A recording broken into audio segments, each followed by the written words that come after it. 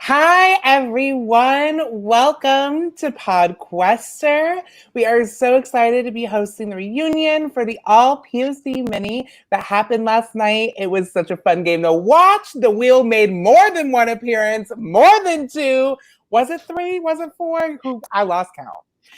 Suzi, how'd you feel about the game last night? I'll tell you how I felt. I felt distressed. I feel like there are several people who may need my medical bill sent to them, namely Audrey, for that wheel appearing every freaking time.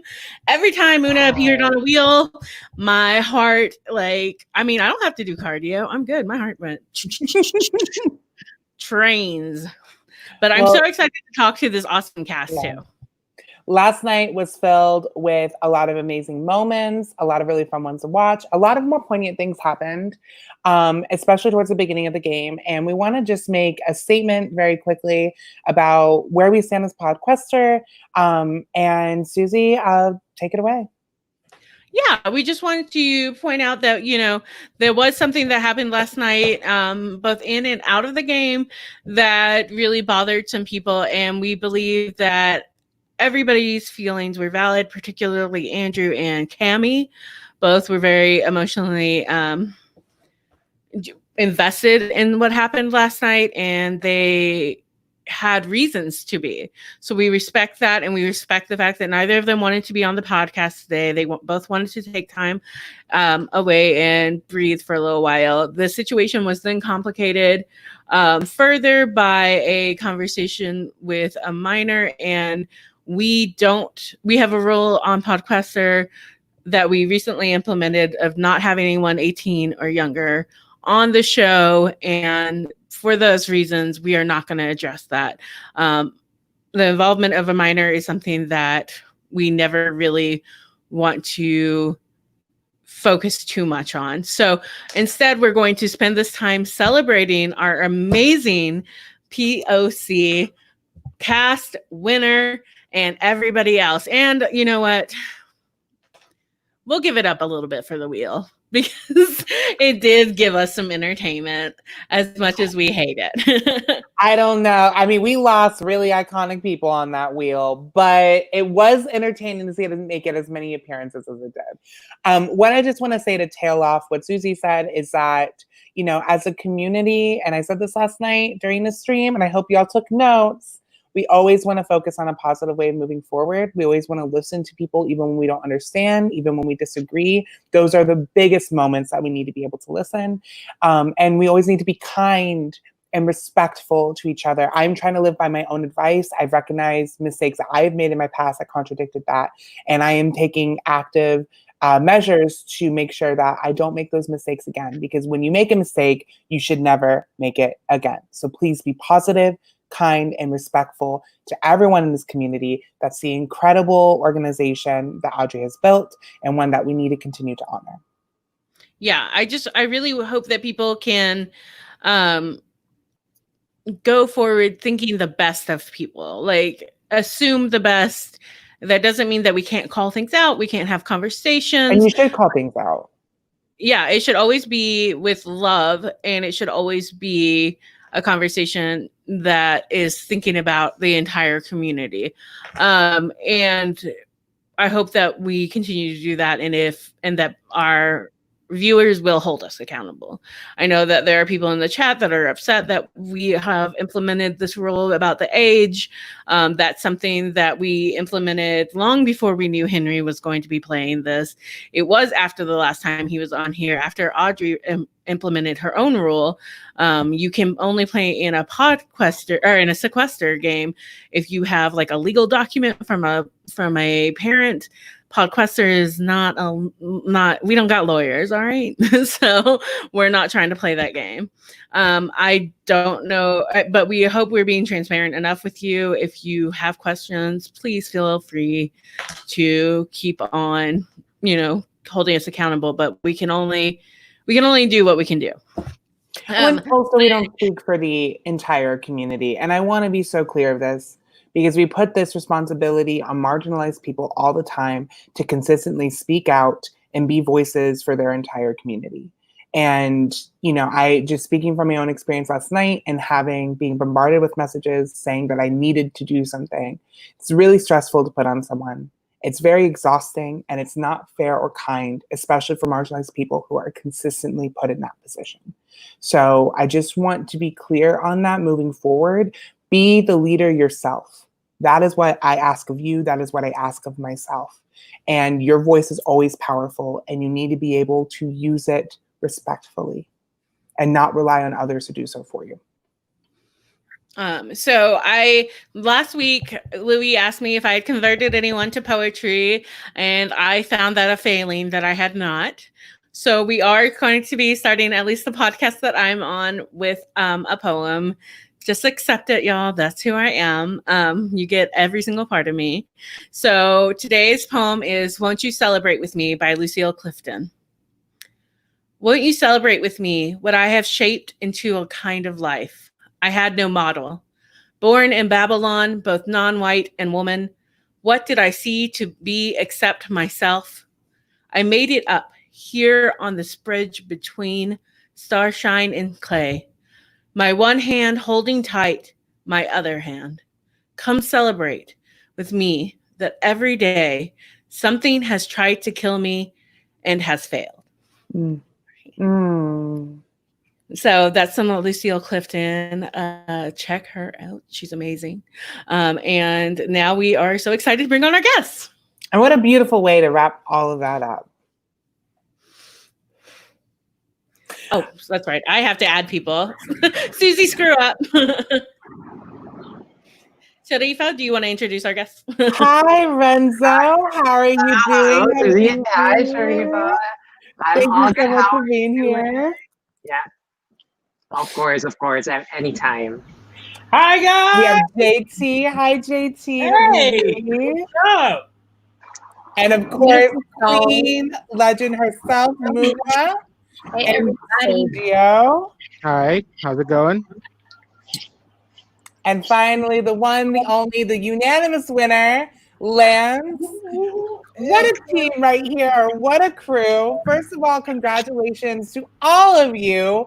What a fun game. What an incredible game. We're going to go through this round by round. We're going to comb through, get all the dirty. But first and foremost, Lance played such an incredible game. Such an honored winner. Thank you. And Muna, you claimed your spot. You claimed your spot. That was incredible what you did. Thank you. So excited to get into all of that. But we're going to start all the way back. We're going to rewind. We're going to land on round one. So you're in the rooms. Play the videos. Round starts. What happened?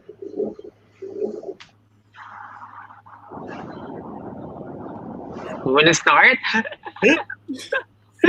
Well, I'll kind of talk about my room. My room, it was me, Rizzo, Davey, and Andrew. Our room, like most of us in that room, I think had played Sequester already before. So we immediately was like, hey, let's look out for each other. Rizzo was like, I'm true to the soil. So we always set on like, okay, looking out for each other as much as possible. But me personally, I know in Sequester, yes, you make that initial alliance, but then push come to shove, you have to do what you got to do. So I definitely was going off of that to begin with. But I knew I had to move and shake. So immediately after we said that, I was like, hey, it's time to move around because other rooms are probably doing the same thing. And it's time for us to socialize and get moving. So I definitely was with my room, but I don't think I would have went to extreme measures for some of the people in my room. Yeah. So I was in that room and I was like, when I saw the cast, I was like, I don't want to work with Lance because I know that he's very good at his LOS. But I think when I saw the people in my room, I have no other choice but to work with them initially. So, and the loyal to the soil was a reference to JC, my international mini cast. Is like, yes, I'm gonna be loyal to the soil with these people, and I was. But yeah, and we wanted to like go out immediately, throw a name because we don't want their names to be thrown around first. I started in room 5. In room 5, there was 2 newbies, and for me, I did not pregame at all. Yes, speaking about the video, I also used my video strategically in hopes that I would come off as being really fun, just trying to come up and have a good time. Like, I'm not really here to play, I'm just here, just to experience this game, to really lower down my target. And going into the game, I really wanted to connect with the newbies, and in hopes that they would be loyal to me. I was really worried about the returner players because I knew there's a lot of relationships that were there, like international ones, as well as Robin and Christian, and a lot of the players who played before have relationships. So for me, those were people with the relationships were my targets, and everybody else were people I really wanted to work with. So initially when I saw my room, I was like, okay, I want to set this groundwork and make this a thing. But it turns out right when it started, Henry started talking and he started taking the big lead, which is like, oh, okay, I guess my target is not really there, because I thought that I'd have to like do extra work to like lower down my target. But it started to go right away, and then we just tried to figure out who we wanted to go against, and the name that came up was Andrew. And the reason why in that room was stated because his intro video was, I guess, came off wrong with some people, as well as this assumption that he pre-gamed. So that was, I guess, enough for people to take that and run with it. And I guess that's what people do in the first round, is just take whatever they want. So that happened, and then Lance came into my room. But what happened in your room, JT? So basically, it was myself, Sergio, Jalen, and who was the 4th person? Nathan, yes, Nathan. So basically, we did the classic sequester, I'm down for y'all if y'all are down for me, let's do this. I also kind of made what I think, I don't know how this affected me going out second, but I think I made one of the bigger mistakes, and that was telling people in my room that I had never played before. I was planning on not broadcasting that I played, but not literally saying I've never played before, just trying to skate around it. But the conversation came up, and I told them, yeah, this is my first time. I've never played before. I'm super excited to be here. And because normally in a patron mini, the only people that are going to be knowing that you're playing before are either super fans or the audience, especially nowadays when there's a lot of new patrons, and I'm just trying to get a lot of new faces in there. So, but I wasn't processing that, this is a private mini, and most of us have played multiple times or know people that play multiple times or watch these minis all the time. So I think that was probably the big thing that my biggest mistake, in my opinion, of the game. But we tried to do that, and then I do feel like I stayed in that room too long. And when I came back, Muna, you told me this. I think Davey told me this. Amani told me this. All that, I voted you because I hadn't talked to you. I didn't know who you were. I talked to you for 6 seconds. So I do think that I just stayed in that room too long. And everyone else just punched it. And I was like, I'm just going to chill here and talk to people as they come in instead of being proactive and moving around. Well, it's certainly something that can happen. Renzo, what were you going to say? Yeah, I have to say that I heard Andrew pre-game as well. And I was like, okay, that could be a great reason to throw out a name initially. But he was in my room. So at that point, I wanted to work with him. I wanted to not throw his name out. I was really trying to save us four. Up until I think there came a point that Andrew's name is being thrown around so much, so I just had to agree to that and then vote him out. Yeah, I kind of could bounce on that because me personally, I didn't know about Andrew's pre-gaming and with him being in my room. But if I take the how our room dynamic was, Andrew gave off this very stern. I know it was 9 a.m. where he is, and he came in here and was like, "Oh, I'm tired," da da da da da, and it just made me be like, okay, if someone's coming in like that, it's not someone that I immediately gonna gravitate to, and you coming off, saying you're not a morning person and all of that, just make me be like, okay, I'm gonna look out for my room, but if his name come up, I'm definitely don't mind throwing it out. So I immediately, my first room I jumped into was Muna in them room, and it was like, well, Andrew's been pregame, and I was like, another check mark to why he needs to go.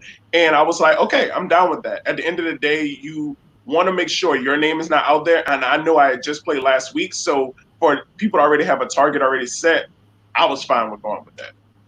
Well, there was one other name that was being thrown around. Andrew was really being pushed for this idea that he was pre-gaming, but Robin actually brought up pushing for Sergio. Oh. So Sergio, your name was actually being pushed a lot that round. You were probably number 2 after Andrew. Did you know that? So I knew I was probably going to be pushed in the first round because I just knew my video wasn't that great. But as I was watching them play, I also saw some of the other ones weren't that good. So I was hoping I wouldn't be thrown out there. But then Dooley came in the room and said my name was out there, and I was like, ah, crap. So, yeah. So how did you react to that? Not well, because I just stayed in that room for like a long time. Like, I remember by round 3, I think there was like half the cast I hadn't talked to, and I knew I was done for by then. So I think I was just really nervous, and I stayed in that room too long, like JT said. I think we all stayed in that room too long, and I didn't interact with as many people as I probably should have. Yeah, and a big thing with Sequester, like I know from me playing and learning and even watching, is movement is so important. So that's why when I would be in rooms and people were just so stuck on something, I was like, all right, we got that. Let me bounce around, because I know me staying in the room too long, I'm not gaining enough information. I'm only getting one target, one mindset. And then in room 1 and 2, they could have a total different name, and they're concocting and they're moving through. And you have to move around in Sequester, and that's one big thing. And like JT punched on it earlier with him, I think that was his downfall with a lot of people. Me personally, I didn't go for JT, but I definitely knew that he wasn't moving around and making those connections because his name was easily brought up in the future round. Mm-hmm. Yeah, Sergio, I put a star next to your name specifically because your video was unique, where instead of like trying to have this hype sense, you came from like a genuine like touching on my heartstring sense, and I was like, oh my god, I gotta find, because when I heard your name was going on, I haven't seen you at all, and I haven't seen you at all in the game, which is so upset. And so yeah, a big part of it was just not getting to see you, because I wanted to be like, Sergio, I was hearing your name, what can we do, you know? But yeah. One more name came out. It was Nathan, because of the dagger comment that he made on his video or something like that. And I was like, oh, I was kind of campaigning for Nathan at the start just to save Andrew, because he was in my starting room.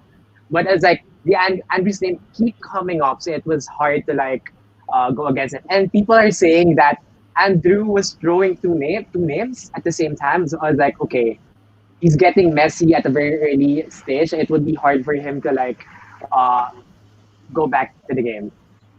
Well, Andrew, I just wanted to ask. Oh, I'm sorry. I just wanted to ask about videos a little bit, and whether there's some of them that really stood out to me. Romeo's was amazing, of course. I thought that I had Muna's. Yours was hilarious. Renzo's, I was like, AFP, America's favorite player. And then was it JJ that was blessed by Beyonce?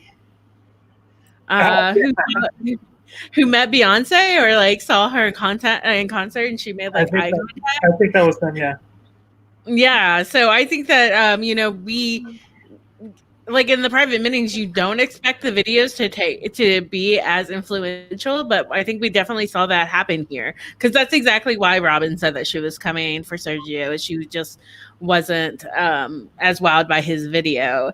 And on the other hand, we had JJ, and I was surprised nobody was like, he was blessed by Beyonce, we got to get him out. Otherwise, he is the winner. He is the winner. God said so. Like, I would either be like, I need to. JJ said he's gonna share the video with us at some point. Yes, please do. But I just wanted to mention the video real fast before we move too far away from everything. I do want to be honest. After seeing Louis, who was a past winner, do his thing, I was honestly influenced. I'm like, yo, what if I came into the POC mini and like had a whole disguise, had a wig on, some glasses or something? And I was talking to Isaac about it. I was like, Isaac, what do you think? And I like sent him some pictures. I'm like, do you think you could like come off real? Like, you think like it can work?" And he's like, "No, girl. First of all, you can't be wearing sunglasses in the middle of the night inside, okay?" And I think Tiffany did. Didn't she join the Big Brother? Tiffany wore her glasses. and I was honestly thinking, like, this would, if I was somehow able to do this and like get to the end, I'd be able to prove that my reputation isn't exactly what gets me to the end. It's my gameplay. But at some point, I was like, yo, I'd rather just be myself, see what happens. And what was your fake name gonna be? I was gonna use Sharifa's last name. You know, like, hey, Yasmin. Yasmin. You know, have a little bit of her spirit with me, but yeah, bring in your sister. I love it. I love it. I would have I'm gonna let Lance honored. back in here, but I just want to. So I just used the look to the video to just make it fun stuff. Well, it's an interesting new element. Muna, I screamed when I saw your little disguise in your video. I was like, okay, listen, now I'm going to need to do this. And I made my little tweet about it. But what was interesting about this first round compared to a lot of first rounds is that where the videos came up a little bit, and that's certainly how Sergio's name came up there, what really dominated was the idea that Andrew pre-gamed. And that's a whole new element with these private minis, especially when they institute the rule, hey, no pre-gaming. That's ended up being what caused them to get the majority votes in this round because everyone just took it and they ran with it. Something that I definitely want to mention is, you know, looking through Twitter and Instagram and stuff like that, I've seen like a lot of people like, so in my opinion, when someone plays like a game like Sequester, and they like, I know personally of people that played Sequester, and they listen to a lot of RHAP, so they'll shoot Brent a message or they'll shoot Taryn a message to get advice. That's different. I'm not saying that's what Andrew did versus him contacting players. I don't think that is pre-gaming. When you're talking to players that when you don't know the cast, or even if you do and you're not talking to people that are playing your game, and you talk to people that have played Sequester or people that do like what we're doing now and sit down and analyze gameplay and analyze strategy, and you get advice from them, that's not pre-gaming. Pre-gaming is when I'm like, yo, Muna, we're both playing the game tonight.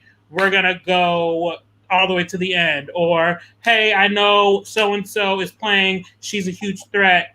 I'm not saying that we work it together, but I think that homegirl needs to be out as soon as possible. You know, that's pre-gaming. And I know that I've pre-gamed in games before. So, like, I know, like, when the cast is announced and people know that they're going to be pre-gaming because that's whether it's an org, whether it's a private sequester mini, whether it's whatever.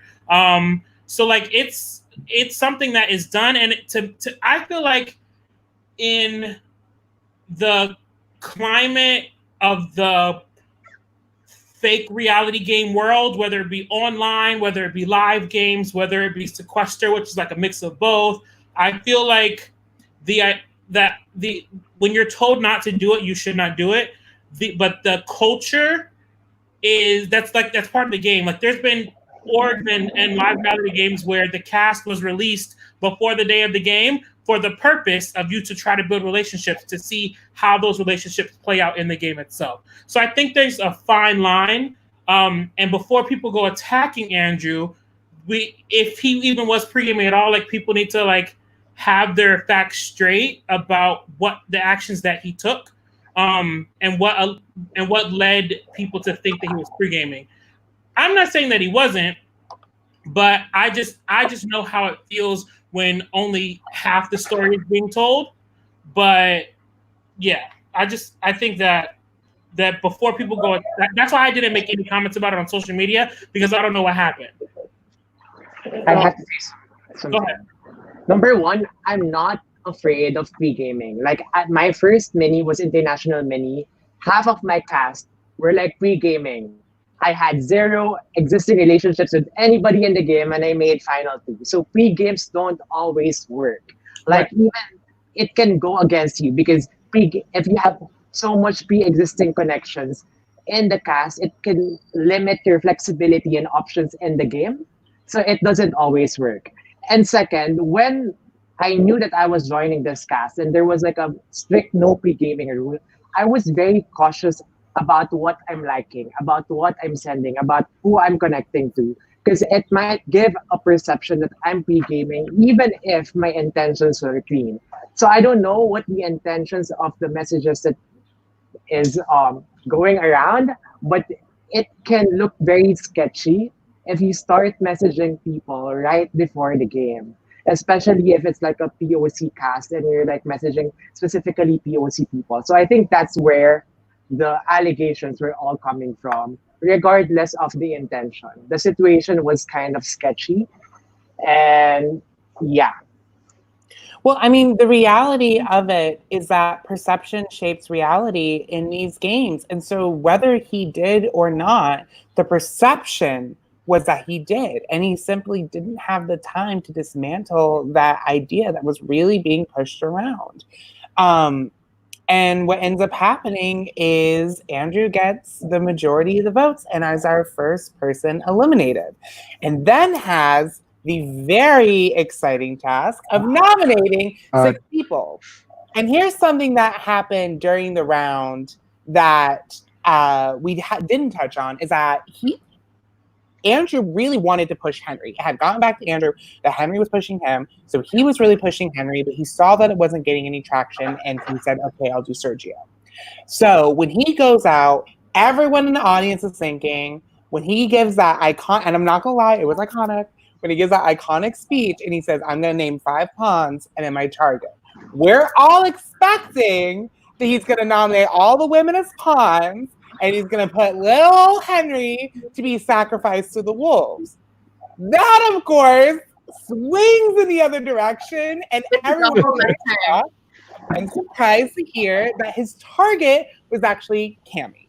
And he stated his reasons, and a lot of conversation was had about that. He felt that she made a racially insensitive tweet, and that was his reason for nominating her as his target, and then he leaves. So we have Cammy on the block. We have Renzo, JT, Dooley, and Muna joining Cammy. And the expectation from Andrew's eyes is that Cammy's going to be the threat. So JT, when the round ends and he says that Cammy's the target, did you decide that you were going to go after Cammy, or did you immediately have another target in mind? So I was still like in shock that I was nominated, because he was like, I don't think you see where we're going to go. And I was like, you sure though? Like, are you sure of that? Because we don't know each other at all. Like, how do you know that? And so like my strategy that round was to just like figure out who was a bigger target than me, because I knew, because the first room I was in was with Romeo, and he led the conversation of, I don't want to vote out a girl at second boot. So we were like, so if it's not a girl, it's me or Renzo. Excuse me. And then Renzo comes into the room, and I was like, oh, well, he's going to campaign, so I'm not going to sit here and try to fight for time. So I just punched it. And then I just started trying to push Renzo's name. Yeah. Sorry to take Sharifa out, but you said it's either me or Renzo. What happened to Dooley? Because I had originally talked to Dooley in that first round, and was like, let's try to, do a little something. And then by the time I came back, I figured out that was false, because Renzo and Dooley were in a room together, and they were like, we don't want either of us to go, and we don't want the girls to go, so I guess it's got to be JT. So I was just like stuck between a rock and a hard place. Yeah, you thought that you two would be able to gang up on Renzo, but in reality, he and Renzo were ganging up on you. Exactly. Okay. So let me bring the common denominator. I would say though, like when the pawns were revealed, I was like, oh my game is so screwed, because I'm like with 3 people. I'm with JT and Dooley, amazing personalities, and I was coming off like at the final 2 position. I don't know who knew it about it in the game, but among those 6 people, of course, if we're not considering the girls to be included in the list, I am the biggest threat. And in all honesty, I was not able to like build enough connections in the first round. So I was like, oh no, I cannot play an under the radar game anymore. Like the situation called for me to play a very aggressive game, which is not my usual game.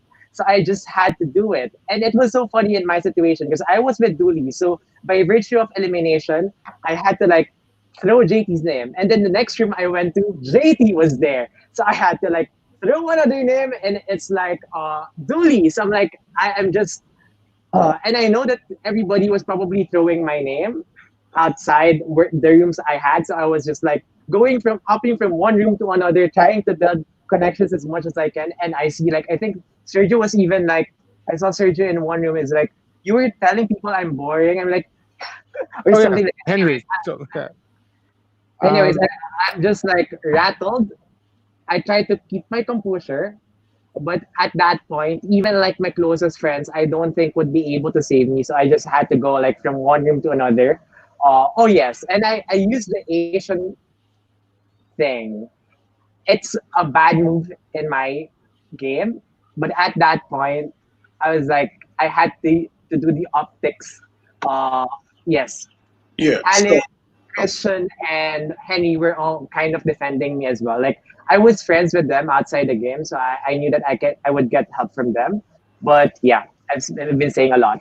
Don't call me out. I could kind of like pop in on the demographic about like another Asian leaving because after I got out of my original room, I moved to a room that Robin was in, and it was like 5 of us in there, and we was trying to decide on like targets for future rounds as well as this round, and we was like, okay, let's set our 2 names now, and it was JT and Renzo, and at that time, I didn't want to get rid of JT, and I really didn't want to get rid of Renzo either. Like everybody who was nominated was all people that I kind of wanted to like at least build relationship with, especially Cammy. And it just really, like after that whole situation, Cammy seemed so like checked out, and I was like, dang, it just sucks that that's the experience she's getting for something she's so excited about. But whenever Robin brought it up, she was like, for the the thought of it, let's get rid of JT, so it's not like us getting rid of 2 Asians back to back, seeming like we're targeting people of a certain hue. So I understand like where everyone comes into the fact about thinking about that. But when I jumped into this POC mini, I took out the aspect of all color, all like whatever your sexuality, your race, what your genitals are, because at the end of the day, we all on the same playing field. We all needed to, be on the same playing field. Like I literally, if Muna was gonna give me a bad vibe early on, she would have had to go, but she did. That's my queen. And same with people like Renzo and Andrew. Like if Andrew would have gave an amazing vibe, I don't think he would have really been that target. And it just sucked that like Renzo name had came up right after another like Asian had just went out the game. So it's just like a sucker of circumstance. Yeah. In like the scenario. Go ahead, Muna. Yeah, and to give just a background from my perspective, I like kind of coming off what Lance is saying. Like the first couple rounds for me are focused on making and building connections. Yeah. And I remember I was in a room with Chris and we're like building this connection, and JT pops in, and JT was just like, "Hey, we doing Andrew?" We're like, "Yeah, we're doing Andrew." He's like, "Okay, I'm leaving," and then he leaves. And then like at some random ass time he comes back again. He's like, "Hey, are we doing Andrew?" We're like, "Yeah, we're doing Andrew," and he leaves. And he has just this like dominant, like passionate, I want to play game, which I love. But then like if you're not building a connection with me, that means that energy is gonna go against me at some point, and that needs to go for me. Yeah. So at that point, I knew I wanted JT out second round, and I saw Renzo's last game, and I knew Renzo would be a person that if I committed to building a connection with them, that he would possibly stay loyal to me. So I didn't want Renzo gone. So I really wanted to push JT, and I also used the fact that I didn't want 2 Asians going back to back because I really didn't want Renzo to go. So yeah, what were we gonna say, JT? Yeah, of course. So I don't know if I'm gonna be in the majority or not when I say this. Mm-hmm. I feel so when I play these games, I try to take out, like Lance said, about like race, gender, all that kind of stuff, because I look at it as gameplay.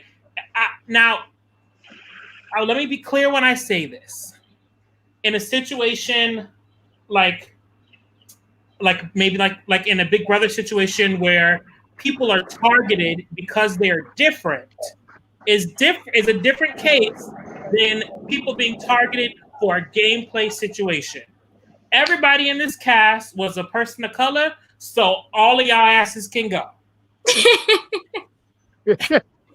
Yeah, see that was my thought process on it as You well. know, so like be a girl, boy, Yeah, a pan, trans, Asian, black, white, because ain't no white people here. But we are all in the same playing field, so anyone can go. I think that the problem lies in these games when the issue starts to rise, when people are targeted because they are different than everyone else. You know, yeah, and also when they use the excuse of like, oh well, this type of person went out first, we can't go again. Like, say a girl would have went out round first and second round, people like, oh well, a girl don't need to go again. At the end of the day, if that's the people you're not meshing with, they're not good for your game. And that's the only time, like, I understand like how JT said, like in a game, and you know, like how we see on TV when people are targeted just because of their race or whatever.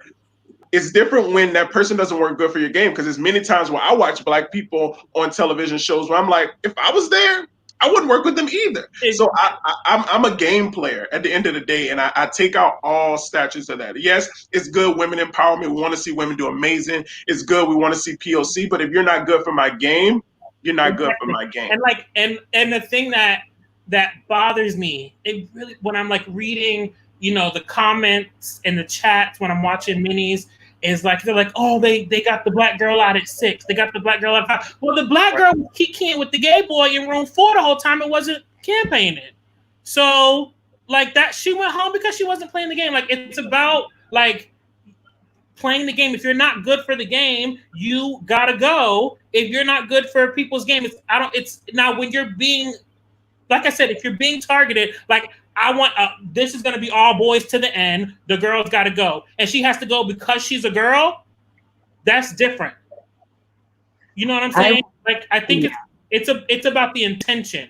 But then again, like Sharifa was saying, but it's about impact. It's not about intention. It's about impact. I would say if I can share something. Go ahead, Renzo. Yeah. I get what you're saying, JT and Lance, and I respect you both. But we as players are using our own body, our own skin color, our own voice, our own gender when playing the game. I can only play the game as Renzo, as how Renzo is perceived by people. And sometimes there is something in the subconscious or something in the way just we move, something that we may not be aware of that affect small movements and small acts about what we think of people. So I think at the end of the day, it's our responsibility ourselves after the game to determine why you targeted the people you targeted. Is there like a pattern happening when we're targeting these people? Is it occurring all the time? Because intentional or not intentional, it impacts the game. Me as Renzo, playing the Renzo game impacts the game, impacts your game, impacts everybody's game. And to some extent, it was kind of difficult for me to connect with some people at the game. And I don't know why. Maybe I had to like educate myself more. I have to do more research about how to like connect with different people from different backgrounds. But it was kind of difficult for me a little bit to connect with people here compared to like the previous game I had.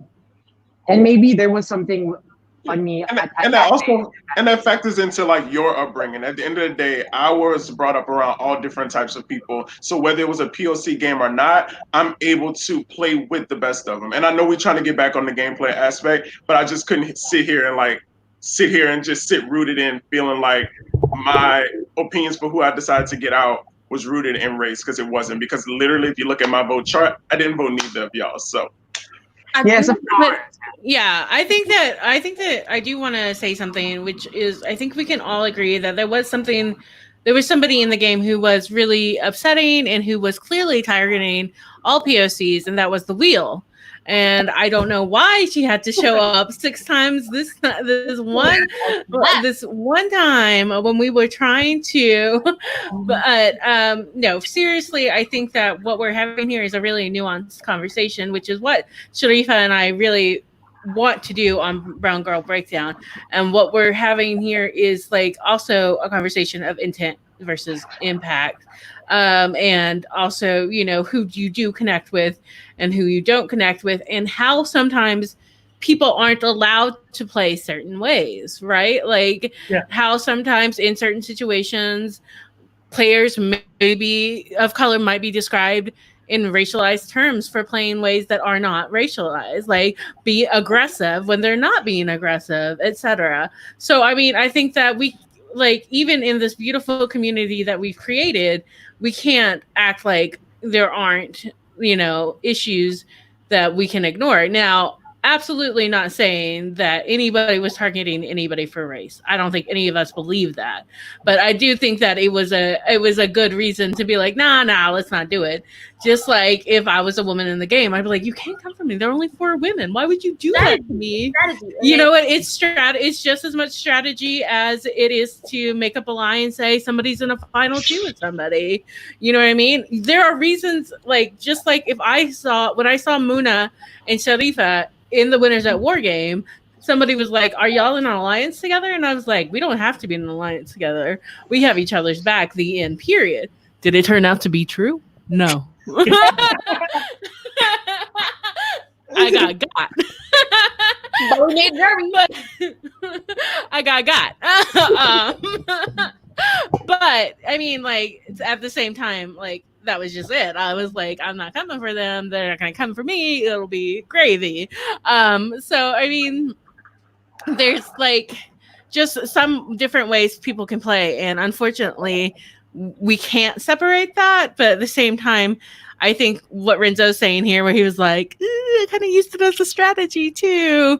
We can recognize that too. You know, I think, and I mean, I think like in my book, all is fair in love and war and strategy. And I think that you use whatever you can. I mean, I've been in a game with a lot of white people and 4 black people, and was like, we're gonna be an alliance because we're the only black people in the game.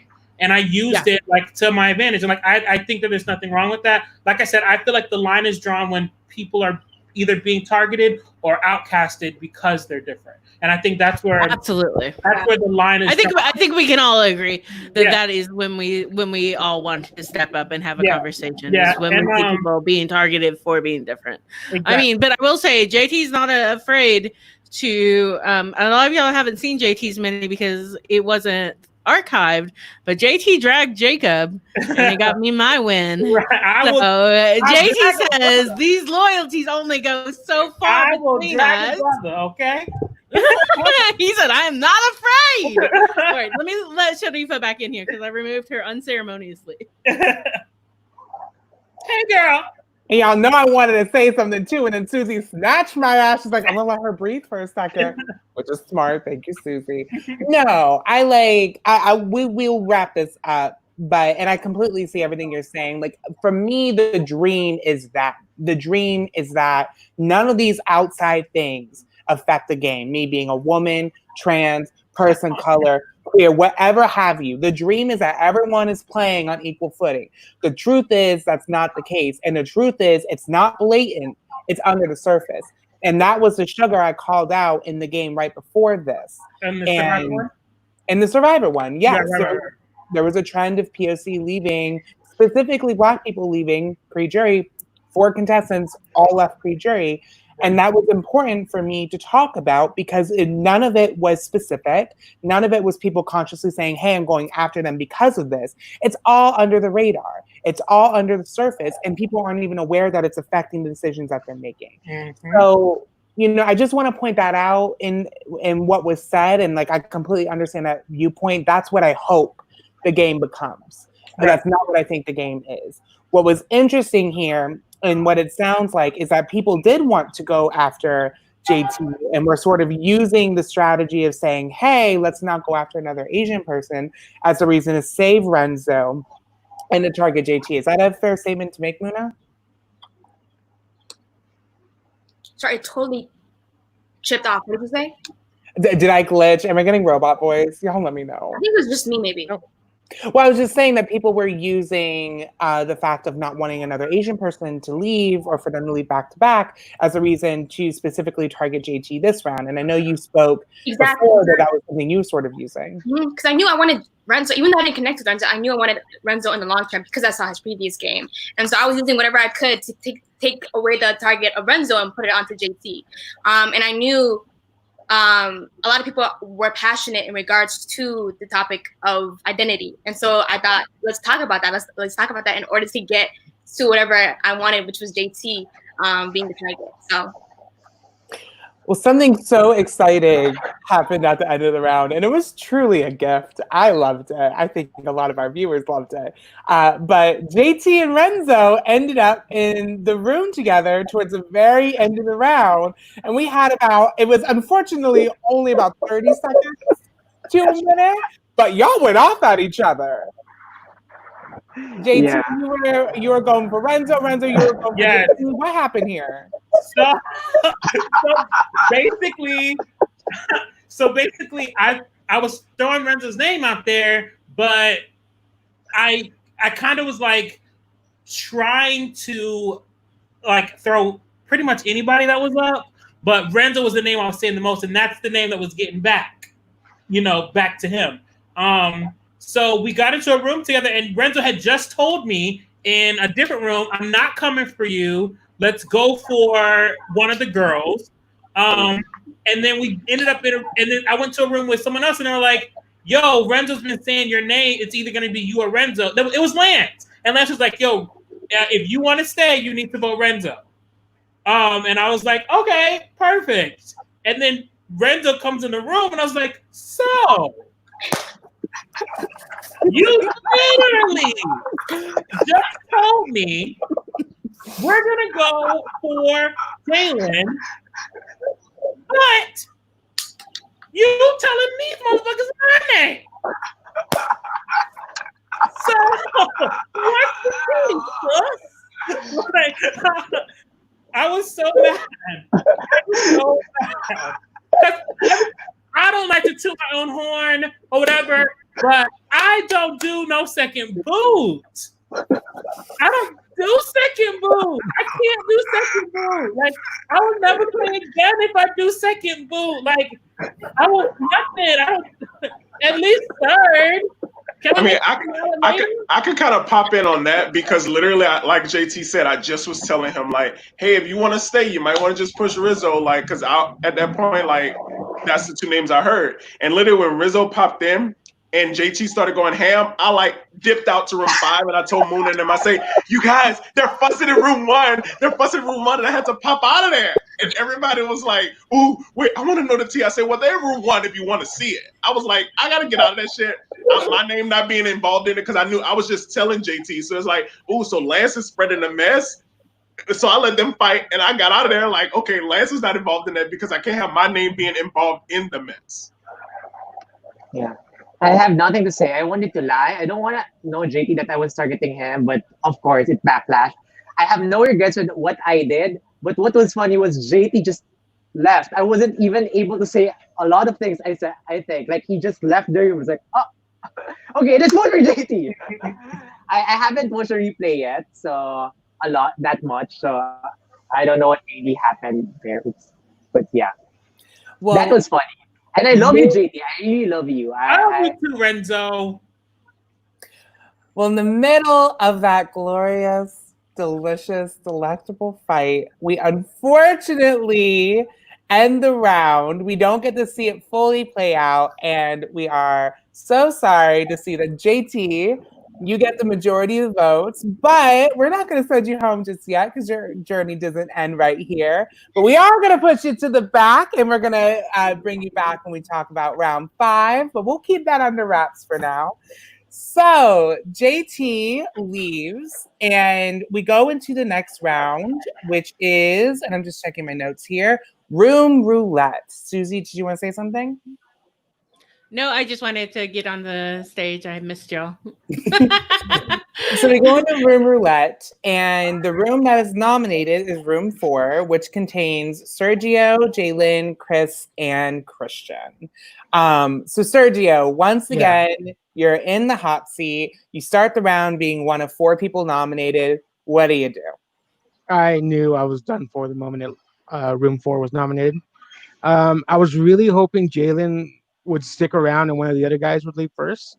So, because the only connection I had was Jalen, and because we started in the same room together. So I was hoping once one of the guys left, I could just be like, "Come on, Jalen, let's just push for one of these guys' names." but she was the first one to end up leaving, and like I pushed for her name, which wasn't the best choice. I did remember that Chris or Christopher's name was being tossed out before. I just couldn't remember which one, and so yeah, that's why I just went with Jalen.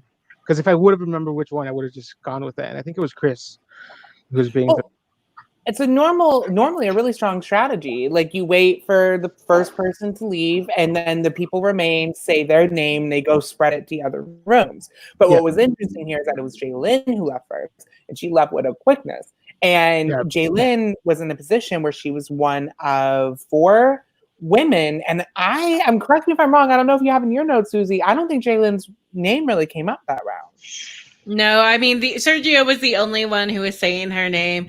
I know that like everyone agreed while Sergio was in the room to do Jalen, but literally the moment he left, they were all like, "We're not doing Jalen. Like she's not going to get traction." Sergio, this was your first time playing? Yes. Yeah. Okay. Well, you live and you learn. Yeah, it's too hard. I mean, to, I knew to it target wasn't a going to woman. go well because I think I saw this happen with Robin, where she was in a room that was not nominated, and then she was the first one that left, and somebody else tried pushing for her, but since she was a girl, it never got traction. Yeah, and it's more so in the early rounds when it's not a cast, when it's not a lot of girls already. Like girls don't get their early traction. It's like, okay, we'll at least let a girl get to jury, or if she is a firecracker, then we might have to cut her. But for the most part, that's the one bias in Sequester that is barely any girls that play. And when they do play, 9 times out of 10, their name is not going to gain traction in the beginning. So. Oh, there's a lot of biases in Sequester. It's just what's strange about the biases in Sequester is they actually normally help people who the biases are normally working against. And that's one of the things that makes Sequester special, but it also makes it difficult if you don't fall into those categories to be able to sort of navigate and get out of a situation like this. Like Sergio, who's on the block with a very likable young woman, and, you know, odds are she's not the one who's going to take the heat. Muna, was there an immediate decision for everyone to sort of go after Sergio from jump, or were there any considerations for someone else to be the boot? Yeah, it was immediate. The moment where after room 4 was claimed as the unsafe room, I was in the room with Robin and Khaled, and I think maybe Robin was the one who threw out Sergio's name, but everybody else was just like, okay. And for me, it was 3 rounds in, and I haven't seen Sergio at all, so it was really easy just to be like, okay, I haven't seen this person. So at this point, they've possibly made connections with other people but me. So at that point, it made sense for me to also do Sergio. Yeah, when the wheel was spinning, I was just looking at the cast photo, and I was looking at all the faces I hadn't like talked to. I was like, oh, I am so screwed here because like I was just not hopping around room to room. And yeah, I think that's a strategy that I think that I'm sure Sharifa and Charlie and everybody mentioned when they were going through strategies recently. But in room roulette, you always want to be behind a bigger target. So for you, Sergio, you needed to be in the room with Renzo. Honestly, that was the only thing that would have saved you. Is if Renzo had been in the room, he would have gone before you. Yeah, I didn't even think about that. Chris and Christian also had like a final 2 that they had made in round 1. I don't know how serious they were about that, but it was only round 3, so I'm pretty sure that they were like, we'll at least stick with it for this round. It'll keep us safe. You know, so you got really, it was bad. And Christian saying that he hid behind you. He knew that he would be safe. Yeah. And like I showed the first 2 rounds, I was just going through a lot of anxiety, which I wasn't expecting playing this game. So I was like, I have a hard time asserting myself, as like you guys can probably tell. But I was getting a little bit more comfortable that round, hopping around. I just needed to like figure out the right name to be throwing out there, and I just didn't know which one to throw out, and I made a mistake by throwing out Jalen. Yeah, I feel like you know, it is hard. It is really nerve-wracking the first time you play. Hopefully, you will be able to be under the radar a little bit next time, and that'll get you a little further. One of the biggest issues is this was a game full of sharks, so they smelled. They smell As soon as I blood. saw the They cast, are. I was like, oh, I'm not gonna do well here. So yeah. So you tried to push Jalen. Did you feel like that was getting traction, or did you feel like it wasn't getting traction and you need to switch names? I think someone, I forgot who it was. Someone just straight up told me like that name's not happening, and then that's when I tried to switch to Chris, and then the round was over. I was like, oh, well, I'm gone. It was me. I came in the room with Sergio and I was like, Sergio, like the Jalen thing is not gonna work. Yeah. Like it's not gonna work at all. Like you might need to push someone else that may gain a little more traction. Cause like I just knew it. I just knew first of all, like a lot of people had really liked Jalen in the beginning. And you know, she's a woman. And for him to like throw out her name first, that just automatically put a sour taste in so many people's mouths. So it was like, all right, your name was already up. Now it's time for you to go because you're trying to get Jalen out, kind of thing. So yeah, it definitely was the wrong name to throw out.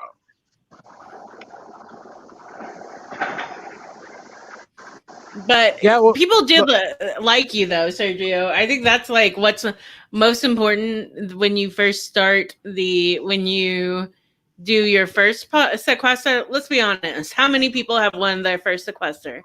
I mean, besides me and Sharifa. Not me. So I mean, it's rare. So playing multiple times is not going to be an issue. You will be playing again, correct, Sergio? Yes. oh yeah, I definitely want to play again. Okay. Do you have any last thoughts before we say goodbye about the game or the gameplay or how you felt like it went? No, I was so caught off guard with my anxiety because in person, my anxiety has gone away over the years because I've worked on it. And so when I was playing this game and it came back, it just threw me off. I was like, I couldn't reverting back to like my old ways. So that's what I was struggling with the first couple rounds. And then by round 3, when I started feeling more comfortable, like I knew my game was done for. So yeah. Well, thank you for being honest about that. I think a lot of people think that because it's online that people don't like suffer from like some of the same things that we suffer from in person, including anxiety, and it's like serious. So thank you for pointing that out, that is part of the game. We talk a lot about the adrenaline of the game and how sometimes it makes us make mistakes both like in the game and outside of the game when we like say things we don't mean because of the adrenaline. But I think that we don't talk enough about the anxiety and how that affects our game. So Sergio, I really am looking forward to you playing again though. Yes. Okay. Yeah, I look forward to playing again too. So thanks for having me on. Right. Yeah, everyone follow Sergio too. Right. I just want to say, Sergio, I'm so sorry. I didn't see your message until literally this morning. Oh, no worries. I'm so sorry. I would have responded. But I really do hope we get to see you play again. Yeah, I actually waited for like a long time to even message you because I was like, there's a good chance you could be on this cast. So yeah. There are a few people thinking. Yeah, I really thought you were going to be on there. All right. Thank you so much, Sergio. Yeah. Goodbye. Bye, guys. Bye, Habibi. Oh my God, he's so precious. Oh, so precious. I love everybody so much. We have somebody else joining us now. Hey, yes. So I'm gonna hop backstage because JT is still here while y'all talk about the next round. Hi, Jaylyn. It's so wonderful to meet you. All right, so let's jump into it. We are now on round 4. I wrote room 4 in my notes. Bad Sharifa. Round 4. And this is a really interesting round because everyone who gets votes is going to be nominated for the next round. And so we just see that Sergio's left. And the name that seems to be going out immediately lands. You threw out Christian. Yeah, I threw out Christian because I popped in a room with Muna and we was just talking about like longevity of the game. Like I knew I wanted to work with Muna moving forward, and we just want to decipher like who had these connections and who would be someone that stunts our growth in this game. And she threw out like that Christian, are connected with like Robin and this one and that one based on his podcast. So I was like, you know what, like I don't really have like a big connection with Christian. let's do it. So immediately I was like, because I'm the type of person, like, I'm not afraid to throw out the names, because if you toying around with people in a room that's just going to play around with the fact of like, oh, well, I don't know, we could do anybody. You have to be willing to throw out a name if you want to be successful sometimes. And it was just the round that I had to throw it out. Even if it don't stick, I had to throw it out because I knew I was still working with Renzo, because he was in my original room and his name was coming up because him and Robin started a thing about Sergio being boring, and a lot of people didn't like that. So, I was just trying to put it on someone else so that, next round, that person, even if they don't go, I'm voting them and they will be a nominee. Well, Renzo, you were the other person whose name was gaining a lot of traction. Did you know that your name was going around? Did you have a fear that it would be? I think I knew, like, when I survived round 2, it would be a long way for me to at least get to the jury because my name has been out, and it has been just a pattern for people to vote the same name over and over again until the target is out of you. And my initial strategy for this round was to go a little bit under the radar. I wasn't throwing a name. I think it took like a long time for my room to settle a name, but nobody was giving it to me. So I was like, at that point, I had an aha moment. I have to throw somebody out because if nobody was saying a name to me, probably my name is being thrown around somewhere there, and nobody was telling me. I think for a long time. So I just look at somebody, and I think the best strategy for me at that point was to throw a name that hasn't been thrown around yet, and do the floater argument. Like, this person would float up until the end, so why not? Might as well keep me as a shield. That was my strategy, but I think it was. I chose Will. I cannot even pronounce his name properly. People were like, "What? What name? What name?" I was like, Will, Will, W-I-L-L. I was like, just hopping from one room to another. And I'm not sure if anybody has seen me play a game. I don't play like that. The situation had like called for it. So I was like hopping from one room to another. But at that point, nobody was listening to me. So I think that was my overall mindset on that round. Just try to throw his name out. Well, something really interesting happened, and I want to know if this was a lie or if you were telling the truth, and I'm trying to see if we can bring them on because I really want to get their thoughts on this. You go into a room with Chris, and you tell him that Will is throwing out his name. Now, I wasn't following Will, so I don't know if Will actually did throw that out there, or I want to know if it was one of your lies, because listen, we know that you do them, and I love them. They're everything. But I was trying to track. I was like, are you trying to get the target on somebody else, or is this the real tea? I cannot remember. I think I might have just like lied right away because You remember like a bullet. You came into that room, you said your piece, and then you left. Yeah, because I just had to do it. I felt like I really had nobody at my side. Even like my closest friends cannot keep me along the game. So I just had to like make up some lies. I'm sorry, Will, but I had to do it. Like, the situation called for it, and I just had to do it. Well, you're trying to save yourself.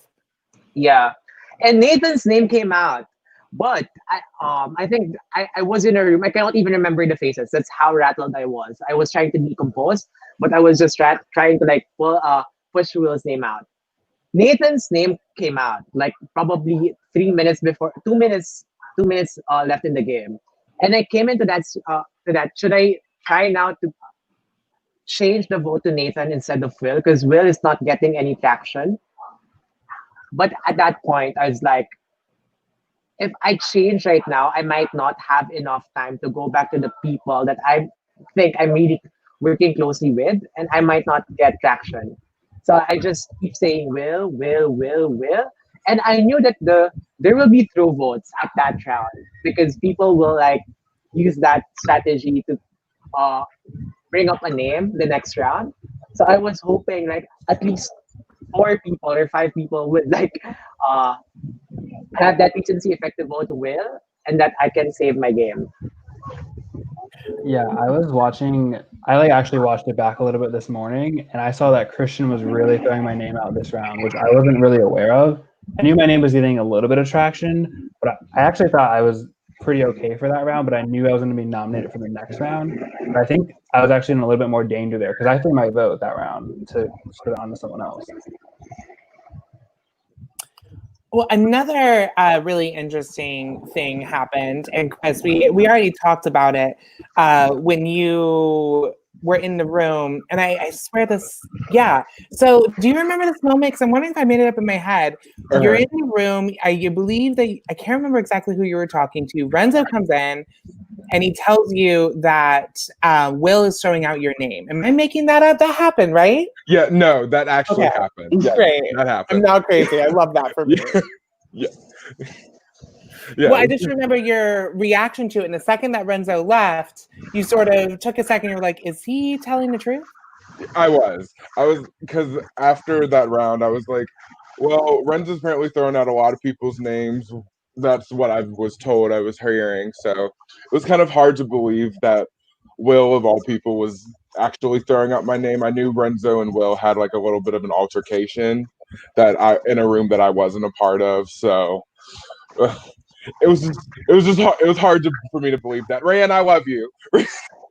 I would say though, like somebody said that Will was throwing out my name at the first round, I think, or second round, or even like at the first round. So I think it was probably Sergio, and he might probably, I don't know. But I was like, if I have to put on a target to somebody, Will makes sense a lot. If that makes sense. And I don't think I've even talked to Will a lot at all. Listen, it's always like I don't think I've ever lied in Sequester. I really don't. Because I don't like to lie. I'm not a good liar. I don't do it because I have this like really good morality. I'm just not good at lying. It takes a lot. You got to water the weeds. I ain't got time for that. So I just like use the truth to my advantage. But I like Renzo. I always thought that was something when I saw you do that I really connected with, because you were trying to save yourself and you were throwing everything at the wall in an attempt to do so, which is what every single player should do when they know that they're in the hot seat. So like, lie, do it. I'm not going to, but I'm proud of you for doing it, Renzo. Yeah. All right, there was another thing that happened during this round is there was an alliance that was sort of being linked together. And please correct me on these names because I tried to catch them as fast as I could. Walter, I need you to get out my comments, please. And the alliance that was being talked about was Henry, Robin, Chris, and Christian. And there was talks, and just like the angel herself to come in at the perfect second, Muna, at the very end of the round, you make the suggestion of throwing votes on one of those people in order to set yourself up going into the next round, knowing they would be nominated. Oh, you're on mute, Habibti. I was definitely thinking about the next round more so because this was a great opportunity for people to put me on that block, put my name on there to get me onto the other one. So I was definitely preparing if I was to be on there that I would want people who I can argue against, and that main person was clocking that alliance who I was pretty sure was working together. I don't know about Chris, but I knew Christian, Robin, and Henry were possibly working together. I knew specifically Robin and Christian were close, so I knew there had to be something. Even if they didn't talk, there was some allegiance to the relationship. And Christian was a specific threat to me because, one, he has not played before. I don't know the type of game he plays. And then two, he also has relationships in this game. So that to me is a big threat. And so I really wanted to throw that alliance out there so we can get people to start putting their name on there. I'm hearing like a flashback. Do y'all hear it too? Yeah, I'm hearing some background noise. Oh, maybe that is me. Sorry. No problem. Oh, you're okay, BB. Thank you. I tried to make it see if it can stick, but I think I threw it out in a couple of rooms, but the room that I feel like it really benefited was when Lance and me connected. I definitely was forming a lot of like relationships in the beginning, but it wasn't until I saw people actually do what they said they were going to do with me that I started to trust those people. And I think Lance was like that main person who I felt that connection to. So. Well, I mean, listen, I thought it was a brilliant move because you were thinking 2 steps ahead going into the next round. And what was so interesting to me, though, is that y'all didn't land on a decision. by the end of that round, you were so like, okay, well, where are we going to put our votes? What are we going to do? The round ends, and unfortunately, our dear Renzo gets the votes. Habibi, is there anything you want to say about your experience with the POC Mini? No, I would just like to say, like, the first time I played in the International Mini, I had lots of regrets. I made the final two, but I felt like I wasn't playing my game. And this game was so refreshing for me because I literally had no regrets. I feel like I was, yes, pushed against the wall. Is that the term that we use? But I really did my best and I was proud of how I played the game. Of course, things could have been better, but still I had no regrets, which is so refreshing. So for all those who are like thinking of playing, of course, things could have been better, but I'm hearing myself. But yeah, for those who are thinking of playing, don't concentrate too much on the placements. Play the game you want to play. Be you. Bring your authentic self to the game, of course, with your strategies and game plan. But at the end of the day, you want to play the game you want to play, and that's what I really appreciate here. And of course, hashtag representation matters. It was such an honor to play with everybody here. You're all lovely people, and I love you all. Renzo, you are such a spirit and so lovely.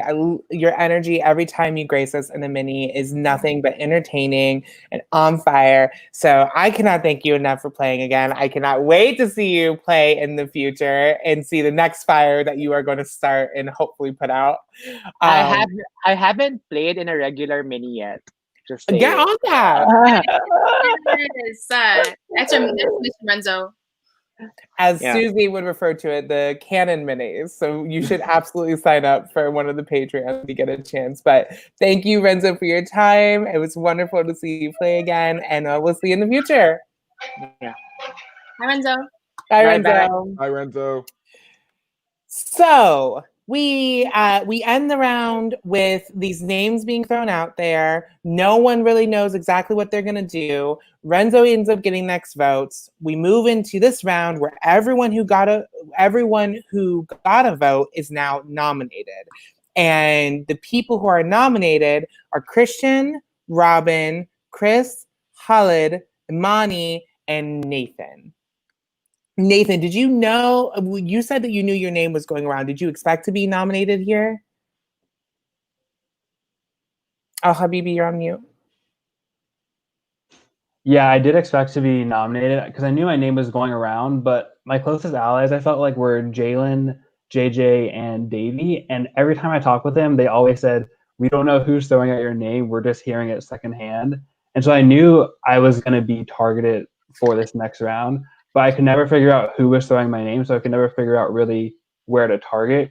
And I felt like if I had made more connections in the rounds where I was safe with like people like Muna and Lance who had more social agency in the game, I felt like I might have known more about this like alliance that they were pegging with, you know, Christian and Robin, to sort of like direct and really hammer home the round when I was going out. But when I would give out names, people really wouldn't like, I'd say like Chris or Christian and people would be like, like, I don't really know. So well, it's interesting because you weren't, and correct me if I'm wrong, you weren't mentioned in this larger alliance that a lot of people were sussing out. Am I, correct.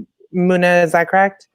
And I also, or Lance, no, Lance, answer that too. Yeah, no, I would just say it was just more so, I think he was pitching other names to the wrong sets of people because he wasn't sure who was in that group. Because that round, me and Muna never came across him at all because we had pushed Christian and we was stuck on our vote. We was like, okay, no matter what we're doing, Christian, like we're sticking to it, whatever. So like because we set it up last round, like we was happy that, you know, Christian got up there. We was happy that Robin. We was happy that people in that larger group that we felt was connected were up there. So Nathan was not even like a thought on our mind to get out. So I think it was more so that round he was talking to the wrong sets of people who are actually aligned with those people and looking out for Christian and looking out for Robin. That was ultimately his demise from my standpoint. Yeah, and at one point I got into a room with like I think 3 or 4 other people that were nominated, and I felt like it was switching towards me, but I didn't want to leave because I was scared that once I left immediately they would all throw their votes on me. but I think I should have left immediately and gone to find other people to figure out what the name could be. Because I just never knew that people were okay with gunning for Christian. Because anytime I brought his name up, I was pitching it to the wrong people, like Lance was saying. Well, unfortunately, you couldn't really ever get out of this trend of once a name was set, that was the person who was leaving. And unfortunately, Nathan, your name was the one that was sticking, and no one was really trying to go against that. Did you have any sort of feeling that you might be able to turn the tide, or did it just seem like there was no way you were going to get off the hot seat? I didn't think I was going to be able to turn it. I felt like the writing was on the wall. And I think personally for me, like I've like watched a lot of these minis and like a lot of these podcasts and the commentary. And it's like I understand the game, but when my name was thrown out the first round, it was getting a little bit more traction than I think people realized. And it just like threw me totally off my game. And everything I was thinking just kind of went out the window. So when I had those rounds where I was safe, I wasn't making the connections that I needed to. I was still kind of like hyper aware and like really just like game oriented and not focus on making these like social connections that I need to propel me further. One thing that you're doing that I personally loved and found hilarious and very entertaining is that you would go to like every single person and be like, hey, I heard you were pushing me. And two people you specifically did that with were Hullet and I believe Robin. Yeah, that's right. Listen, do what you need to do. Something that I've always thought was strong, and Muna, you do this so well, is I'm such a Muna stan. I'm biased, y'all. Y'all need to take me out of here. But is repairing bridges and saying like, I know you're pushing my name, but listen, like I'm an ally for you. I'm not going to come for you, and my vote is your vote. And it's a really effective way to move forward. It's not as entertaining as calling people out, which I personally love, but it also showed that you were fighting. So is there anything else in this round that we want to talk about? Any other interesting tidbits that y'all experienced? I would just say I was so sad when Nathan's name kept coming up because I was like, okay, cool. Like Nathan seems cool. We both live in Jacksonville. And like, I think I struggled to be like, how do I strategically have Nathan's back, but not in a way that people are like, wait a minute, they're both in Jacksonville. Do they know each other? Do they have a relationship? Because we don't. But I was just like, all right, Nathan was in my first room. He seems cool. Like, can we like maybe not? And then I was like, once I realized that the snowball was happening, it was like, well, fuck. Mm-hmm. Yeah. Well, I have an interesting point about the snowball that we're going to get to, I think, the next round. But Nathan, thank you so much for playing. Was this your first mini? Yeah, it was my first mini. Same with Renzo. You need to sign up for a Patreon mini. We need to out here again. Yeah, I really wasn't sure about playing this, and then when it was announced on like the Facebook page, I think I was like really hesitant to sign up, and then at just like 3 a.m. I was like, okay, I'm gonna sign up and just like not fret about it and just do my best. And I tried to play hard. I don't know if my knife video is too aggressive and abrasive, but whatever. The only thing I remember about your video was knives. Like when people started calling you knife guy, like that's when I knew we had some problems. Honestly, I think the video was amazing. I don't think at all it had nothing to do with like you. It was just about the situation and when your name got brought up and being in the wrong set with the wrong set of people. That's all it was. Because I was excited to get to know you more. Because at that point, it still was a couple people that was not like moving as much that I didn't get to see, but I still like looked out for them. And you was definitely not the one I was targeting at that point. Yeah. Especially the sound effect at the end of your video. That was fabulous. I tried. Well, Nathan, like I said, we better see you on a Patreon mini. Thank you so much for coming on Podquester. And do you have any socials that we can plug for you? Yeah, Nathan Garcia 64 on Twitter. Go follow me. We normally have a banner, but it's fine. She's not here right now. She is not going to show up. No. Instead, Nathan, can you repeat it one more time and slowly for the children? Yeah, Nathan Garcia 64. Amazing. Well, Nathan, thank you again. We'll see you next time. Have a wonderful night, Habibi. Thank you guys. Bye, Nathan. Bye, sweetie. So if we can bring back our one, our only, our legend of winning redemption, JT. Yay! So we have a battle King. back here, and JT battles his way all the way back into the game, just in time for With now seconds, or apparently. later. Within seconds. Mhm. Now I missed this. Y'all can educate me here. Was this the type? They didn't say what the challenge was. Was it a typing challenge? a or It puzzle. was a was puzzle. It was a puzzle. And they had to Oh, screenshot I it when missed they were done. that. And then send it over to Audrey. And it was between Andrew and JT. But and within seconds. And Yeah. I remember when Audrey said it between Andrew and JT, and you know how she does her little pause in between. I was like, if Andrew comes back, this shit about to blow up. But JT came, and it was interesting because I really wanted to ask JT what was said in the jury room, because when he came in, that's when he came ready to play and like was just going at it. So I was Yeah, because it was just Muna and me in the room, and then JT popped in, and all of a sudden, so he's like, "Oh, congratulations on coming back!" And I was like, you coming back, you're safe. Like, do you want to throw out a name? And he was like, "Well, yeah, actually, I heard some things at jury," and then he was like, "But I'ma save it." So me and Muna like, "Oh shit, is it about us? What did we do? I didn't do JT shit," and then he popped out. So I'm like, we want to know what was said at jury, so we can have a better understanding of that. Exactly, yeah. So basically, the entire conversation was pretty much just about Andrew and his regrets for how he handled the situation. He didn't regret like the move that he made.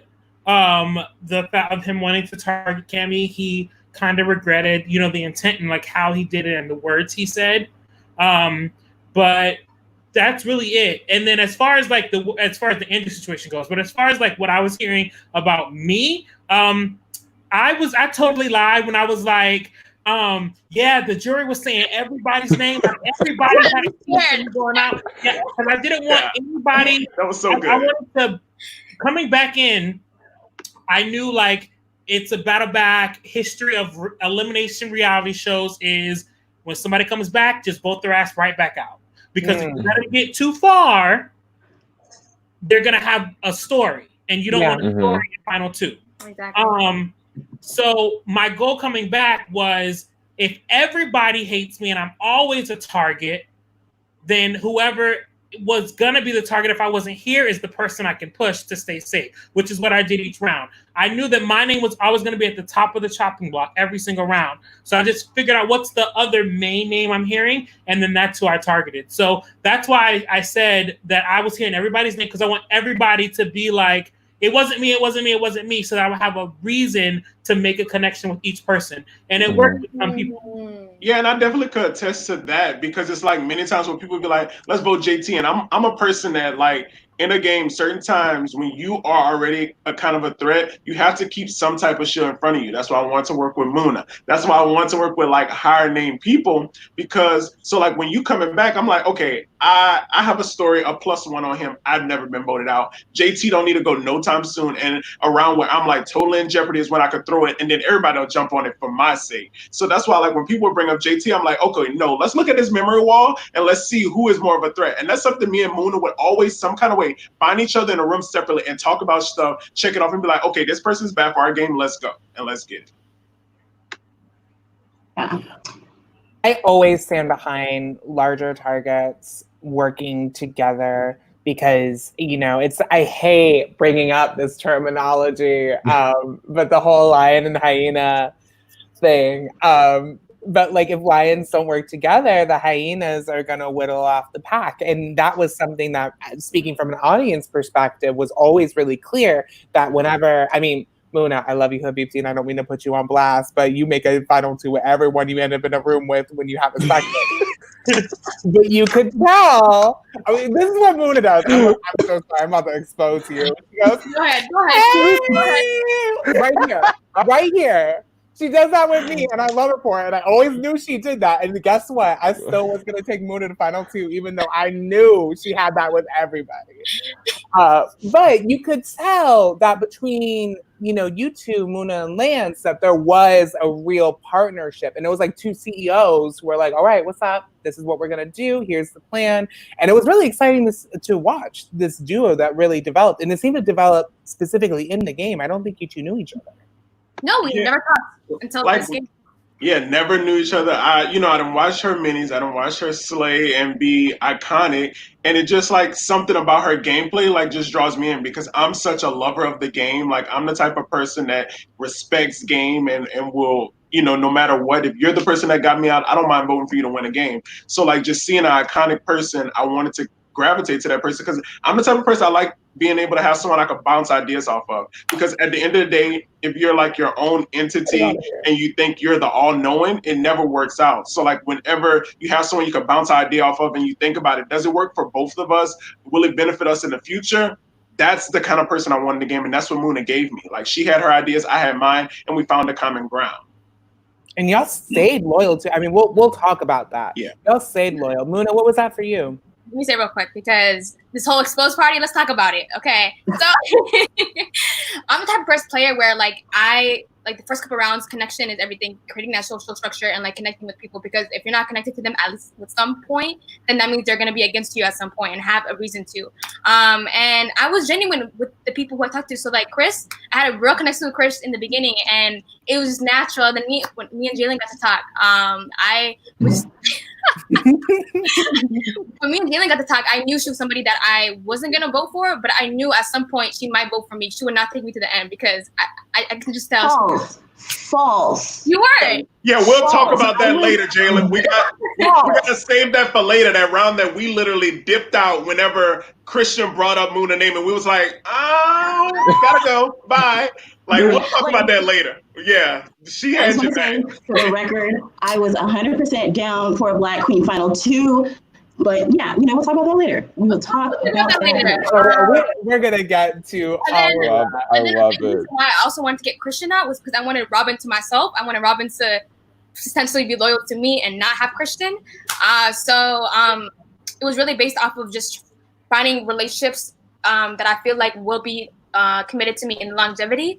But the relationships that were key to me that I was going to stand with to the end were the ones that showed me that they would be true to me. And Lance was somebody who, whenever we made a plan, he would stick through it. So I knew that was a relationship that I wanted to stick through to the end.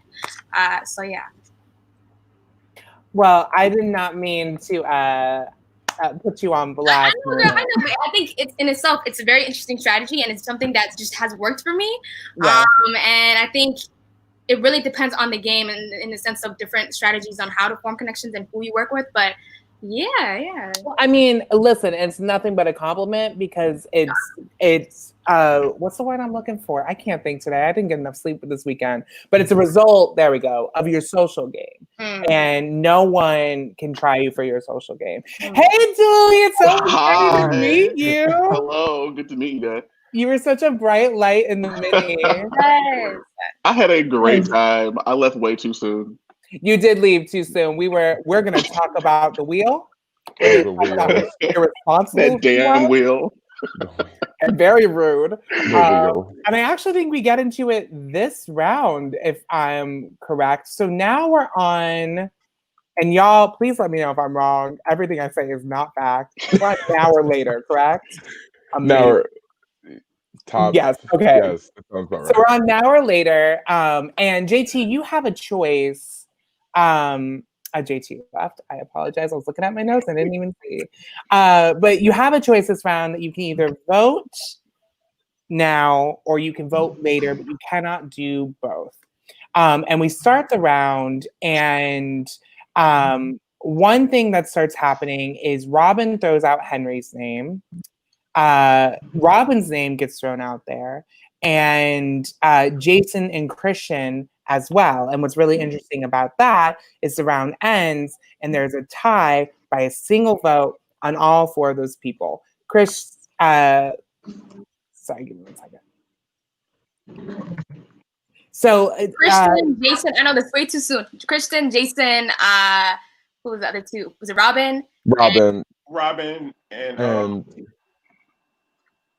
forgot the other one. Yeah. It was. Oh, I have this. Wait, I have it too. Kristen, Jason. I got my notes somewhere. Was the other one Jason, Henry, Robin, and Christian. Henry, There's yeah. the 4 votes. Yeah. And only 4 people voted, and one of those 4 were Muna. So Muna, why did you decide to vote? And did you expect to have more votes with you in this? So the reason why I voted was because I knew a lot of people, just historically, whenever this twist happens, a lot of people save their vote, and it's usually 4, 2, maybe even like 3 votes that dictate the person who's going home. And I said I wanted to be the person that takes that because Christian was still in this game, and I wanted Christian out. So I voted for Christian in this. And right when it said 4, my heart started to hurt because I said, listen, if this does not turn out good, I'm going on a wheel, and that's 1/4 of a chance my ass is going home. So I remember like, once that hit, I was in gameplay mode. Henry's in the room. I remember Jalen was in the room. I said, listen, I'm going to expose myself. Who had a vote? Who has a vote? I have a vote. Everybody was silent. Everybody said no. Okay, I go to the next room. You went to my room 1, and you like popped in so fast and was like, anybody voted? And we're like, no, because I felt bad because we had kind of made the plan to do Christian, but at the same time, I did tell you that I think I was going to save it just for the heck of it. Mm-hmm. So I was surprised that you, of all people, voted. So when you came in there and said that, I was like, oh God, Muna voted. What the frick? Like, and see, like I knew you were gonna vote because you had said so, and I was thinking like, okay, cool, I'm not gonna vote because like I always had your back, and I was like, cool, I'm gonna save my vote in case we need to scheme in this next round because she's not gonna have one. So like, let's make it do what it do. Round 2, and then the wheel. Yeah, and so then I went to a different room. Chris, you were in that room, and I said, "Did anybody have a vote?" Be silent. That was my room. Yes, I was silent. I was like, I saw everybody except for Cammy, and everybody said no, which made no sense to me because your ass, all our asses are getting exposed. That if it's not changed, and I ended up moving it to Jason because I thought everybody, because the common voice was Jason, so I'm like, okay. They're gonna keep their votes, and I'm just gonna move it somewhere else, and it's gonna work out. That shit did not work out. Everybody's names got exposed. I said, boop, boop, boop. I don't trust you. It's gone. Whatever. Yada yada yada. Whatever happens, I'm coming for you. But I forgot that Chris. I saw Chris because for me, when I saw Henry's name, that shit hurt the most. Why? Because he was in my first room. I could have had a good time in that round. I could have just sat there. Henry, you got a vote? Yeah. Okay. What do you want to do, Henry? This person? Great. We're done. But I had to go through all that just to go through a wheel that was not necessary. Yeah, because after that, I found Muna, and I was like, Muna, you're mad at Henry, but you really should be mad at Chris because Chris sat in that room and set his ass quiet when y'all could have voted together and kept. Because at that point, we was kind of working with Chris to an extent, so it kind of made me more mad at Chris. She was mad at Henry, but I was upset with Chris because I'm like, Muna came in here, just exposed herself. If you voted with her, it's gonna. If you don't, it's gonna get exposed. Why you didn't tell us? So I looked at Chris so differently after that because I'm kind of like a person of real loyalty as well. Like you have to showcase me, actions speak louder than words. And when Chris did that, I was like, okay, write you off, buddy. Yeah. Chris, what was your plan here? What did you think? Like, I just don't like. Explain to me what you thought. I wasn't, to be honest. I'll be straight up. Going into this, I knew not a lot of people were going to vote round 1. Most of the people saved their vote, so I kind of wanted to have a voice in that scenario. I think the first round I ended up voting for Henry, and then I don't remember her vote, but I switched my vote and voted Robin the next round. Because I knew she was targeting me. And it's okay, because when we first got the jury last night, I was like, hey, I knew you were coming after me all game. I was coming after you all game. So it's all good. It's all nothing but love. But going into the wheel part, I didn't have any sort of like scenario. I thought it was gonna I didn't think we were gonna go to the wheel. So I was trying to hopefully Robin. I was trying to hopefully like snake my way out of things. So you switched your vote that round? I did. I switched my vote. That means it went to a tie. That means everybody went to a tie. Yes. So the wheel worked in my favor so many times last night. I'm like, yes. I don't Luna, care. did you switch your vote or did you keep your vote? I did. I switched it to Jason because I thought that because that was the common voice before that first round. I mean, before we voted. So I'm like, okay, at least that person's gonna stick with their vote. So that means that everybody switched their votes. Yes, every single person switched their vote. So I'm guessing that okay. So you voted for Jason. Chris, you voted. I want to say I voted for Henry round 1, and then I switched and voted Robin the second time. So you voted for Robin, which means that Cammie voted for Christian because Henry said he voted for himself. No, because no, didn't Muna vote? Muna voted Christian the first round, but not the second time. Oh, okay. Yeah, so the second time I voted for Jason because I thought that that was the voice. So I'm like, just do Jason, but so people, every single person switched their vote. Yes. And that led to the wheel. And in the wheel, we lost an icon. We lost Cammie. It was terrible. Sharifa was trying to work some magic to save everyone, and it just wasn't working. So Cammie got on that one. I will say how gutted I was. Like I literally saw that wheel land on, like, because it was like Cammie and Muna was right by each other on the wheel, and I was like, oh my god, like why is it so close to both of my queens? Like, I need both of them in this game because Cammie, like literally, she's just a chameleon in the game of Sequester. And like I said at the beginning, I love to work with people that I can bounce ideas off of, and that's also putting a little bit of a shield in front of me. So Muna and Cammie are both people that I like gravitated to very early. So seeing both of them on that wheel, I'm like, dang, if I would have just voted, we would have got something together and it would have been good. But to see them on that wheel and they names by each other, when it started slowing down and it was either Cammie or Muna, I was like, fuck, like my game is done. My closest allies, one of them is going out this round. What do I have to do? I have to rebound, and it just stressed me out.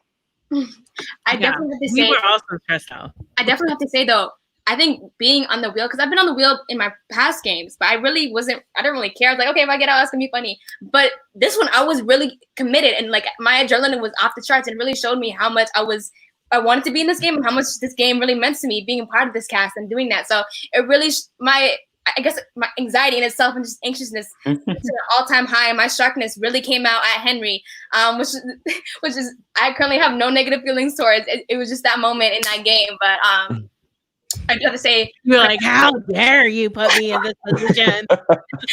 Yeah, I was watching it back today, and Muna was super pissed at Henry. So mad. It's so I was funny. like, you better get him, because I was targeting him at that point also.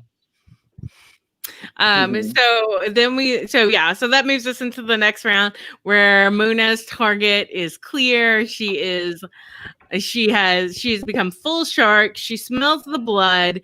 She is inviting everyone to feast. Henry is and poor Henry.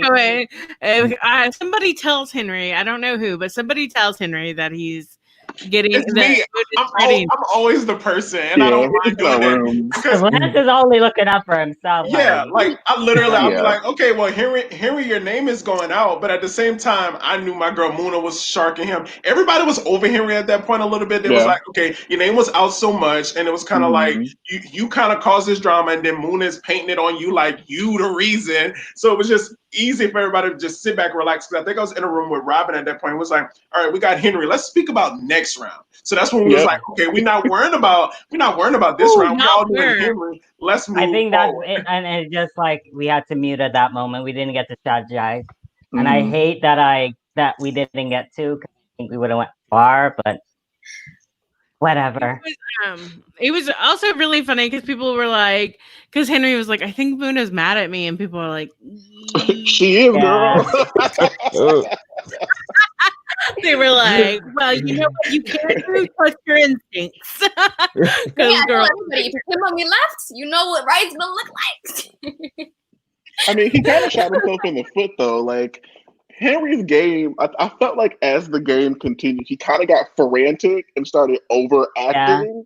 And they got him. They put him in a position to where, like, now your name is in everybody's mouth and like not in the best light. So because it went back to the beginning of the game when like someone had said something like he put this cast together and like a couple people was running with it. I think I was in a room with Robin and we was like, I don't think that's a reason to send somebody home. Yeah. I say blah. And so like his immediate thing, because like I said, I'm the one who always went, oh, your name is out. He literally got so like, all right, I gotta bounce around. So like from round 1, he was on 9,000. So it just kept going up. And it's like when he hit the peak, it was just like, like, well, yeah. Some people with that paranoia hit, they can't bring it in. So Henry is trying to push Will. So why did y'all go for Henry over Will? Was it just that he had the momentum and y'all were like, that's fine? Or were you just not feeling Will going at that point? What was making y'all keep Will over Henry? For me, I didn't know who voted for me the first time I was up for a nomination, and I thought it was Henry, but obviously I saw in the chat it was Jason. So that's why I was like really targeting him. So I was trying to get his name out, and Muna, when I met up with Muna, she was like, "Oh, we're getting out Henry," and then I was like, "Okay, as long as Muna's fine with it, because I was trying to follow the queen." And I think for me personally, there was a part in that round where I actually ended up in a room with Henry, and Henry straight up tells me that he's coming for me. And I'm just sitting here thinking like, well, I know, like, let's just try to throw people under the bus. I know Robin's coming after you. Let's just throw her under the bus right now. Robin's going after you. It's not me. And then he was like, okay, well, if I stay this round, I will go after her next round. And I was like, okay, well, my mind's made up. If he's coming after me, let's just send him backing. So also, Robin, you were in an alliance with Henry, and so is this what made you kind of turn on that alliance? Is this the assumption? I think people think I was in an alliance with Henry, but honestly, I do not really know Henry outside this game like that. I mean, we spoke here and there. On Friday, I went on to his watch party, and that was just about it. And that's before I knew about who was in the cast and everything. So we didn't really have anything, but people associate us together, just like Chris, and I know Andrew a little bit. So I felt that really sank my game, just having all these connections inside of it. And so, Jason, do you want to speak for a moment? It's so great to have you here. But do you have anything to say about the last round and maybe some voting? Yeah, well, in terms of the connections that I heard that Robin had, I knew Robin was not going to be someone that was going to go out pre-jury. She was going to be safe. But I threw my rogue vote on her to get her nommed in hope that it would get back to her that people are talking about these connections, and it would hopefully influence her to start to sever those connections. So can I get her to sever connections with Christian or Henry, if that's true? Which, I mean, whether it was or wasn't, I didn't really know at that time. So I knew Robin was not going to be the one to go out with that. And then in terms of the next round, I still don't know who originally threw my name out for that first vote in the Now or Later. My guess was that it was you, Robin, but I might have been wrong. The first Now or Later, I didn't vote that round. I think I was still pushing Henry at that point because I thought he was the one that voted for me. Like, honestly, because I thought we had a connection. I wouldn't think you would do that, but I know why you did it, so it's fine. I think it might have been Will. That was not Jason. Maybe. Well, it would have had to be someone who ended up on the wheel. And so the Christian only says people... it was It was Christian. It was Christian. Thanks, Christian. No, it's all good. It's all good. So I'm going to say something that's going to be very controversial. And it is... Yeah, here we go. And I think, Suzi, you especially won't like it. But the wheel, I was excited every time that wheel came. Because every time that wheel came, it was an opportunity to get rid of a big... You know what, JJ? It was nice to have you here, but we'll see you... I know that's right. Right. No, but if you think about it, there's no way Cammy is getting out of this game if she's not wheeled out. Robin, Muna, Lance. So when that wheel came low-key, I did kind of giggle inside when Cammy left. I was like, good, I don't have to take her out later. Yeah, 100%. But I love her, but... I would have stuck with Cammy to the very end. But every time that wheel came out, I was like, if it's me, it's me. it's a 1 out of 8, 9 chance, whatever. But it's also a chance for a big name that isn't going to get any traction anytime soon to get sent out of this game, increasing my chances to make a little progress. I hate that though. That just means you have to play better. Like, I kind of feel like that's cowardice, right? Like you're relying on a sub mechanism of the game to like eliminate people. I felt like it was really important. Let me finish. I felt like it was very important for people to actually like step up and play the game and vote. Like, I hate. It's just like the damn election. We had all them fucking people up for election.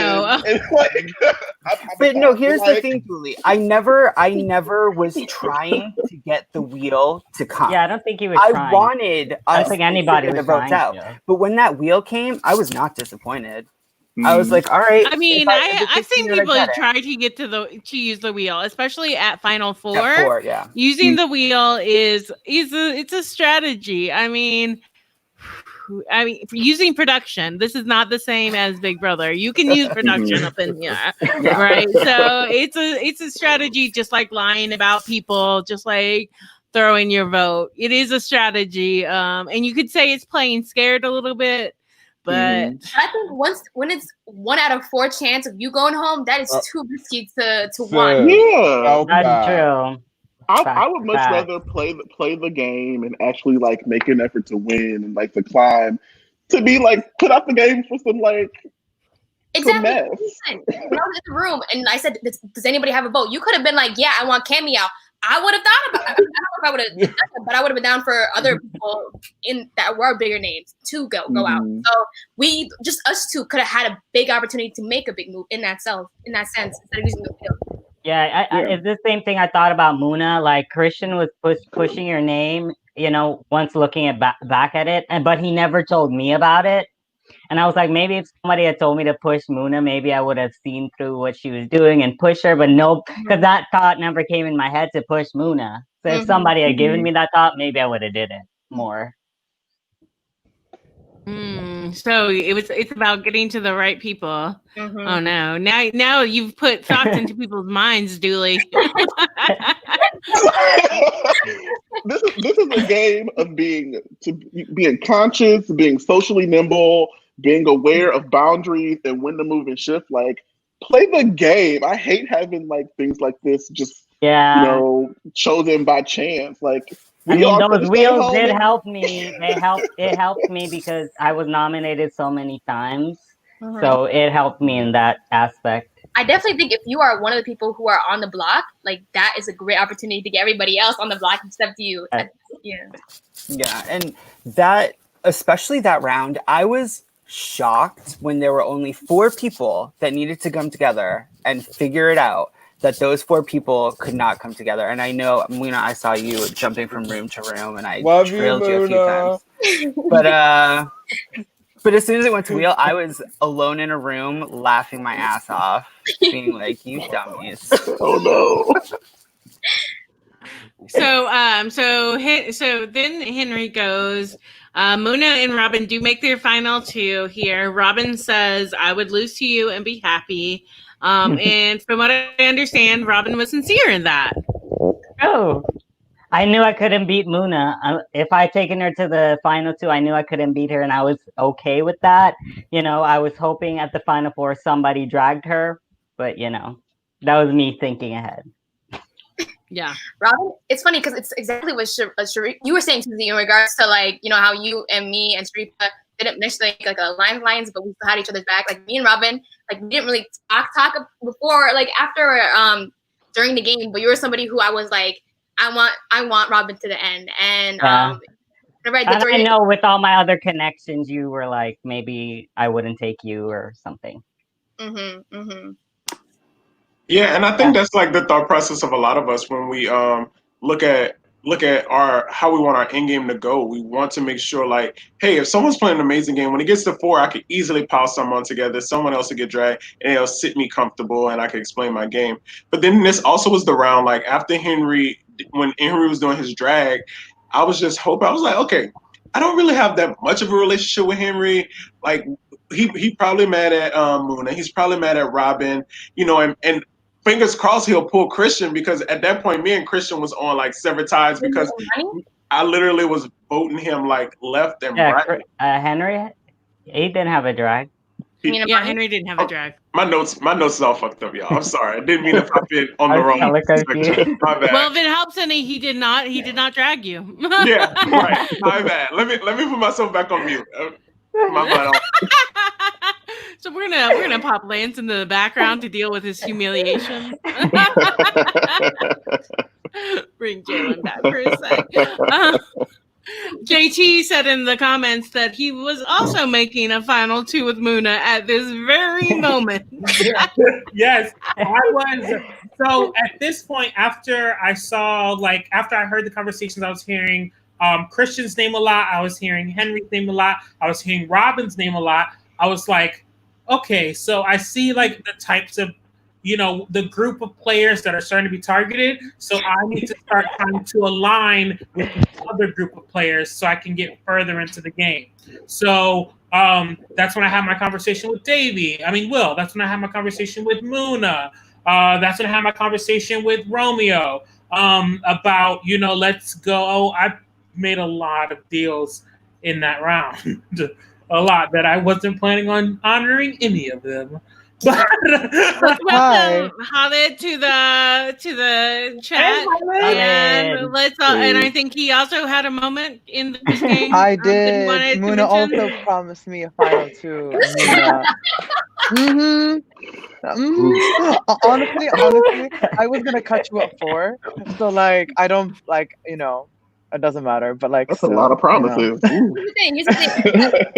I think about final two deals is it really bases off of final 4. And when I say I want a final deal with people, I want to make sure I'm really saying I want them in jury, and I want them to have the chance to be in a final 2 with them, because I want to be set up with people who would also want to be in a final 2 with me, and everybody else can go. Yeah. So for me, it's just like putting that out there to see if they would be okay with that. And sometimes, I can tell when it's like a big stuff. I mean, no one's gonna tell you no, Muna. No one's gonna tell you no. You're right, but I can. That would be the worst move to do. Who would say that? I just have to I genuinely felt that Robin and you, Khalid, like I feel like you two were possibly open to it. JT, I knew no way that man would take me to a final 2 whatsoever. I felt like JT was the person who would throw my name out. JT is loyal as hell, y'all. JT is loyal.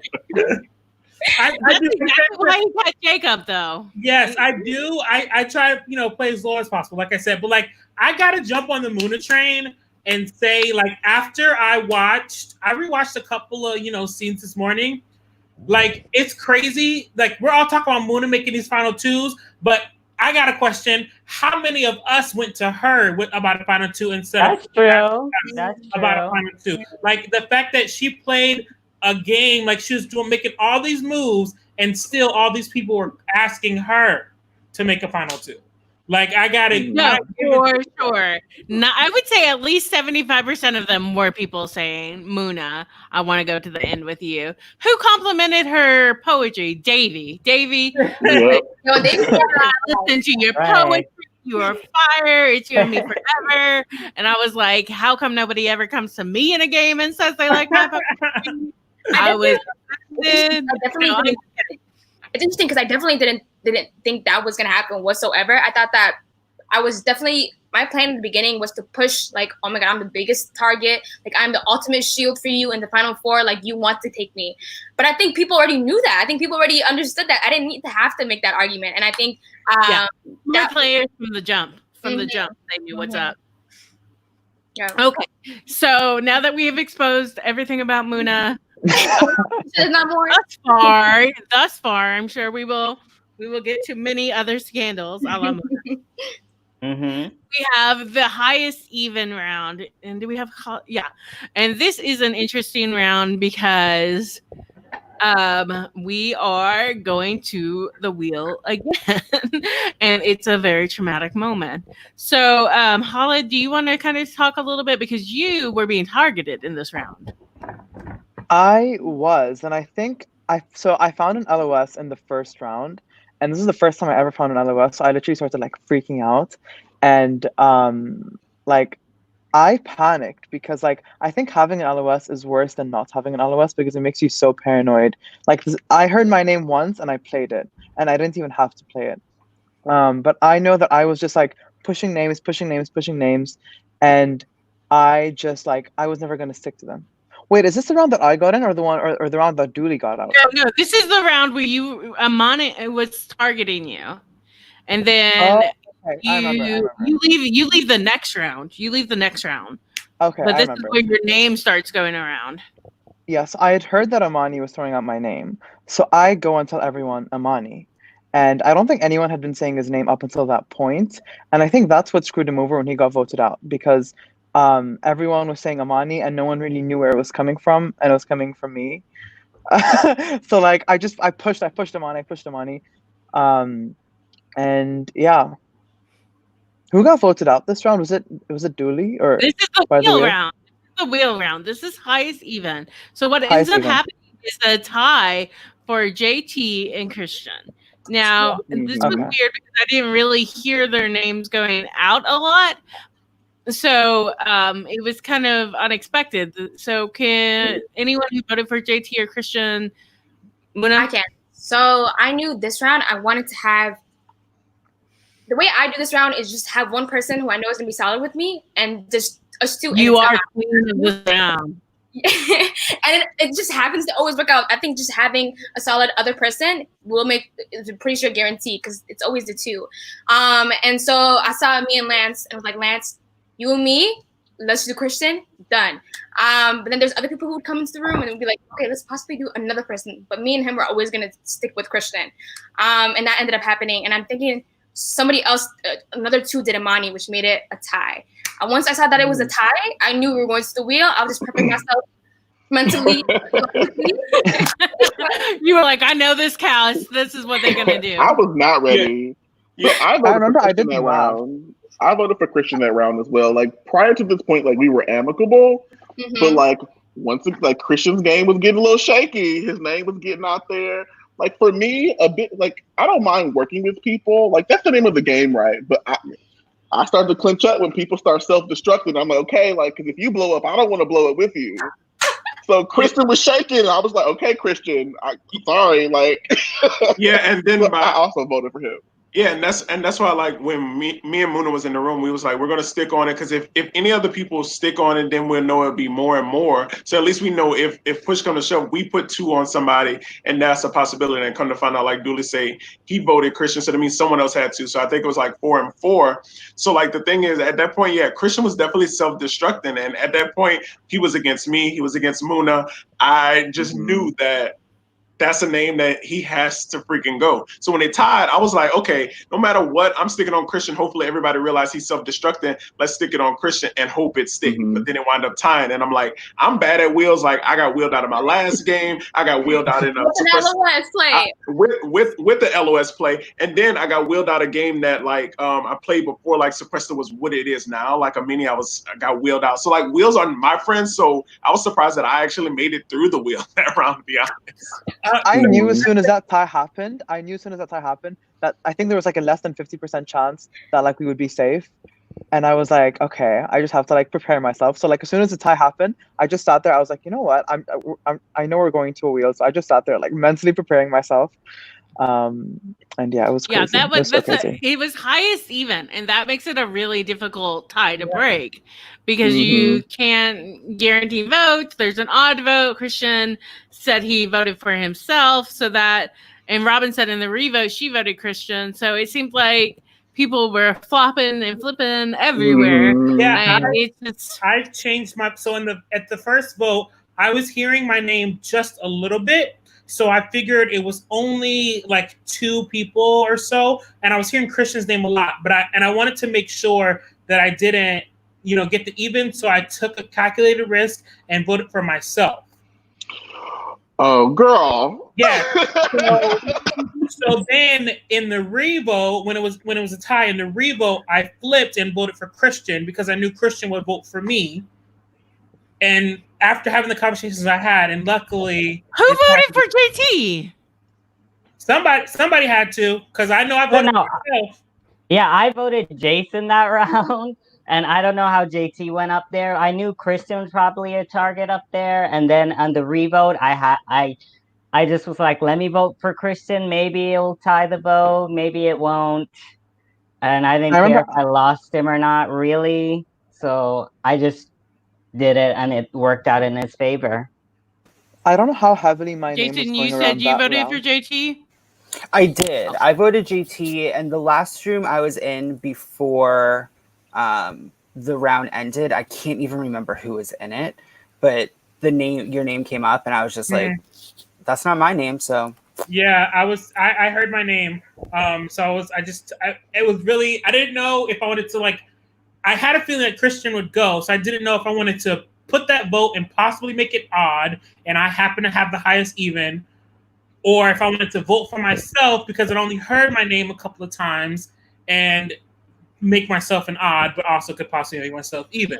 But y'all braver than me. Y'all braver than me. I could not vote for myself. I know that I know that was a tough one, voting for my ally. To be, I didn't vote for myself enough to know that I would go, because with the dynamics of how the games were and how the cliques were forming, I hate that word cliques, how the groups were forming, I knew that it wouldn't be like just a 2. It had to have been a 4 or a 6. Just had to.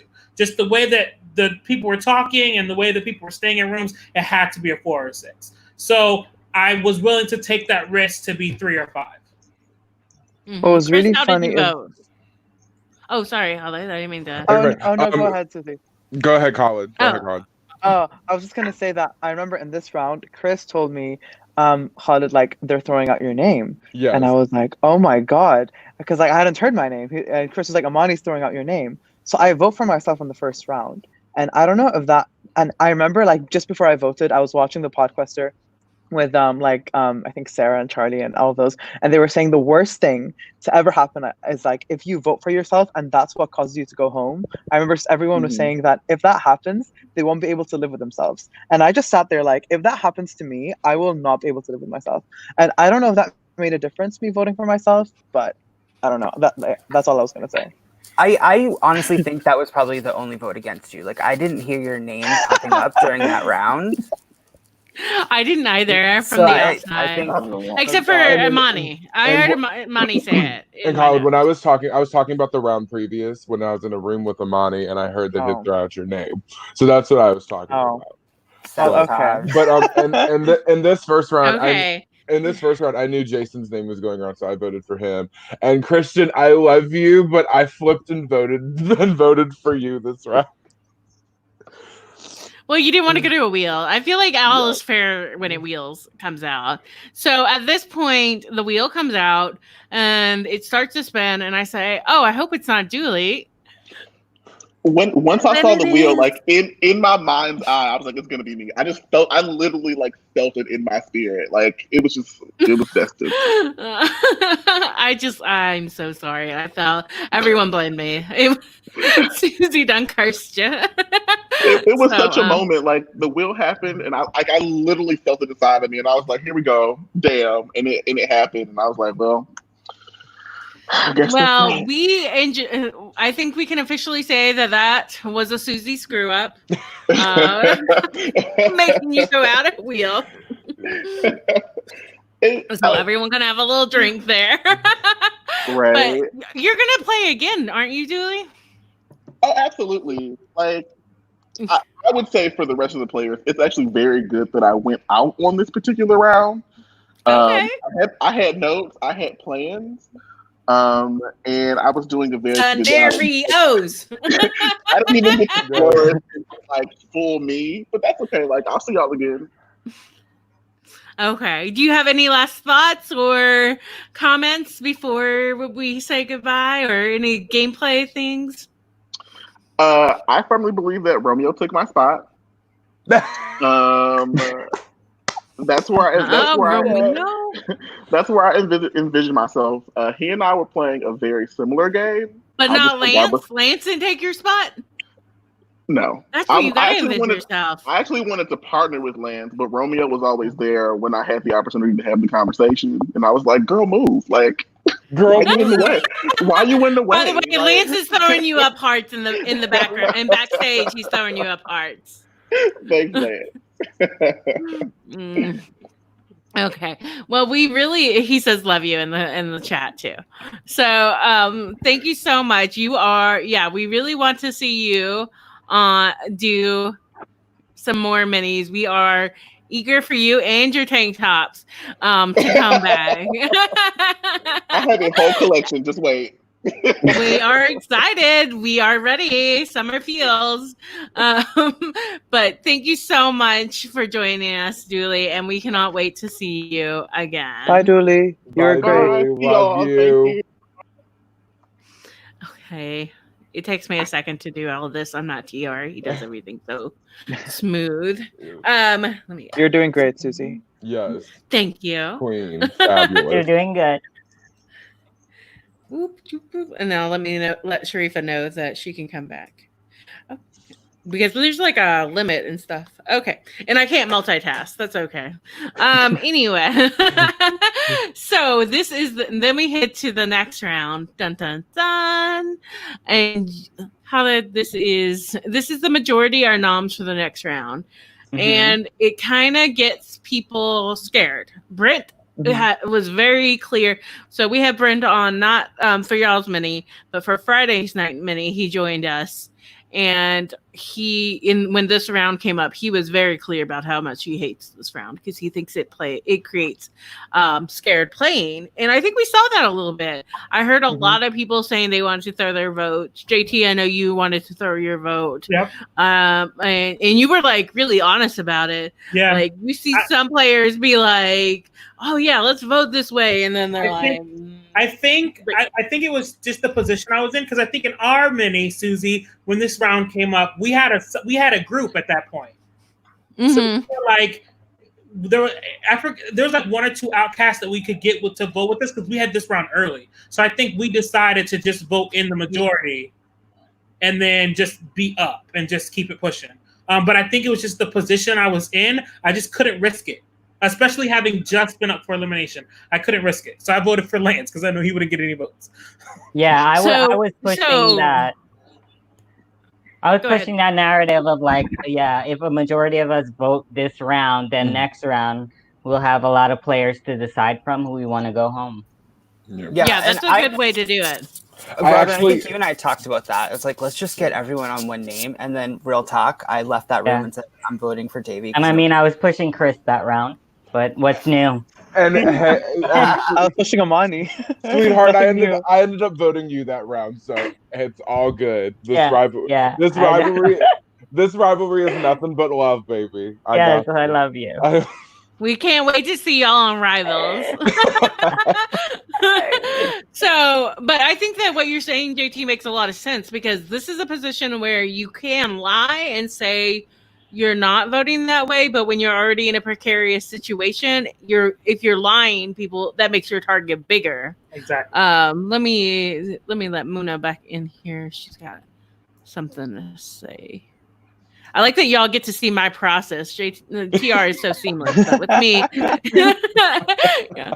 y'all really getting in the background of all this. And I'm gonna also switch out with Sharifa now that she's back. Hey, beauties. Hey. Hi. Sharifa, I've never been on a stream with you, so like. I know, me too. It's nice We've only been like talking over DMs, so like everything. You are my queen. I just feel like I'm in sequester royalty. So like. Well, this is really special because Khaled and Robin, I have been like really huge fan of y'all's. The multiple times that y'all have played. Aww. So this is a really cool moment for me to get to like interact with y'all. And Chris, you're a legend too. Yeah. Sharifa, we're fangirling, not you. We're fangirling. We're all fangirling with this. We're all fangirling. Right. Like we were last night over Muna. Oh, girl. Listen, speaking of Muna, and don't worry, I was taking notes of every final two you made in Winners at War as well. But Sharifa, you know yours is the real one. You know I was taking you. But with that said, you had something you wanted to say, so please let us know. So this one, I was being I was being strategic in a different. Let's just put it out there. I was being strategic in a different way where instead of focusing on necessarily where the votes are gonna go, I started to make up lies saying my name was going out there so people wouldn't vote for me. So 'cause I knew I was afraid that that like people would just vote for me just because they thought that my name was going out. And I remember going to specifically JT on that one because I didn't want JT. I don't know. JT was somebody who was that shark that I felt like would come for me at some point. But I ended up voting for Romeo, thinking that I threw my vote. But then once again, I'm in the boat where Romeo got voted out. I mean, he was in the tie with the other person. Yeah. Who was that? Was it Imani? It was 4 people, right? 4 people. 4 people. It was Dave, I think Imani. Was I up there Robin? too? Imani, Robin, because I voted Davey. Robin. Love you. Yeah, I voted Chris. So you're up there. I voted Davey. Everybody threw one vote. Davey was the other one. Yes. Like if one vote was different, it would have like changed everything, and Well, that pisses me off. What was so interesting about this particular David. game is that everyone was, I don't want to say playing passively, but no one was like playing aggressively. And I think that was sort of the difference. And I think that was what was leading to so many of these ties and these wheels. And at first, as an audience member, you're like, not you. Not you. Yeah.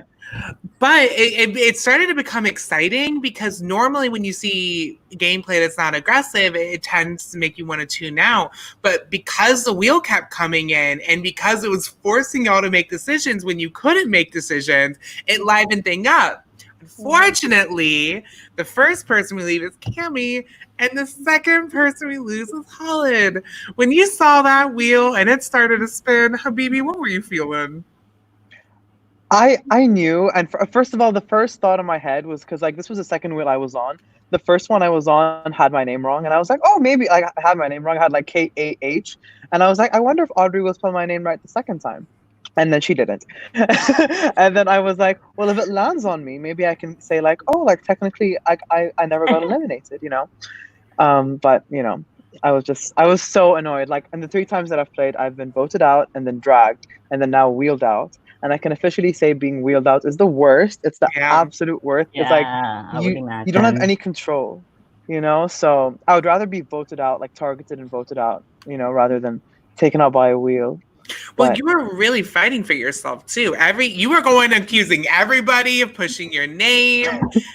You were letting them know. It was different for me because like the first 2 times that I played, I focused on like social, under the radar, and like during pre-jury especially. But I was like, you know what? I'll play aggressive. I'll be a bit of a snake, you know. Like I tried, and I thought it was working really well. Like I actually think maybe if I stayed that round, I could have stayed a bit longer. But you know, karma, I guess. I mean, no, truthfully, what was happening, Khalid, is you were a target pretty early. Your name would come out, but the way that you were able to sort of finagle yourself is you were always able to keep yourself safe. And what ultimately got you was a little bit out of your control. It's a wheel. Yeah, it was something. How did everyone else feel when that wheel came out? Muna, I know your heart must have been beating. The sis is coming for me, okay? I said, she is the one coming for me. I wanted to go home next round because. But I knew, like, I was just tired of the wheel at that point because I felt like after the first one, we were just in this trend of just that was just kept coming, and like people who I wanted to align myself with, specifically Khalid. Him leaving was just like, oh my god, because he was definitely somebody I wanted to the end. So. Yeah. Just not being able to take part in controlling who is gone is definitely a setback and a big part of why I'm not a fan of it. And especially my name always being like the second or third one that is almost like leaving has my heart shook. Like honestly, I just want to give a shout out to all those who are supporting me because I know y'all probably got a whole bunch of medical bills out there. So just send it my way. I got you because. Listen, I had to step away. Every time a wheel happened, I had to step away. I had a list of names. The cast was so likable. Y'all were so wonderful to watch. It was every time someone left, it was hard. There was never someone you were like, oh, thank God they got eliminated. With that said, Khalid, unfortunately, that ends your time with us. But I'm sure we will see you on another mini. At least we better. Yes. Sorry, Go ahead. No, go ahead, Habibi. I was gonna say that next Tuesday there's a very special Blood versus Water mini that's happening, and I encourage everyone to tune in. It's June 30th at 8 p.m. Eastern, and hopefully the wheel won't get me out then. That's all I have to say. I will be watching. I'm so excited to see it. It was so fun playing with everyone: Muna, Robin, JT, Jason, like everyone in the whole cast. So thank you, and thank you so much to Isaac and Henry for organizing this. It has so much meaning, and I was so lucky to be part of it. Thank you, Khalid. And everyone, do tune into the Blood vs. Water mini. It has a stunning cast. I myself will be watching. Hopefully, we'll be streaming, but we'll talk about that later. Have a wonderful night, Habibi. Thanks, Sharifa. Bye. Bye. Bye, guys. Bye. Bye. All right, so we move into the next round, and we are now,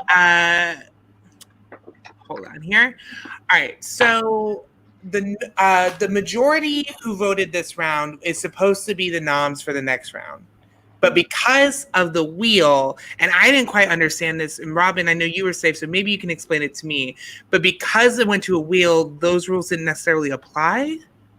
Yeah. Because I think the last round, it was like, if you vote for whoever you vote for, the person you voted for the last round, you would be up on the block. So basically, we were safe because we were the 4 people that they voted for and they couldn't break the tie. Got you. Okay, so now everyone who was involved in the tie is safe. So that's you, Robin, Romeo, Amani, and Davey. Mm-hmm. And the person who is initially in trouble, at least to themselves, is JT. Yeah. So basically, what happened was Robin and I were in a room, and Robin was like, "All right, you kept your word. You looked out for me last round. I'm gonna look out for you now. Who do you want out?" And I couldn't decide. I couldn't give her a name. I was trying to drag it out of him. I was like, give me a name. I'm safe. I could spread it. Yeah. And I was like, Jason, the person I've talked to the least throughout the game. We were in a room for like 10 seconds. Really didn't get to know each other much. So let's just do that. And then go ahead, Robin. No, at that point, Jason and I thought we were really cool, but because you had just came in and you have this big target on your back, really, I wanted to really work with you and probably get further. So that's why I was on board to get Jason out, just to show my loyalty to you. Right. And so then I was like, well, let's just divide and conquer. And she went one way and I went the other. And I just push. And I wanted to like make sure, because I knew that it was either going to be me or someone else. And I had to make sure that that other someone else was going to be a bigger target than I was. So I just pushed Jason to every person I came into contact with. I didn't care if they were aligned with him. I'll go back and tell them I don't care, because I'm going to tell the other 11 people. Okay? Jason, did you know that JT was putting you in the hot seat? I mean, I actually, the round before this, knew that JT was planting seeds. Because the round before this, Chris approached me and said, hey, I hear you're putting out my name, and JT is the one who said it. Yeah. Full transparency, at that point, I had just chugged a White Claw and I was a little buzzed and I was like, did I say Christian? I don't know if it was Christian or if it was Chris. So I was like, just go with you said Christian. So I'm like, no, I said Christian, but sometimes Robin calls Christian Chris. Everyone's confused. And I was like, let's move on. Bye. You know, it's so funny. That was an ongoing thing last night, especially with Robin. He was like, did I mean Chris? Did I mean Christian? And there was a part of that time where I walked into a room and then I think it was the round I went out. No, it was before that because Christian was still in the game then. It was like, I haven't voted Christian or Christian. I'm just like, hi, how are you? What's going on? Like, it was an ongoing thing last night. So yes, it was. I understand. And I had said something to someone about JT kind of throwing me under the bus on that one. And so I thought that people would think, okay, Jason has a problem with JT. So I'm not going to throw JT's name out this round. I'm going to throw Christian's name out because it's come up before. So maybe I can rally people against Christian, and they'll leave me and JT in there to maybe duke it out as time goes on. But as I went from the room, I could just, you can just see it in someone's face. You're like, hey guys, let's do Christian. They're like, and you're like, oh no. Oh no, you are not doing this. I need to Speak move from on. the devil. Speak wow, of the devil. I got through this game. Yeah, but I haven't. I was dead on arrival. Wow. I didn't watch the whole game so far, but I did watch a little bit of this round. And I saw when JT threw my name out. And JT was really smart about it because he threw it out in a room with Amani. And at that time, Amani was my number one. There was no going after Amani. It was Amani, Nathan, and then like Khalid and Cammy I would have been loyal to from my Room 1 Alliance. But it was after I saw JT in that room throw out that he's saying this name, he's saying this name, he's saying this name. He's trying to make it seem like he's playing under the radar, but he is tossing people out. He's going to weasel his way to Final 2. And I could see that was when the breakdown of trust with Amani happened. And I had already lost a few people. So me scrambling, trying to throw you under the bus, Christian, it didn't work. Yeah, I totally like just flew off the seat of my pants with that. And I was like, if there's a move that I'm going to be able to use in that final chair, it's going to be this one, because like this is like out of even what size the round I went out, like up until this time I've been back for 4 rounds now. Like I haven't had, like my back hasn't really been against the wall except for this one, so I need to like go after it hard. And I was like, what lies can I come up with today? And I just was naming every bad sequester thing you could do, throwing out names, faking it, making fun. I just threw out everything. I told everybody a different thing, and I was like, hopefully it sticks. Honestly, yeah. No, go ahead, Christian. JT, I wanted you out. Like it seems like the round that you got out, I voted for you, and this round I actually voted for you too. Because I'm like, you was gonna play an under the radar game. I wanted you out. Because I felt like you, like when you got back in, you had the 2 rounds of safety. Originally, I was trying to work with you because I'm like, okay, he's safe for 2 rounds. My name has been thrown out so many times. I just want to ally. If me and him are the 2 biggest targets, let's just target out someone else. So I felt like you were the person that which I wanted to work with. But once I knew that you were probably going to come after me, and I felt like Jason was going to come after me there too, since your names too were both thrown out. I'm like, okay, there's no way I'm not their name. So I got to go for JT or Jason. So I was just pitching you both of your names out there because I didn't care who was going to go out as long as my name was saved. Right. Also, Muna, like, good job for like actually fleshing out my lines. Like that was like Henry. I didn't have any like. I didn't care like whether or not Henry got out that round just because I felt like playing a game. But Chris, really, man, I wanted to take you to the end. I wanted to take you to the final. It was a misjudgment because literally right when JT told me that, I was like, okay. And it was like right before the round was over, and I was like, fuck, I don't know what to do. So I just, yeah. Honestly, I wanted to work with you, Robin, like maybe, and then try to find like someone else. I'd try to, but like I'm trying to work with you too, definitely because I'm like, okay, like those 3 are my closest. And it was so funny how the whole thing was brought up with, I think it was me, Henry, Robin, and Christian, because that was 3 of our room one people. Yeah.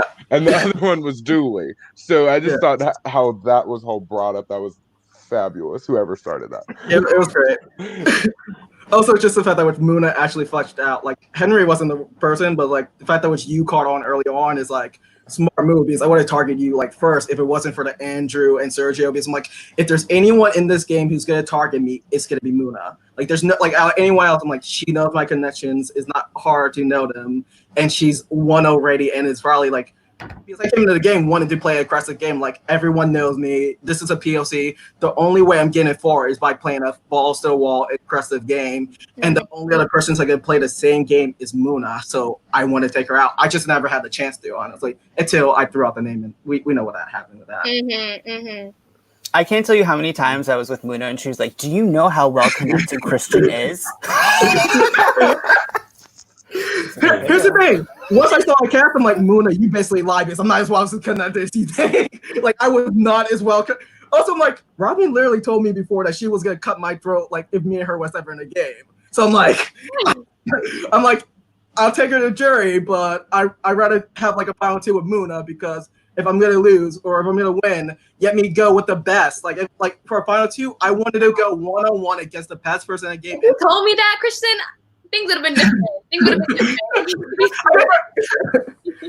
Because if me and you came and worked together, I wouldn't have targeted you. I'm like, clearly we're probably the biggest threats. Like, let's just run the whole game. And like Lance, before I heard Lance's name, like I'm like, okay, me and Lance are good. I think we're good. But then once I heard like you're a big threat, I just had to go gather Lance. Like literally, my notes are like Lance just because. That moment was actually really funny because at that moment I was the one like telling Lance like, hey, like Christian this and that, and then you popped in when Lance was like reflecting upon what I was saying, and then you just went at him, and I'm just like, oh. But yeah. So wait, this is the one where Jason, you go home. Is that it? Okay. Yeah, I go out. And honestly, I mean, JT, you did the right thing. I think the reality of it is it's my first game and I definitely play scared. Because I knew coming into the game that this cast was going to be a lot of people who were probably well known and exist in the community. Mm-hmm. And while they might not be pre-gaming, you're going to have a natural desire to be around the people that you already know.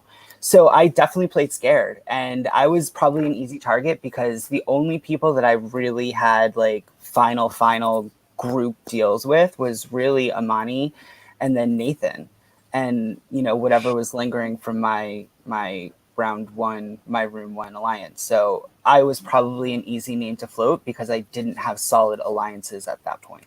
Yeah. And that's on me. And I think too, like, to JT's move, this is why I was saying we need to be mindful of who is out at 5. It was interesting watching it back and seeing some of the comments where people are like, oh, I don't think Jalen understands how this works. No, baby. I understood exactly how it works. And so I was concerned about somebody like JT coming back in who was going to be coming back hustling and ready to play and going balls to the wall and throwing names out, as opposed to somebody that was like, okay, is Andrew going to get as much traction if he comes back in the game? Is Sergio going to get as much traction as if he comes back in the game? JT took 2 rounds of safety and said, let's go.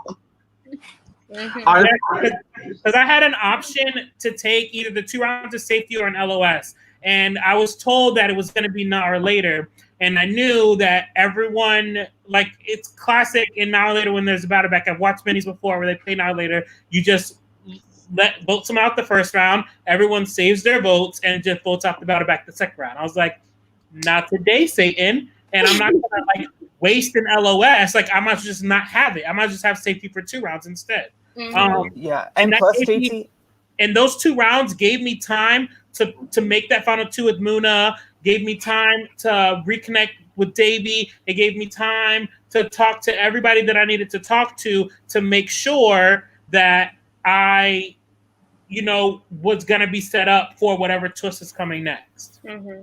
Yeah. And JT, you made the right call because I think people at this point know that if you don't take the 2 rounds, you get an LOS. And so people would have been like, he has an LOS, he's back in the game, we need to get him out or we need to flush it. So those 2 rounds, really, for anyone who has that option, it's better to just lock in that 2 rounds and use it as free passes to rebuild the alliances. Exactly. Than to have an even bigger target on your back. Exactly. Oh, Suzi, you're on mute. Thank you. I just assume you were saying really nice things about it. That's what I always assume when I can't hear someone. So make sure you all get your drink in for that Suzi screw up.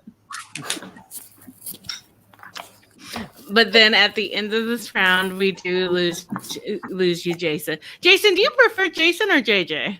That's what I was wondering. So here's what happened, right? So I filmed my video as JJ. I used JJ kind of here and there, but I was like, in Sequester, I feel like Jason in general is a very common name. So I was like, I'm going to be JJ. I'm going to stand out. It's 2 letters. So honestly thought that it's 2 letters. So if I saw someone typing a vote and it was really short, that I might have an indication that they're voting me. Where Jason, like most names, are like 5 letters long. But then my email address says Jason, and so I think when I submitted my information, like some people saw it as Jason, some people saw it as JJ. So Wow. Also, we did have JT, so that backfired on you. yeah, it did. It did. All So of it was these just J names stressed me out. so many. It would have been like, a problem if we hadn't already had Chris and Christian to deal with. Seriously. Well, it was just a pause because I would be like, the person voted out is JT.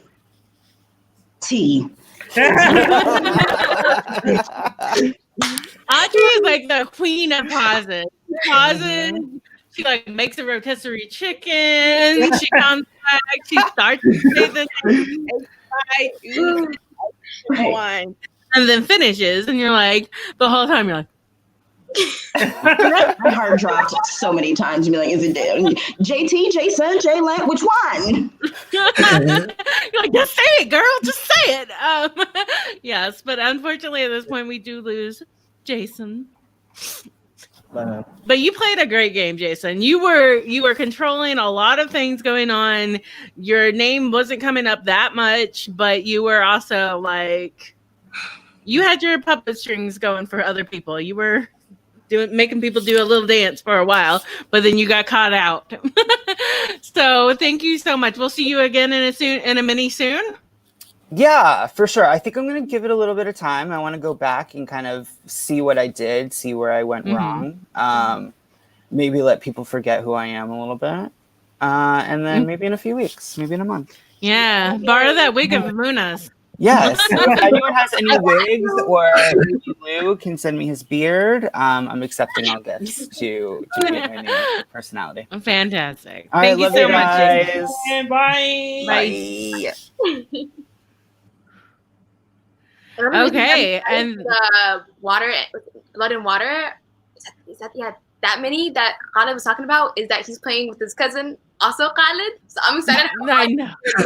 Talk about confusion. It's going to be wild. Okay, let me text Sharifa that she can come back to. As y'all know, this is like a thank y'all for your patience. Okay. So then we are moving into the next round, and this is the dragging round. Dun dun dun. This round actually felt like yeah, let me make sure we got everybody in here. I see Christian, but where is Amani?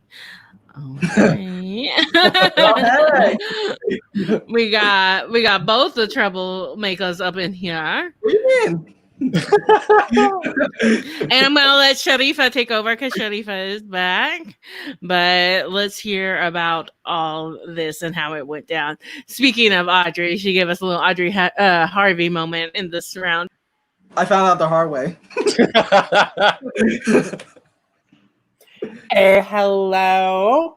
Dragging round, always scariest round. You never know if you want to play aggressively, if you're going to actually try to take a shot at your target, if they're going to end up trying to come for you.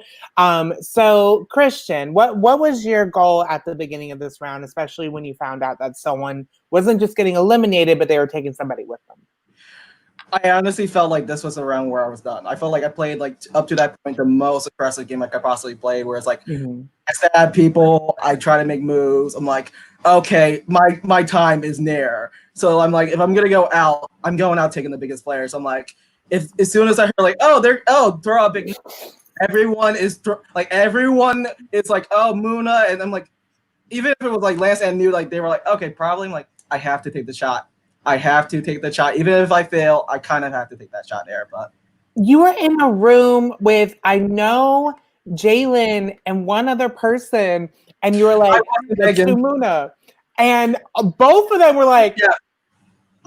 As soon as I saw that, I'm like, wow. Because I saw it, like, so before like the thing happened, like Jaylen originally was in room 1 and then she moved out. So I'm like, maybe she will remember. She didn't remember it, but I'm like, wrong room. I should have left immediately in hindsight, but it is what it is.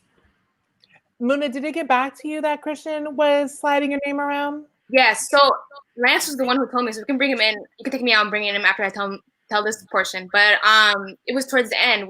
I was pretty much moving towards Christian, but I was thinking about whether or not he would drag me, and it wasn't. Yeah, and so it wasn't. So I was still like cautious about whether or not I was gonna vote for him. But then Lance comes like seconds before we were about to go into the vote, where he says, "Muna, like Christian's throwing your name out," and I said, "Oh, really? Okay, we want to see like once you come at me left, what happens when you come at me? How I'm gonna come at you right?" So I was trying to go find him, but the vote thing came, and at that point I was like, "Listen, he threw my name out, so I'm gonna." And I had an LOS too, so I was like, "Listen, if he drags me, I don't care." And so I voted for him, which also ended up in the tie. But Lance can tell you more because I feel like he was more in that between him and me. Well, the two names, while we wait for Lance, the two names that were coming up was Christian and Imani. And it was honestly sort of like here and here the whole time. As an audience, we didn't know which one of you was going to leave. Imani, did you know your name was being spread? No. I knew Christian was, but for a second, I didn't know if people meant Chris or Christian. Yeah. And I was like, Jesus I Christ. didn't care.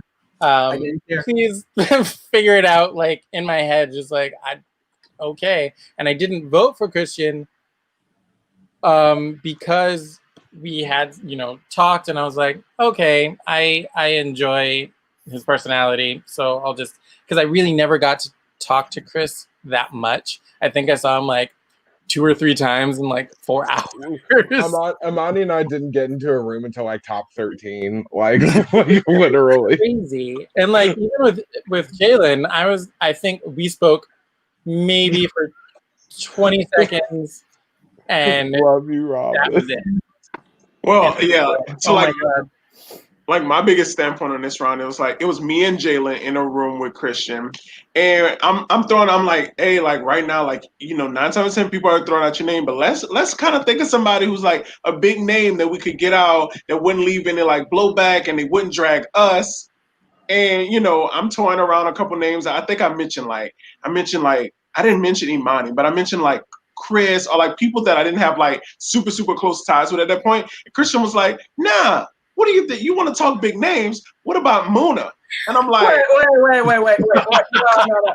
You and Jalen was like throw out a big name. I was waiting for you to throw out a name. Because I threw out Chris at that point, and it seemed like you like pushed that to the side. Damn. Because at that point, like me and Chris was like working together. Like I thought, like if I knew he threw my name out there originally, I would have got him out immediately. So then you was like, so you talk about big names. What about Muna? And me and Jalen was like, all right, I'm gonna go. Bye. It's actually call you later. Bye. It's actually really funny this round, Lance, because this is the round I voted for you. Because I knew no one was targeting you, and my ass was like, I'm not getting dragged. Yeah. I'm not going home. I don't want to go home. Yeah, but Christian, don't sit here and say you and Jalen, but not you and Jalen, nothing. Lance was throwing out big names, and I said, yeah, that's an option. And then, so that's when Christian was just like Muna, and then it's like me and Jalen was like the Brady Bunch on the little block. We look at each other through the block. He was like, I'm trying to change the name. Like I'm like, oh, this is gonna work for them. So when you said Muna, I was like, oh, all right, bye. Then in my next room is Muna, and I'm like, Christian's bringing your name out. Christian's bringing your name out. I'm like, also, Lance, if it wasn't Muna, I was gonna drag you. Like, I knew it, but at the end of the day, I didn't care how I voted because I had an LOS, so I knew that I didn't mind voting you. I knew you voted me. That I didn't care about any blowback from anybody who went home because at the end of the day, my LOS would have saved me. I knew my name wasn't out, so I'm not about to waste an LOS. But I knew if you dragged me, I have an LOS, so I'm not worried about that. I think, like Muna said, she had one too, so she didn't care, but she also, at that point. You just don't know. So I voted you that round because I voted you like 3 times already. And I was like, it's time for you to go. And at the end of the day, if you do drag me because you're mad, I have an LOS and you're going to feel played. So that's ultimately, I was shocked that it was Imani because at that point, I was in the room with like just you and Jalen, Christian. And then I went to Muna's room and Imani's name never came up in the 2 rooms I was in. So I was like, okay, well, I'm just going to vote Christian and I hope everyone sticks to that. And if they put Christian, they know Christian's going to drag a big threat like me or Muna, so they shouldn't be worried. And okay, but they should have been if you both had LOSs. But they didn't know we had LOSs. So, like, I put Imani's name down, thinking like, okay, maybe. I'm like, I'm not trying to get Imani out. Cool, Right. let me just like chill over here. Right. And then she was like, Christian. I was like, cool, dope. Yes, me too. When they said Christian, I was like, okay, I got my LOS. Let me just get ready to use it. Me too. I could actually speak about this part because I was in a room by myself when Audrey was announcing the votes. And when she said Christian, I was like, well, I'm not getting dragged. And then she said Imani, and I was like, well, I'm still not getting dragged. Yeah, I thought Imani wasn't going to drag me either. Like, we didn't really have a relationship that much, but I didn't think he would drag me of all people. Well, no, you were in my top 3. Yeah, like because we it were was good. originally because the room that it was you, me, Cammy, Exactly. Jason, Right. and I was like, okay, these folks I'm gonna keep, and then the wheel, Cameron was like, bye, girl, and then I was like, okay, well, I guess that's just Jason and Lance. Yeah, I had and you. then all craziness happened like 2 rounds before that, and I was like, oh shit, and then somebody was like, Jason said your name, and I was like, wait a minute. No, I was like, because literally the entire time JJ and I were just we were always on the same level. Wavelength, yeah. Somebody said something and I was just like, oh, I knew it. And like, I'm a very trusting person. Yeah. But when it comes to these kinds of games, Imani fucks with you. Yeah. I'll be like, oh, maybe. And then like that little person on my shoulder was like, get him out now before he gets you out. Yeah. And so I did vote for Jason, and I slightly regret it, but I slightly don't. I think, wish that I had not voted for Romeo and I had voted for Chris. So you didn't vote. Did you vote for Christian around that Christian was out? Like that Christian was tied with you? I voted for Christian. No times. I didn't vote for Christian. Oh, so the round that you went out, you didn't vote Christian. No, I dragged him. Yeah, because he voted for me, and we had just talked about not voting for each other. And we were all in the same room together, and I was just like, "Ooh, Christian's and I was like, oh."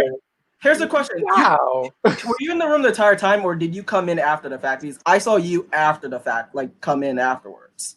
Like he's saying he came in afterwards after he voted for you. Yeah. Is that true? Because for me, I was torn between there was I forget, it was like Jason and you, and I ended up voting for you just because I heard that like your name was being thrown out there, and I was like, okay, I gotta say my own ass because I know my name's being thrown out there too. And this was a kind of time where it's like I had my trash speech ready for the round that Jason went out of. No, for this. Oh, wait, Jason went out. Jason was out the round before. Yeah. Oh, there was like I voted out him before. Oh yeah, when he went. Imani or someone else who their 2 names were being thrown out there. I'm like, should I go after Imani? And like you weren't in the room when I made the vote, so I'm like, he's not in the room. I'm gonna go for it. In hindsight, if I saw you in the room, like when I was gonna vote, I never would have voted for you. Yeah, because like the cardinal rule 9 times out of 10 in a drag round, if you're in a room with someone, don't be one of the people that vote because they have that eye contact with you. So like everyone knows that. But sometimes it's inevitable for it to happen when you have to vote out that person. Right. Like I said, the highlight of my night was literally the stuff with me and Jalen when we literally bounced on Christian. And then when Imani dragged Christian, I was like, oh my God, not a weight is off my shoulder. One less person I have to stress about. I was like, oh my God, because I know like by me and Jalen bouncing out on him, I knew that he was going to throw out me and Jalen next round for Muna. I was going to go out Muna first, honestly. I wanted you last, but I was going to go after Muna because I'm like, you're a good player, but at the same time, like, Lance or you, Muna's a better player, and I kind of wanted the better player out that round. So Lance came to me as was like, I want to do a final 2 deal. There's no way I wasn't going to go after her. And I think like that whole game, I thought I was going to be the villain because I'm like, I'm going after everyone. And for me, it's like, I came into the game to win. I didn't want to make jury and then get voted out. Like if I wasn't out, I wanted to be tracked because I felt like I played one of those games where it's like I didn't care what anyone guarded me. It's like no one's seen me play before. I can do whatever I want. And if I'm gonna play the first time around, let me play the balls to the wall aggressive game. And if I get voted out pre-jury, then who cares? Right. Okay. And it was my first ever playing this game before. So I was just like, let me just get to jury and then see what happens after that. And that was like my first goal. And then I like this close. And but I would play this slightly different. Just slightly. Because I know a couple of the votes because one of them I threw when I voted for Romeo in that in the round where if you vote for the majority, then the next people are up. So I voted for Romeo, so I would not have ended up being up in the next round. I would have probably voted for somebody different, and I think that would have changed the rest of the game for me. I think Sequester is that game that if you think about the shoulda, coulda, wouldas, it will eat you alive. Yeah, because it's such a quick game. You don't really have the time that you need, and because of that, people make these really quick mistakes. And if you hold yourself to that, you're gonna never not think about that. And I'm talking about myself because I still think about my winners at war moment, but it's okay. But you should be really excited about the game that you did play to make it that far. And this was your first game, right? Yeah. Yeah, make it for both of you. And Christian, a lot of people were so excited to see you play because we had only seen your amazing podcast, but you had never actually played before. And to see how aggressive you were when most people tend to be very calm their first time was really nice. So I'm excited we finally got to see that, Christian. I think you did such a wonderful job. And you too, Imani. Thank you. We have their socials. Please make sure you go follow them. One more thing. Me and Muna and like a couple people are doing like a women's roundtable tomorrow, so at like 7 p.m. if you guys want to check that out. I love you both. You guys are fabulous. Yes. Thank you. I still want that picture. You want to plug the name of your podcast and where people can find you? Yeah. On YouTube, it's like Unknown Whisperer. You guys can check that out for different podcasts, things like that. And I'm a freelance photographer, so book me. All right. Well, thank you all so much. We can't wait to see you in your next mini. Y'all have a wonderful night. Bye. Bye, guys. All right, now we move into jury, and we start off jury with you cannot vote for someone you voted for previously. And so this round, some people were a bit calmer because they knew that their names weren't going to be able to get touched. Some people were a bit nervous, and specifically that was Will, Jalen, and Chris. Jalen, walk me through when you find out that this round is someone that you can only vote for someone you haven't voted for before. So I was not worried at all until I was like, okay, I will wait for someone to throw out a name. They throw out Chris. I'm like, okay, cool. I'm happy to. I will go spread the Lord's good word. Don't make me figure out. I never threw out your name. It was me. Clear. Yeah, this round I couldn't vote Chris out. So it was me. So I was like, okay, cool. Lance wants to go Chris. Muda wants to go Chris. Yeah, sure. Chris it is. It's anybody but me. Yeah, and because the reason why I was so quick to throw out a name because I felt like my name wasn't coming up a lot either throughout the game. So I was like, okay, people didn't vote Lance. This is a round that usually a big target goes home. And I'm like, okay, shit, my name hasn't come up all game. I have to be forthcoming with throwing out a name that a lot of people didn't vote and they see as a target. Let's do it. And I spread it to Moon. I spread it to Jalen quick and was like, all right, y'all, I'm dispersing. We got to run that to keep us safe. Because I told Jalen, I was like, your name hasn't came up this game much. We're probably on the chopping block. So it kind of was like that scare tactic in me where I was like, this is the one round coming into the game that I was worried about. If I do good in the beginning, that's the round where someone big could go home. So I was like, oh no, I got to push a name and stick to that. And that was that for me. Yeah.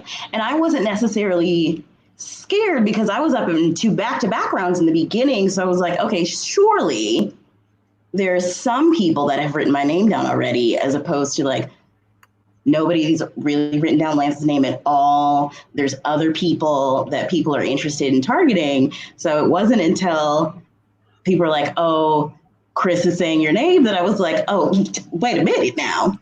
I was just a low-key casual Chris, and now we're a level 2 escalated Chris. Yeah, just a little bit. Yeah, I think after Christian left this round, I really had nobody. I mean, I had Davey, but I didn't know if he was going to be super loyal. But then since I couldn't vote out Chris because I voted for him so many times, I try to work with him this round, and I was like, I see Lance, nobody's really saying his name, so maybe we could push it. Obviously, it didn't get any traction, but I did notice like nobody was saying him. And I think this is the part when I talked about previously. I walked in on a room with Robin and Davey, and they're like, I have Chris and Jalen, and I was just like, hello, hi.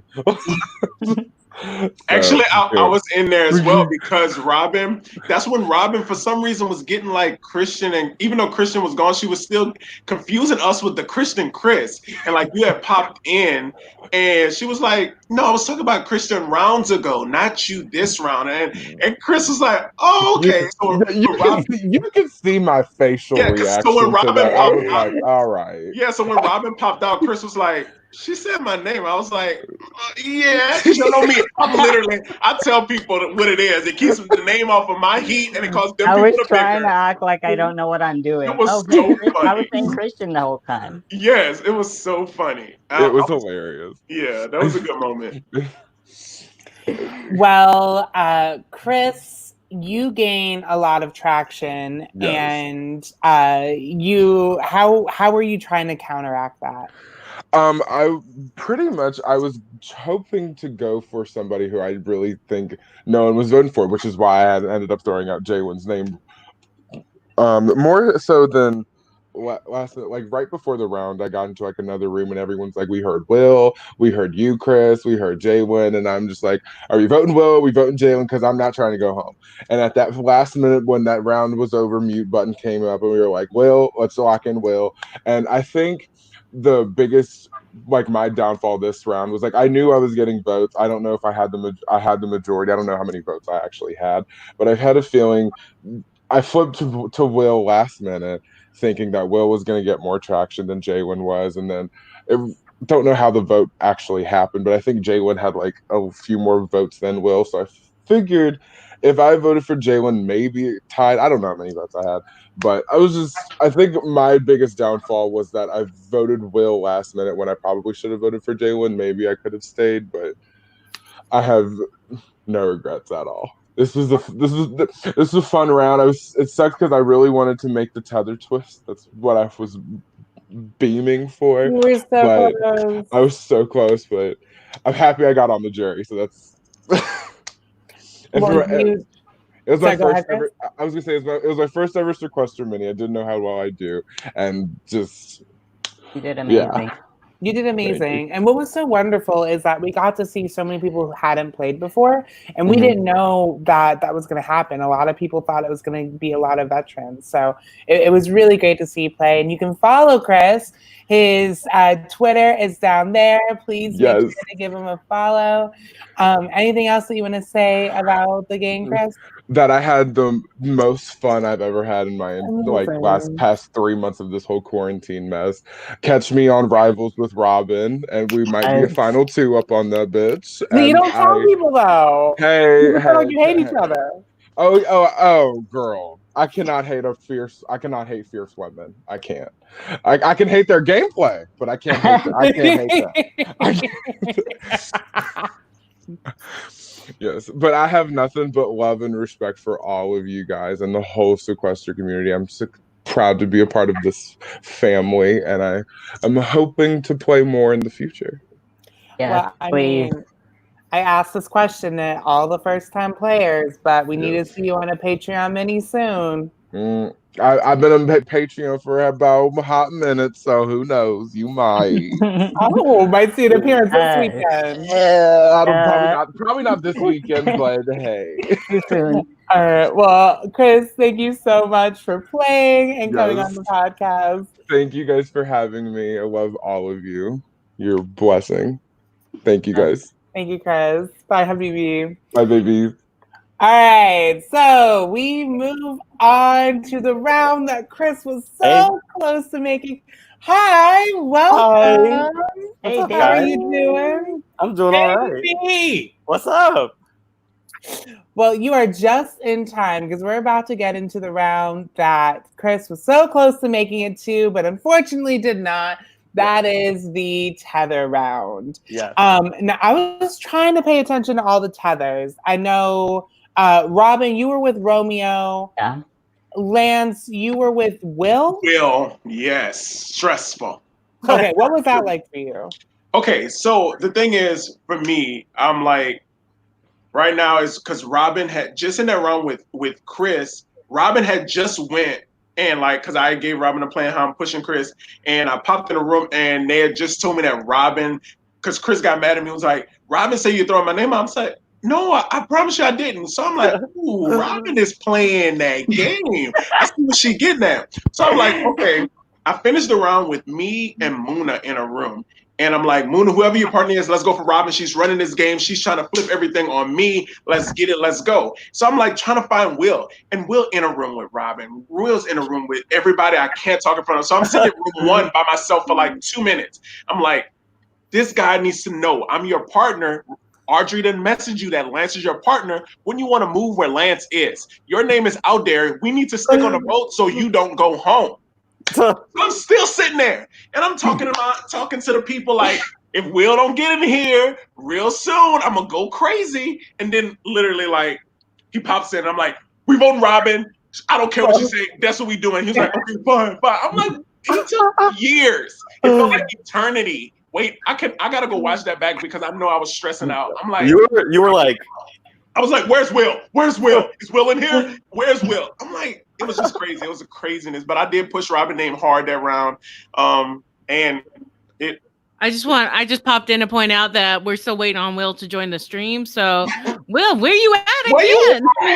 Where you at? Where you at, Will? So yeah, so like I pushed Robin name very heavy, and Moon already, at that point felt that Robin was a threat too. Not necessarily wanting to get her out because she has protected, always wanted to get like Robin allies out instead of Robin. So I knew they had kind of a kinship, but I was like, hey, she's putting out my name, and I've been working with you heavy, so hopefully she understands like, hey, she's coming from an ally. Now is the time to get our Robin. We don't have when we have another chance to do it.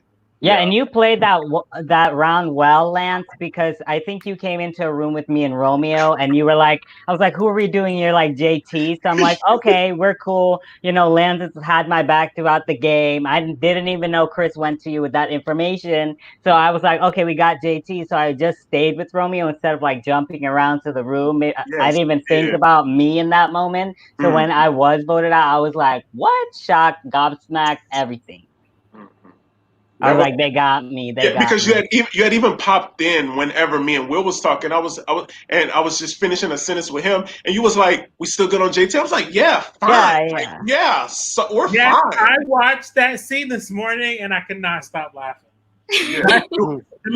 he finessed that so well. I was like, Lance is like, yes, we're doing Robin, we're doing Robin. Oh, hey, Robin. Yeah, we still good on yeah, and he knew the connection I had with Muna also. He knew if he allowed me and Muna to go further, that it would have been done for him. Like, I needed Muna at that point to be all me. Because at that point I felt like she had my back, but she also wanted to keep like people like you and I did. At the end of the day, I was working with you this game, but at some point, like I didn't see your previous, and I'm like, Robin has been improving every single time she played, and this is her shot. And you was in a area like, look, it was final 8. Like if I really look at it, when would I ever have had that opportunity to do that again? Because Romeo had your back. Romeo had your back. So many people had your back. Where if it wasn't for Tether, I don't know if I would have been able to make that happen. Yeah, you did that. Me. And Jayla was in she was in the middle of talking. Suzi popped her out. She got cut off. What are you gonna say? What were you gonna say, David? I was just saying, me and David was just out here chilling. We were enjoying the round. We were getting to know each other. Oh my god, that's a tea because I felt like we hadn't really talked up until like maybe the middle, and so I was like, man, like, should I take out Jalen or what? And then when it came to the tether, it was like, your tether is Jalen. I was like, well, fuck, I gotta work with her now.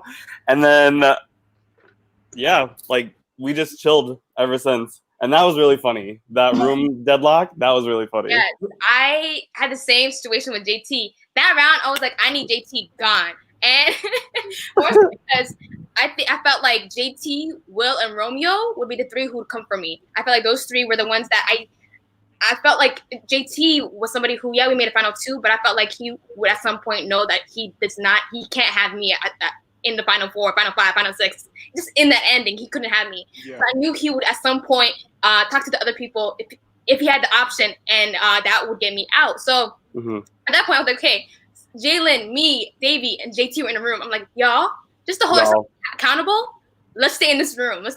We'll do. I'm fine. Okay, if we're gonna take Robin out, the next round, let's find somebody who we're gonna do and make sure that we do it. And so I knew I was good with Lance. I knew that like he'd know that like even though we're locked in this room, that me and him were good. So I knew at this point, us 4 being locked in this room would save me.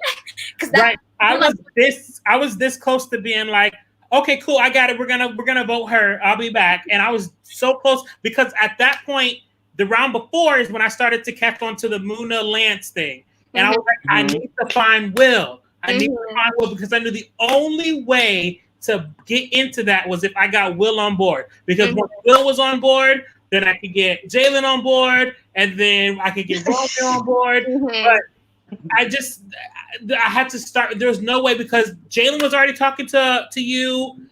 Robin was talking to you. Like, I had to get in there with Will, and I was like, I want to leave this chat so bad. And the reason why if all of us 4 say, I knew what's more important than getting a big target out is guaranteeing your spot in the next round. And so us 4 is like, if we stick together, then we ourselves are going to get to the next round. Yeah. So I knew that was more important than like, let's And that was really tricky for me because my bounty the next round happened to be Jalen. So it was like, do I leave this room of 4 where I'm already safe? Or do I go into the other room, maybe find Romeo, Will, and Lance and be like, yo, we need to get Jalen out? Like, I could have did that, but I just didn't know what was a better safe, like, decision. Yeah, so Robin, like, what was your thought process in that round? Like, you say you didn't expect you, like, so you thought it was JT and that was it? Yeah, because you know what, up to that point, Lance, yeah, I did see your little game there with before when I said your name to Chris, but at the end of the day, I still wanted Chris to go the next round. So I kind of threw your name out there because your name was not coming up. And of course, I'm not going to throw out Muna. So I was like, well, we could get out Lance. I see that he's doing some things, you know, but you did have my back. So when I was like, okay, that round is over, Chris is gone. You know, I didn't know he got to you in time to let you know that I was saying your name. So at that point, I had nothing but trust. I just trusted you. So So I was totally blindsided by that. I was definitely good. What? Yeah, I was good with you until Chris had came in because I'm like, I just talked to Robin about it. Like, why would she go straight to him and do it? I was like, dang, like Robin, I had you. Like, at the end of the day, y'all, I love the game and I love to win, but like, iconically having iconic players in the end is amazing for me. I don't, you know. So I had like I wanted to keep those targets in front of me because I feel like at the end of the day, Robin, Muna, people like that were targets in front of me where I knew I'm doing what I have to do behind the scenes, but those targets are there. And when people shoot, they'll shoot at them before they shoot at me. So I was surprised that you're like right. went after me. You played your game really well. You set it up really. You got me out at the perfect time, and then when it was you aligned yourself with people like Will and Romeo. So you know at the end they would take out Jalen, they would take out Muna, and you would get the win. So you set it up really good. You definitely set me up for next round. I can't wait to start talking about that too. Yeah. God. Crickets. What was your thoughts about being locked up in that room? Oh my God! You guys are doing this to me. Oh my God! We gotta drink again. Where's my drink? I think we have like a drinking game. Let me get it up. I'm empty too, Suzi. I love you though. I'm at the bottom of my own barrel here. Y'all said you wanted to move on, so I hopped back in, but I'm like a 1 second delay. Yeah, just a second. Now Sharifa wants in, so just a second. This is our own version of whenever you hop into a room and it's at a room limit. That's just what's happening here. No, I just wanted to say this was so impressive to me. I'm so sorry, Muna. I'm so far up your ass, you know. No, this was so impressive to me here because you were just like, we're gonna lock it down. It really reminded me of like Boston Rob in a good way, not in that like overrated way that he is. She said it here first. But it was really impressive because, I mean, even just hearing everyone talk, like they felt scared to go and do what they personally wanted to do, including some stuff that was potentially against you. So I just wanted to like, game recognizes game. That was such an incredible moment. And I know that you get credited a lot for your social skills and not as much for your strategic skills. And you flex. So I just wanted to point that out. But moving on to the next round, because I know y'all really want to talk about it. What was the twist here? This was... Bounty. The bounty. Okay, so we start off where... Oh, I'm so sorry, Robin. I was about to like send you off without any sort of ceremony. Can we put in Robin's There's a whole ceremony. Yes. Listen, y'all, this is the first time I'm hosting the reunion all the way through. So thank y'all for bearing with me, for bearing with Suzi. We are going. Great job. Thank you. Y'all are doing a good job. Thank you. Robin, I said this to you already. Like, you are such an icon to me. You played the game right after Winners at War. Yeah. And it was so wonderful to see you. And I was really hoping you were going to win it. And you got close. But it's been I didn't really understand the game, you know, it was my first time. Yeah. And I thought just because I floated to the end or whatever that I possibly couldn't win, but I knew if I'd explained it more over Henry, I could have won, but whatever. Well, the thing is that you floated. And when I say this, I feel like every week. Yeah, but if you think of like Romeo, if you think about Romeo, he explained his game really well. And if I had done that more at the final two, maybe I could have taken it. Well, I will say each time we see you, even though you haven't gotten back to second, you get taken out because people know you were a threat to win. So I can't wait to see you come back next time and finally do it. Everyone, please go follow Robin. I'll be in some private ones coming up soon. So you guys see me again. And I loved your video in the mini from Friday. Yes, thank you. Thank you.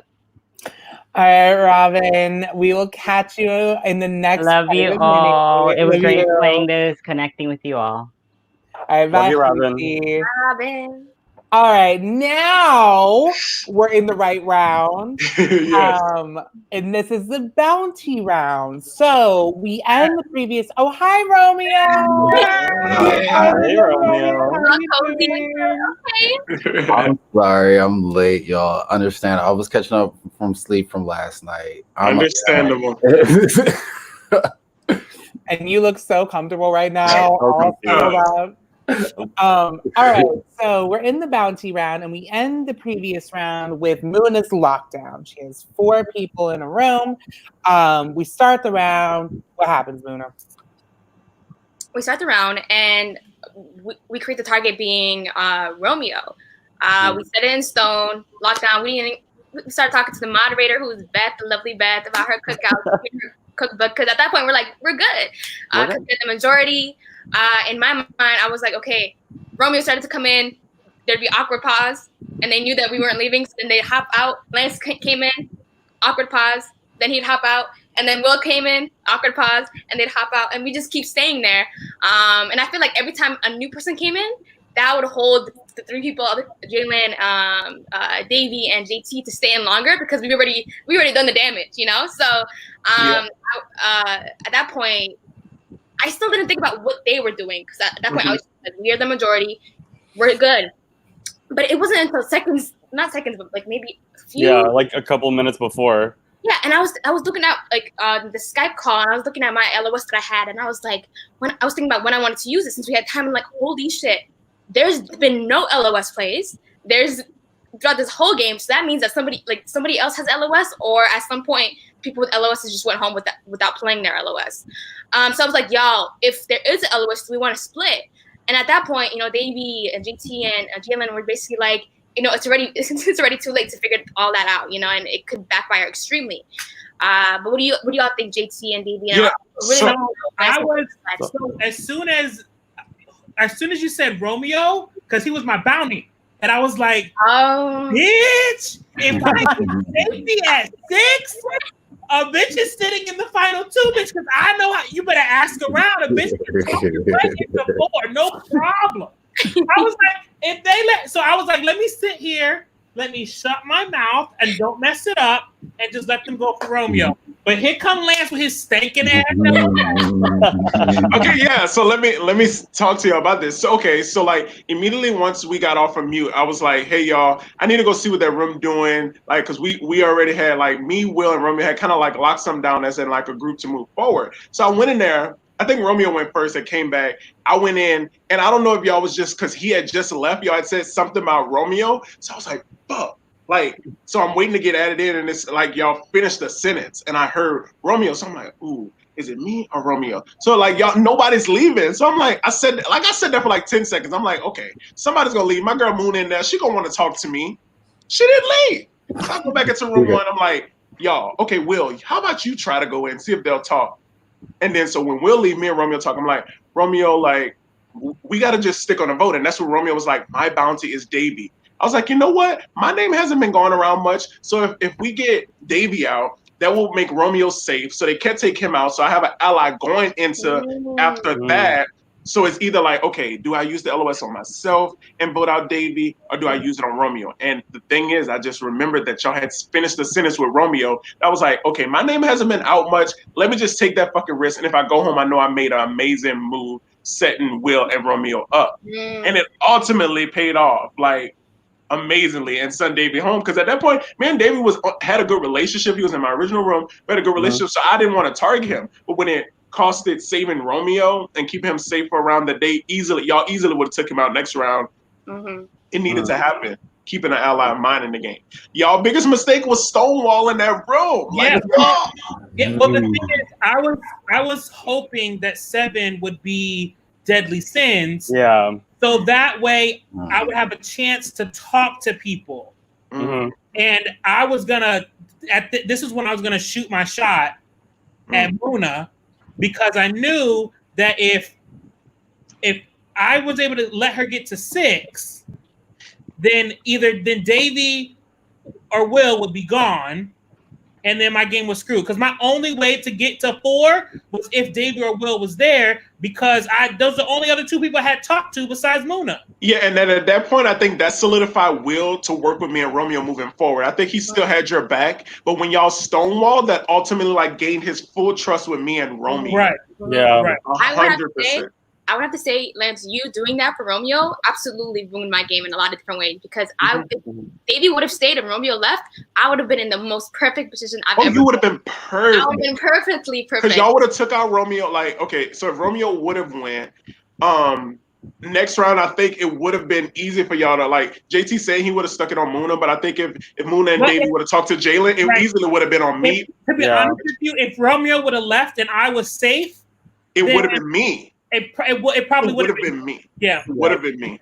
Yeah, and I think we were also scared of pluralities. Like, if we had talked about splitting the vote, like Jalen and I like voting for one person, JT and Muna voting for one person. But if y'all 3 had voted like for one person together, it was a 3-2-2, and we were gonna get fucked either way. So I was like, man, there's really nothing that we can do. So yeah. And I think, like, for me being in that room, there was a point where I was like, fuck, maybe I should leave and go talk to people. But then I was like, nah, the minute I leave, the rest of this room is flipping on me. Yeah.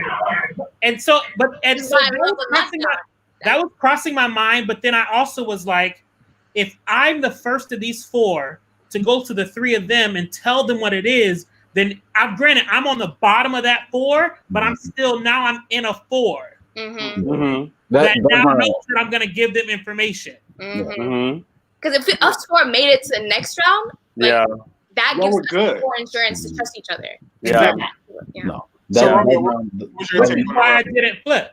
I was going to say that round, the line in the sand was definitely drawn for me because I will say then, truthfully, if it wasn't for Lance, that I would have gone home that round.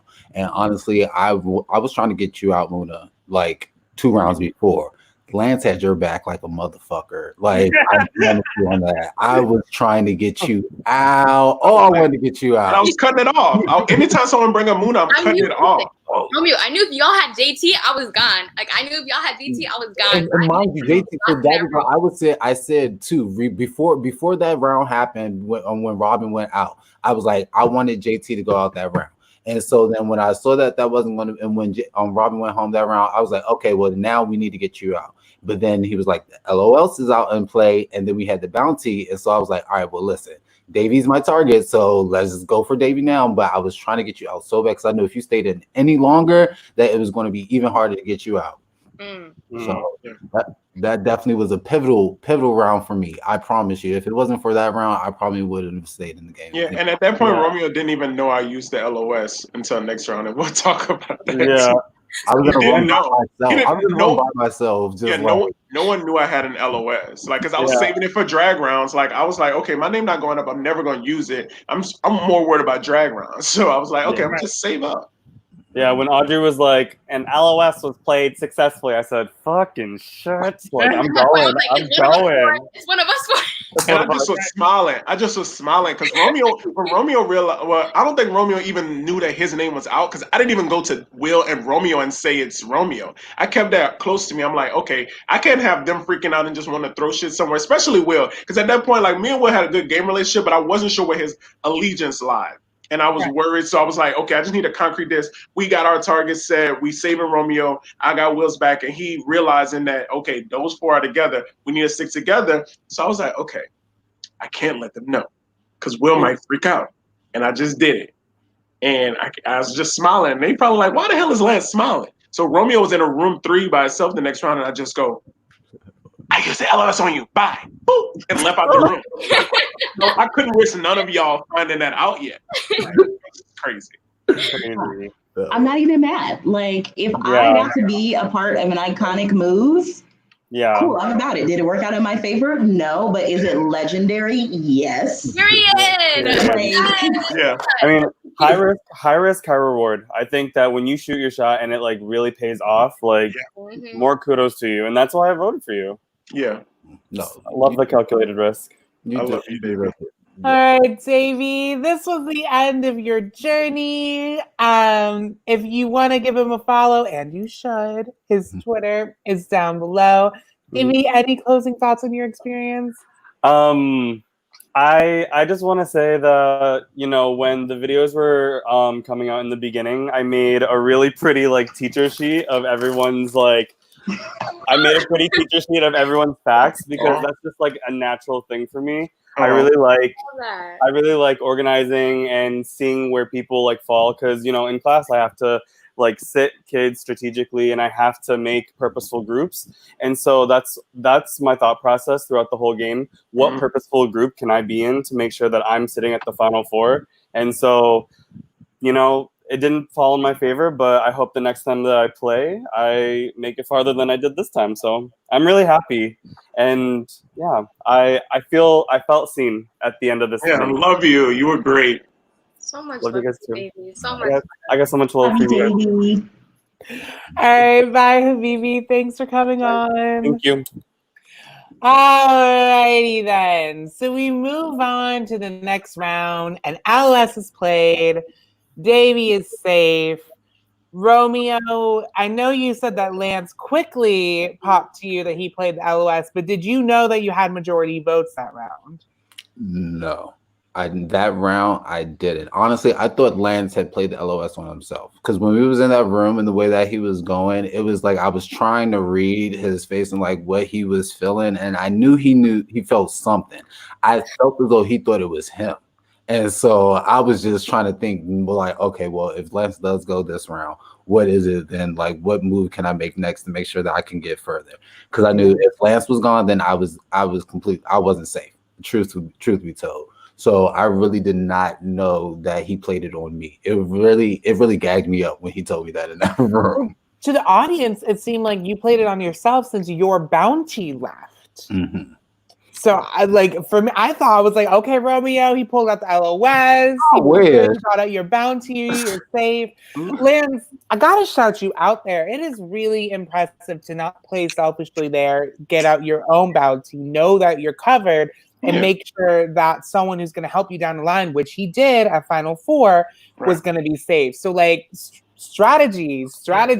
Yeah, and it definitely was a strategic move because then going into this round, I knew okay, people starting to see JT as a threat, but then also Jalen is very low key. So I'm like, okay, I pushed to my guys. I'm like, hey, this is the round we got to take out Jalen, and I tried to push that. I don't know how, who it wound up tying with you, Jalen. Will.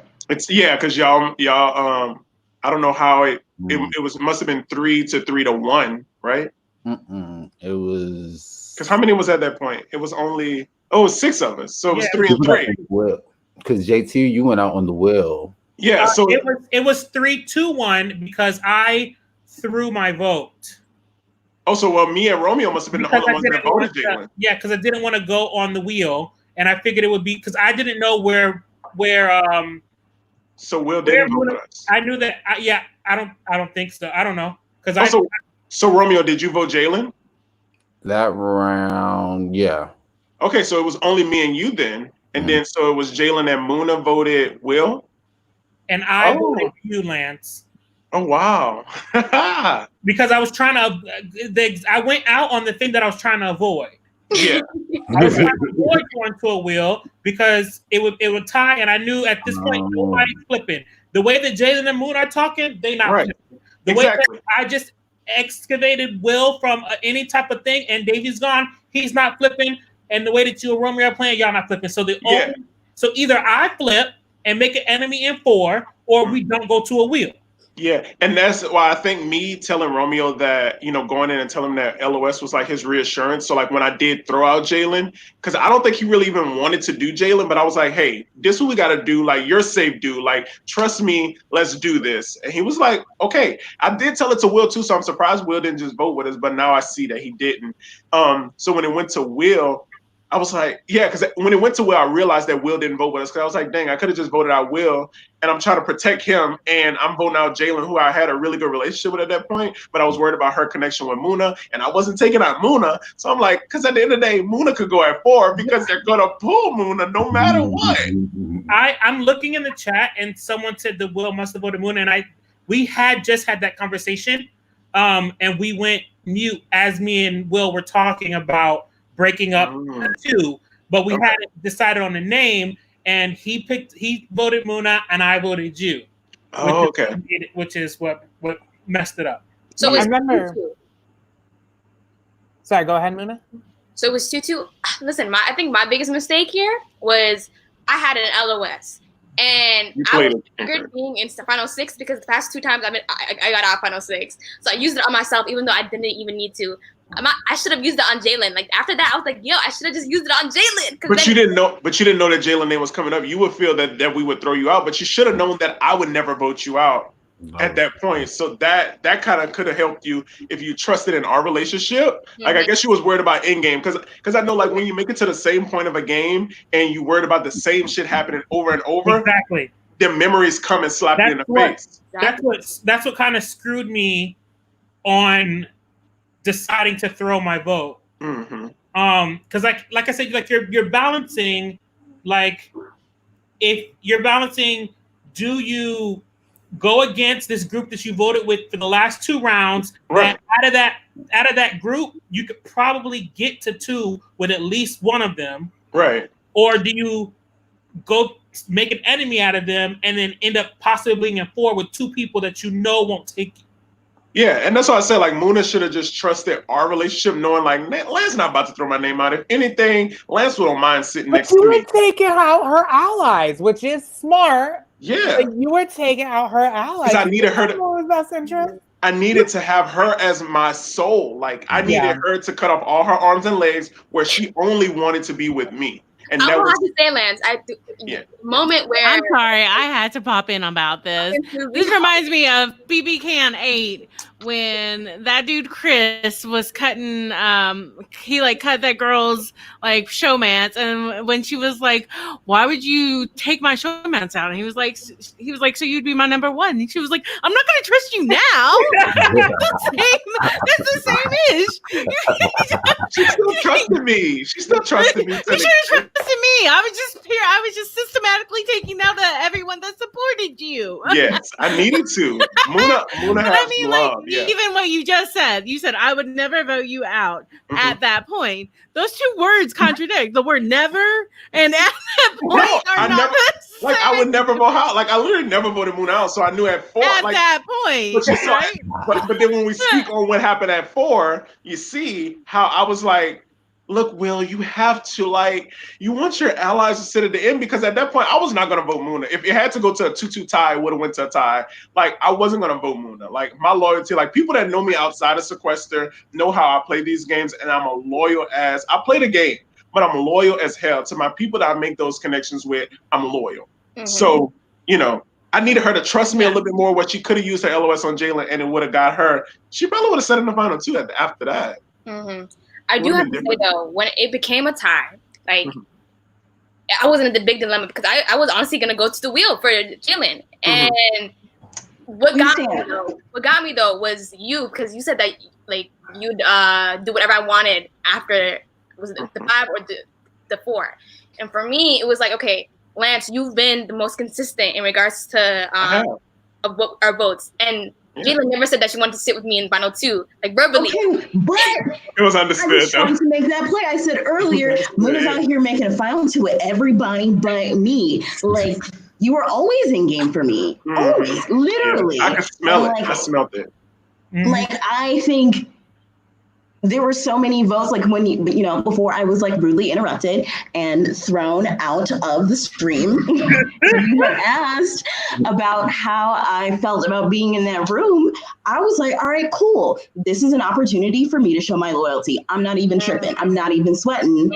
I'm good, because really, besides like Muna and like Lance to like a certain degree, I think Lance was more loyal to me as an extension of like being loyal to Muna. Yeah. The only person who was really riding for me was the audience. So they did stand you. Like I went to look at comments. We did. Jalen, they love you. Like, the audience in the wheel had my back. Baby. Like nobody else was really, really trying to like work with me. I don't think people were working against me. But also, one thing that I read about you, Jalen, like you one of those people that like a player that scares me, because you don't give too much, but you show it in a different way. Like you show your loyalty, but then you don't give too much. Like it makes me nervous. Like, okay, is Jalen really like with me, or like it was so hard to get a read on vibe you. I get too. And I'm usually a good reader. I'm an observant person, and it was so hard to get a read, but I knew you had my back. It's funny because I felt the same way where like the Jalen you are right now, girl, I would have brought you to the end. Exactly. Okay, so here's the tea. So like, okay, let me like preface my game by saying I came in knowing absolutely no Sequester canon.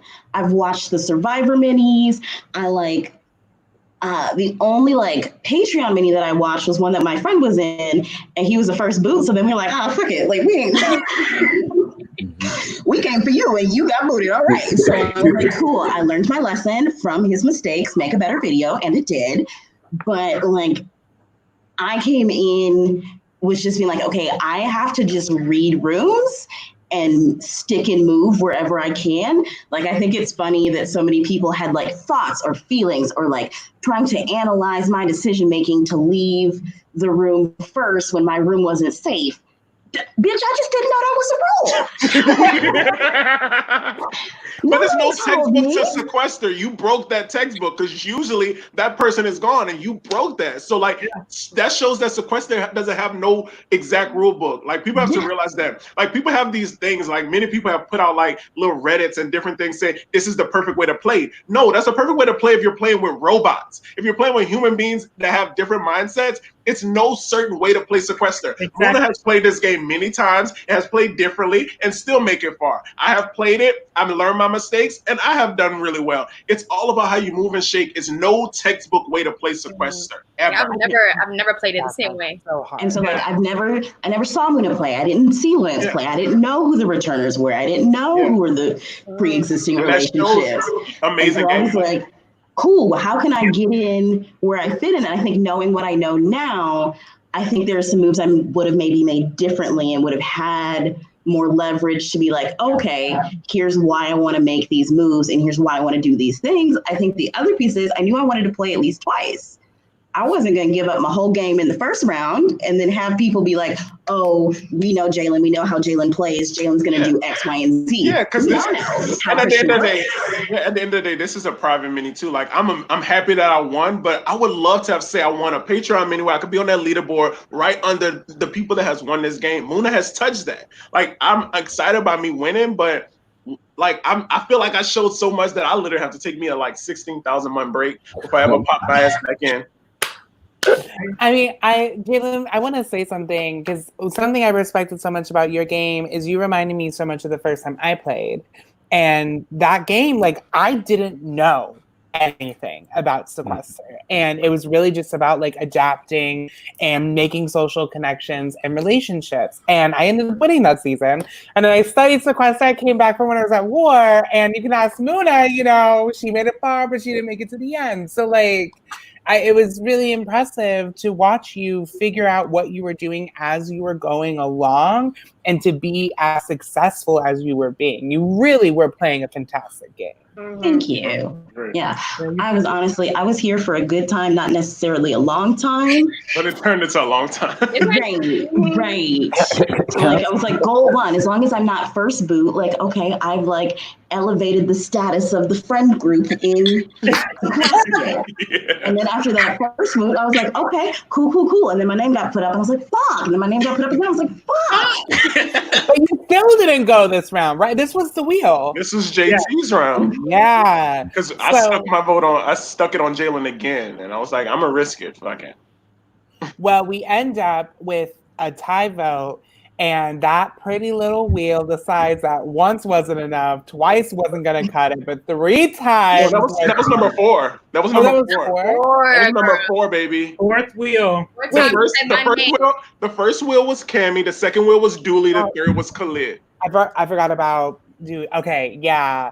Okay. Not 3 times, but 4. 4 times. 4 times. And there was only 3 names that were vulnerable, right? It was Muna, JT, and who was the third? I had 60. It was me. Yeah, it was Lance. That's right. It was you. Yeah. Wow, this would have been such a different end game if Lance. JT needed to go at that point. JT needed to go at that point. Tell you, baby. Tell us. If Lance had gotten off that wheel, when I tell you I was ready to go to work on Will and Muna, oh, well, I was ready. When I tell you I was ready to go to work. I was like, please land on Lance. Like, Muna can even stay, but please just land on Lance. Because if Lance is here after this wheel, we might just vote and go to bed. Stop. Oh, my God. Honestly, the thing is, and then see, you know how we talked about how paranoia from previous games come into. My game last weekend, literally played an LOS and still went out to a wheel at final 8. So my thing is, I'm going to a wheel with the least probability. I'm like, it's only 3 names. I'm always the wheel person. So I'm sitting there like this. Please, God, I just need to make it. I just need one more round. Just one more round, please. And when it passed my little name, and I'm like, okay, it's slowing down and it's past my name. That's a big chunk. It's going to be Muna or JT. And I was praying it was JT. Because at that point, JT was like, besides me wanting to vote Jalen that round, JT was the person I needed gone. Because him in the final 5 would have been lethal. And it would have been scary. I'm not sure how I would have made through that. So he needed to go. And the wheel was definitely on my side this game. Thank you. Sequester gods. JT, I felt so bad because you were so liked. You were so hilarious. You were playing such a great game. But I was like, do not land. Do not land. Yeah, I know. I tried. I'm excited that I played again, and I did 4th the first time, 6th this time. I'm proud of it. I played my heart out. I adapted. I just made it work, and I will keep playing and playing and playing and playing and playing and playing and playing and playing and playing.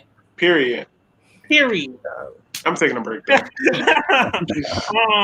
Because I just love these games so much. I don't care if I'm playing with 19 people that I played with yesterday. Let's play again. Yeah. And that's why we all join this community, like to get that sense of, you know, the Survivor, Big Brother reality gaming world, and just to play it is amazing. And that's why we get so engulfed, and we become like so engulfed into it that we just become addicts. That's like, we just finished a game. All right, next Friday, my turn again. All right, let's go.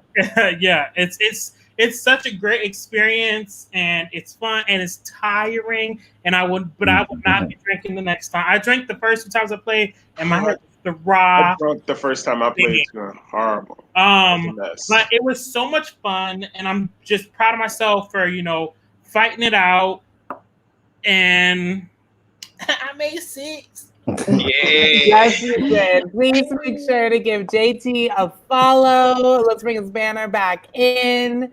Give him a follow on Twitter. JT, it was nothing but a delight, and I can't wait to see you play the next one. I know I'm saying that to all of y'all, but all of y'all were amazing. This was truly a fantastic mini. And a fantastic Thanks, guys. Later. Bye, JT. All right, time to get into Jalen's ill-fated round. We're still waiting on Will. Will's not gonna make it tonight, unfortunately. Yeah, so we're gonna have to do it a little without Will, but yeah. But this round is about Jalen, though. So, girl. All right, round begins. And Lance, I felt like I was the judge. I literally went into it quick and was like, all right, let's do Jalen, Romeo, and Will. They're against us. And it was cool. And it just seemed like that's when Jalen like started kind of combating it. This was hard because I knew at that point the people in our 4 rooms, it was just me and Jalen, and then the other 3 who were left out.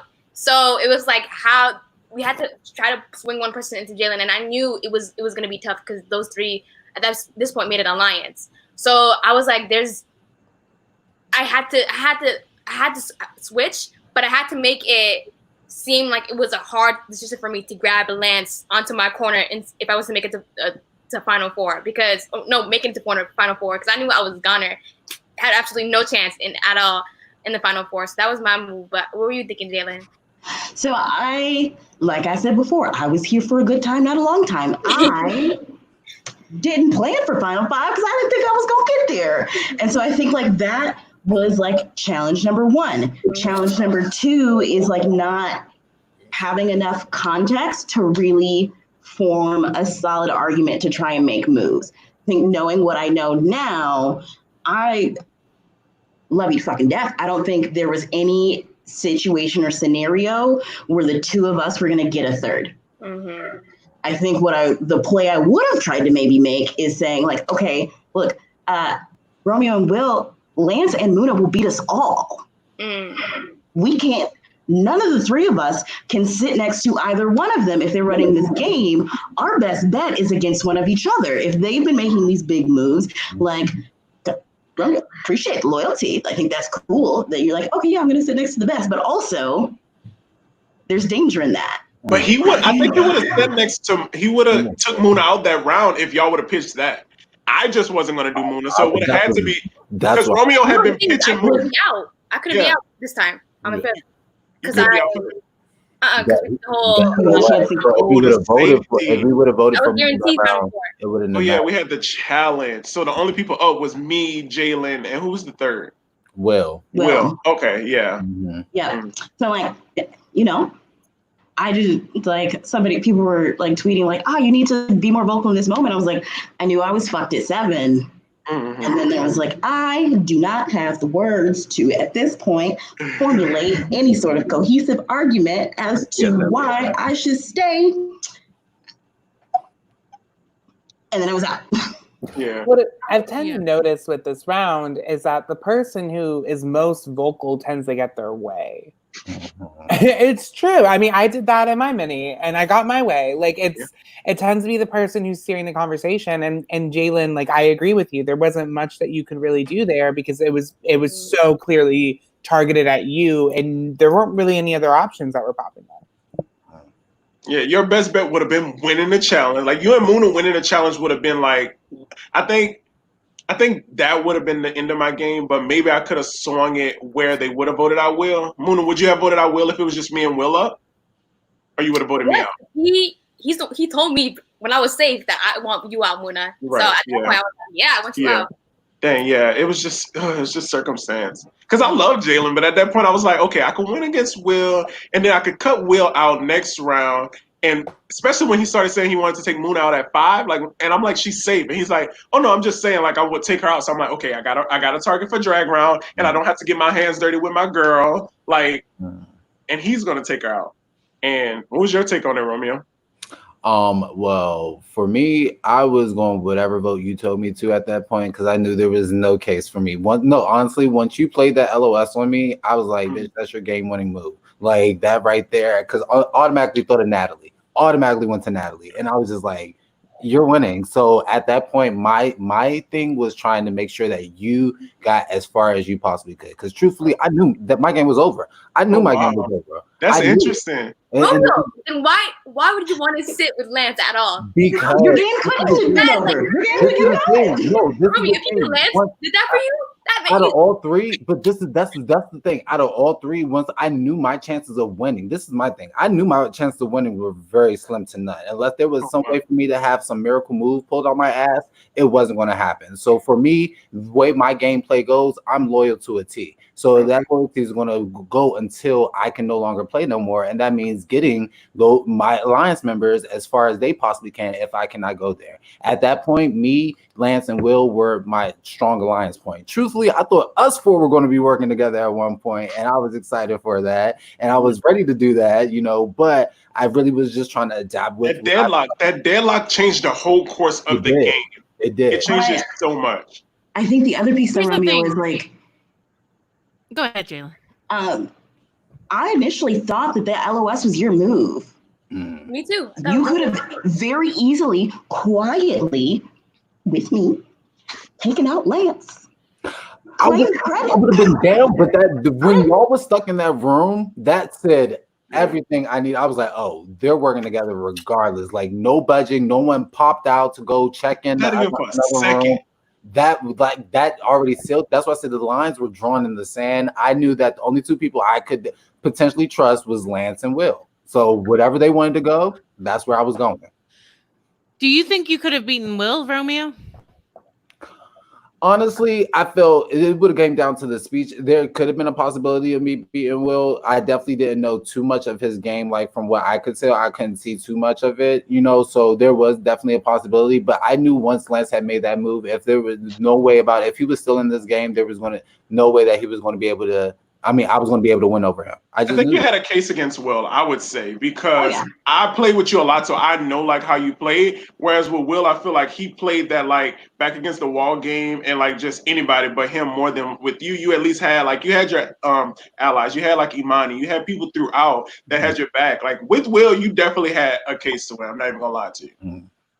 Yeah, I feel like with Will or even maybe with Jalen, the biggest case you could make is that you convinced that you had such good alliances that Lance threw an LOS on you, because that takes social skills. I mean, people aren't going to just throw an LOS on somebody unless they want them to be with them. So, I mean, I think that Jalen, what do you think? Do you think we're getting into all sorts of speculation? It's 11:45 at night.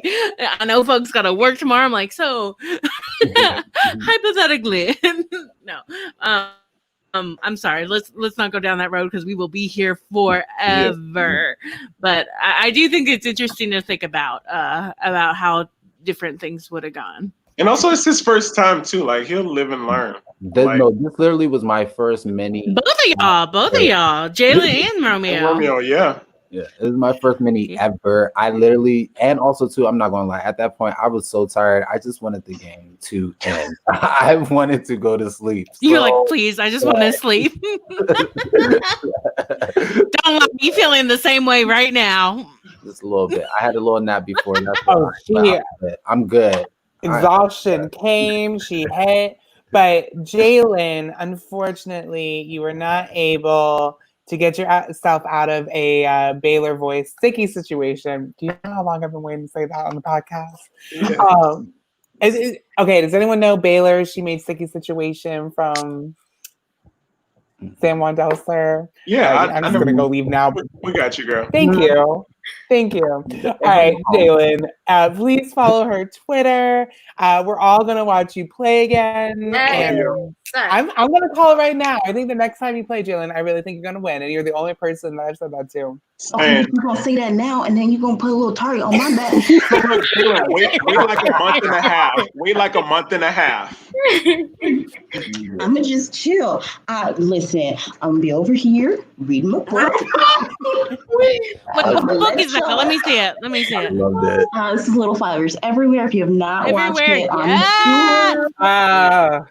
Watch it. Also, I feel like this kind of describes our mini. It was just like a bunch of little fires everywhere. It describes every mini, honestly. All right. Thank you so much, Jalen, for stopping by. You're also, since we don't have a room limit anymore, you're free to say if you would like as well. But we are going to move on to round 4. And I am so interested to hear the strategy that y'all had coming in, because I assumed that it was going to be Muna unlock for the 4 votes. So I was surprised that those votes ended up going for Will. So y'all walk me through that. Okay, yeah. My thought process immediately went in as in, I know if I throw Moon a name out, she's going to drag me, because that's like breaking the honor code. Even though she respects the game, when people are upset, they upset. Like, you have to understand people's feelings in these games. Like, you can call people bitter all you want, but you have to respect feelings. So when Will was just so dead luck on like, I'm dragging Moon, I'm like, light bulb, this is my moment. Because Moon kept saying, Lance, if you vote with them, I'm dragging you. And I'm like, dang, I played the best game out of those 3. Like, I need to be in the end. Like, Muna is just going to be mad at me because I did something disloyal. So I was like, you know what? Will has to understand game as well. We played with you. I ran that scenario. Like, we worked with you. We saved your back when they was deadlocked. Like, you need to work. Like, if me and Romeo vote you out, you have to keep us. Like, because Muna's going to drag one of us, and she's going to sit with you in the end. And you know, like, it was just a big old clusterfuck. So I was like, that was my end. And I literally started pushing it. And then when he started tractioning back, I'm like, okay, Lance, just be quiet for a little bit and let's see what happens. That's literally what we were yelling at the screen. We were like, Lance, stop talking. Like, our private chat was up and going wild. Well, you were in this really great position. I tend to find that, like, if you can make your way through Final Four without saying anything, that's the ideal way to go, because then you're not pissing people off. That's what Romeo was doing. And listen, Romeo made Final 2. It worked. Yep. But I didn't say shit. I won. I thought, I mean, same. Although I did vote with the person who left. But yeah, I was kind of nervous that you were going to talk yourself into a hole, but you did. You end up getting the vote on Will. Muna, I know you were fighting for your life there because Will was pushing for you. What was your whole thought process? So my dream would have been for Jalen to be in that Final Four. That would have given me a solid position. But with that, I knew I was going into this thing with 3 players who were not in that 4 that I was locked down in, right? And who possibly had this relationship together. And so my thing was, in the Final 5, I try to really make Lance feel as though I was giving up a lot, like voting out Jalen to go into this Final 4 with him. And so my first thing right away was to make Lance. I knew right away going to Final 4, I was gonna drag Romeo. Like I knew that point blank period, because I knew Will. I saw a little bit of Will's game, and I saw a lot of Lance's game, and I wanted the Final 2 to be a bomb ass Final 2. And so if I was not gonna be in it, but I really wanted to. My strategy was to make Lance feel like if he dragged me, I was gonna drag him. I really made him try to. Of course, yeah. Reverse psychology, yeah. Yeah. But then I was like, I need to get Romeo to get Will out. So I was like, you know what? I might as well just get Romeo. He hasn't been talking. Like, you know, what do you have to say, Romeo? Because you're just over there in the corner. And I really just tried to make Romeo speak just so Will could see how much Romeo was trying to hide in the background, and how much he was just not saying anything and just trying to potentially would get into the final two, not doing anything while Will's over here fighting for his life. And so I was trying to get Romeo and Lance to not vote for me. I was trying to get Will to potentially not drag me, in the sense of him noticing that there's players out here not really fighting for their lives, and there's Will over here and me like yelling, screaming, trying to get to the final two, so he can hopefully at the end, if he was to get out, not drag me based off of a game and based off of like just the fact that I was the best. I mean, I was the biggest threat in this game, being a previous winner, and still not getting all of them to vote for me, even though they had every single reason. And so I honestly thought my best chance, because I knew if I was to pitch Romeo, Will was dead locked on me. There was no way Will was gonna switch. So my best chance was to get Romeo and Lance onto Will. Now, when Will got the 3, I honestly did not. I knew Lance was gonna go with me, but I did not expect Romeo to vote for Will. So I want to hear Romeo's decision making, because I was not expecting that. Honestly, I was thinking about it. I really was, but my whole thing was I did not want us to go to another fucking Will. Romeo said, I'm too tired to wait for her to get out this ass wheel. It takes like 20 minutes.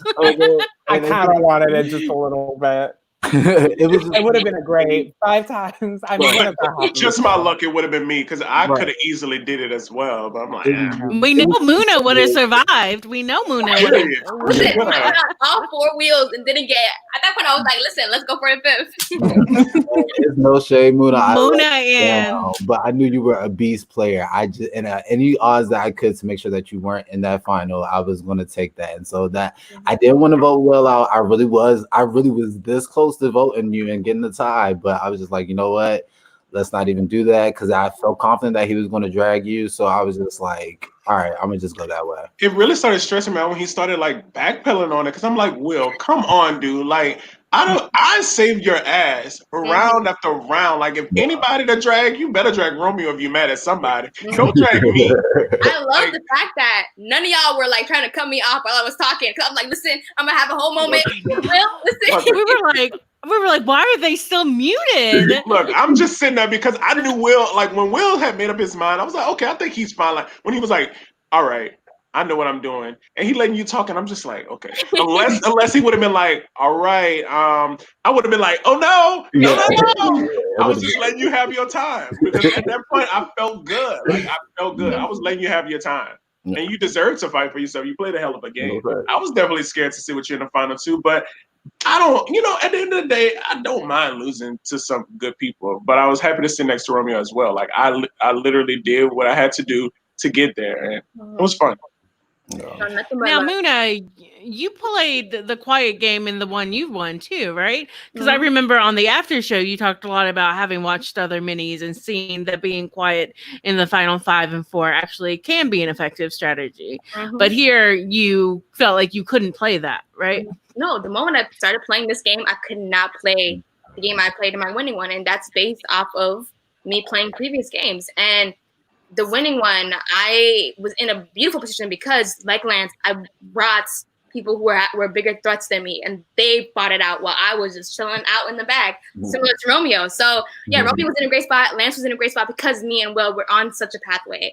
And so it really depends on how other people perceive you and using that to your advantage. And I think Jalen was also on that pathway, and if she was in that final 4, I think she would have done something similar, where she was just chilling in the bag while everybody else was just going at each other. And that is an effective way to get to final 2. So I will say though also that I was going to say something that was really poignant that I forgot.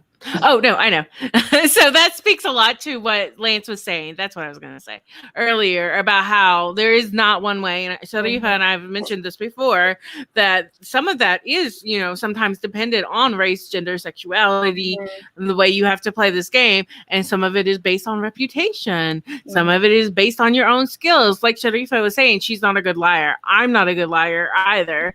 I have to when I play Sequester, I can't lie. I have to find ways around that aspect because I tried lying once in my Sequester and it was clocked so fast. It was like, and I was like, okay, you know what I mean?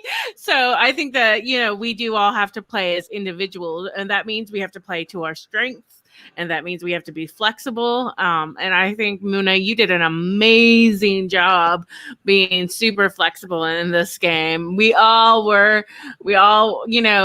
stands over here on Podquester. We're longtime fans. I was telling JC before the mini started, he was like, who are you rooting for? And I was like, I always consider Muna, like the unofficial third brown girl breakdown. Like, I'm like, we would have her on every day if her schedule allowed. We love Muna. I was like, so I gotta root for my girl. But and you showed us why. Sharifa is like your official, like, I don't know, president of the fan club. What I said. No, I'm Muna. You know what you mean to me. We've talked. It just like, I really do mean when I think you're the best mini player, and it means a lot to me that person is a Muslim woman. And I just, I think the world of you, but I hope people don't think I'm biased when I say that I think you're an incredible player. And I'm just honored that we get to be in this community together and that players get to look up to you and see you as one of the greats.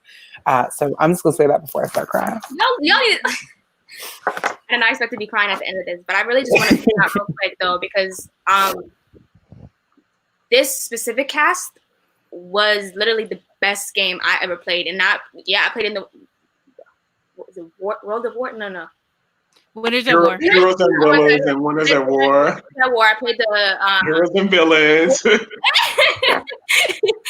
Heroes and Villains. All right, let's get your resume out. Real fan club president. I'm saying as well. That's the problem. So much love, but yeah, I played all those other ones, but this one was just very much so. It was kind of like healing in some way, where I was able to not worry about, oh my God, am I being too loud? Am I being too silent? Like, am I coming off aggressive? Am I not coming off like this and that, where people can potentially portray me as being threatening? And I was able to be myself and like play a game and thrive and like connect with people. And that in itself, I had so much fun, y'all, so much fun. And the fact that we were able to do this and connect and all that stuff was just so, I don't know, especially during this time, it was just like, you really see why this game and this community is so freaking beautiful, and I just hold so much gratitude to it. And like meeting you, Sharifa, meeting you, Suzi, and meeting this whole cast, like y'all are so freaking dope. So I'm just gonna play so much gratitude, y'all. So this is why everyone makes a final two with her. I would also like to say that I am very happy that I think this is the first podcast that we've done where I'm not the one crying. So that is a moment of celebration. Usually when there's crying on the podcast, it's me. I teared up a couple of times. I'm number 2. In that Good. We bring the emotion. Really beautiful, Muna, that I've been wanting to talk about with this mini, and I'll just say it quickly, but it was so lovely to get to watch people play without having to do like any sort of code switching. And that is like, it's not just rare. I truly haven't really gotten to see it. The closest would be Winners at War, just because that was such a diverse and inclusive cast, which was amazing considering it was all winners. But it was so lovely to get to see people just like be able to play as themselves and freely. And I cannot wait to watch the second one. And I really hope that people recognize how important that was and why we fight for the things that we fight for when we're talking about inclusivity within the community. No, that's real. And like, honestly, like having that layer of game not being in play, it makes a world of a difference. Like, and I don't think folks that aren't POC really understand what like our extra strategy we have to play going into these games, just because of the nature of who we are, you know. And so truly having a platform in such a platform like Sequester to be able to play this game, that really was beautiful, honestly. Well, it's just like you said, it's a game on top of a game. And I remember saying that during the Survivor mini. Okay. Amazing. Unfortunately, Muna, you get dragged by Will here, but we got, and like we said to Jalen, you are welcome to stay, but we're now going to move on to Lance and Romeo in the final two. Walk us through how you were. I'm sorry, Suzi, can you take over the question? My brain just shut down. Yeah. So here we go into the final two, Lance and Romeo, and it's iconic, and people are big hype. But there was also a lot of how is Romeo going to play this? Because Lance was such a visually assertive player. He was making moves. He got Robin out. He saved you with the LOS. So we were just like, how is Romeo going to spin this? Is he going to be able to spin this? And then we got some of the best questioning that I think we've had in a while. Some really strong questions about both game and personal. I'm so glad that Jalen stayed, because Jalen, your question was amazing. I think it really just epitomized why it was so important to have this mini and why we were so excited to see this mini, because your question was beautiful and the answers were beautiful. So do you want to just say something about what made you think of that question specifically, and then maybe Romeo and Lance can talk a little bit about their answer, because I don't think any of us expected that question. So to have to answer it on the spot and to give such great answers was really cool. Yeah. I think for me, midway through questioning, actually no, once I found out Lance played that LOS, I was like, cool, it's sealed for me. I know exactly what I want to do with this time. And so then I was like, okay, so what do I use my space for? And initially I was like, okay, maybe I use this as an opportunity to just remind folks, and I'll use this as an opportunity now that the officers who were involved in the killing of Breonna Taylor are still not arrested. And trying to think about, is that a thing that I want to uplift? But I don't know what really sealed it for me, but I was thinking about the moves that they made and how women in sequester are consistently we don't have enough women that play. We don't have enough women that play. And then to even add that extra intersectional layer of how many women of color play. And so really thinking about cool, yeah, love that you made these moves, but also in making them, you took out voices who are often not heard in this community and people who aren't seen in this community in the same level. So how do we, I don't want to say undo harm, because I don't think it's a game. I don't think it's harm done, but how do we continue to uplift these voices that maybe aren't always celebrated in this community? I think if I could have adapted the question, I would have said someone who's not related to you, because I think so many people have great relationships with my mom, my grandma, these Black women who I'm related to. But I think there's also so much power in the friendships and bonds you also form outside of those familial relationships. And I encourage anybody that's watching this right now, regardless of what your race is, think about who are the Black women in your life that you want to uplift and that you want to encourage. And if you can't think of anybody, if you cannot name a Black woman who is a positive influence in your life, fix your friend group. Yep. I'm sorry, can you say that again? One more time for the folks in the back. Listen up. If you cannot name a positive, strong, influential Black woman in your life who has made a positive difference, one, you're missing out, because I'm so sorry for you. But fix your friend group. There are too many strong, positive Black women in this world. There are too many of us for you to not have those relationships, for you to not have people in your community, in your circle that are going to support you and that are going to help you get your life.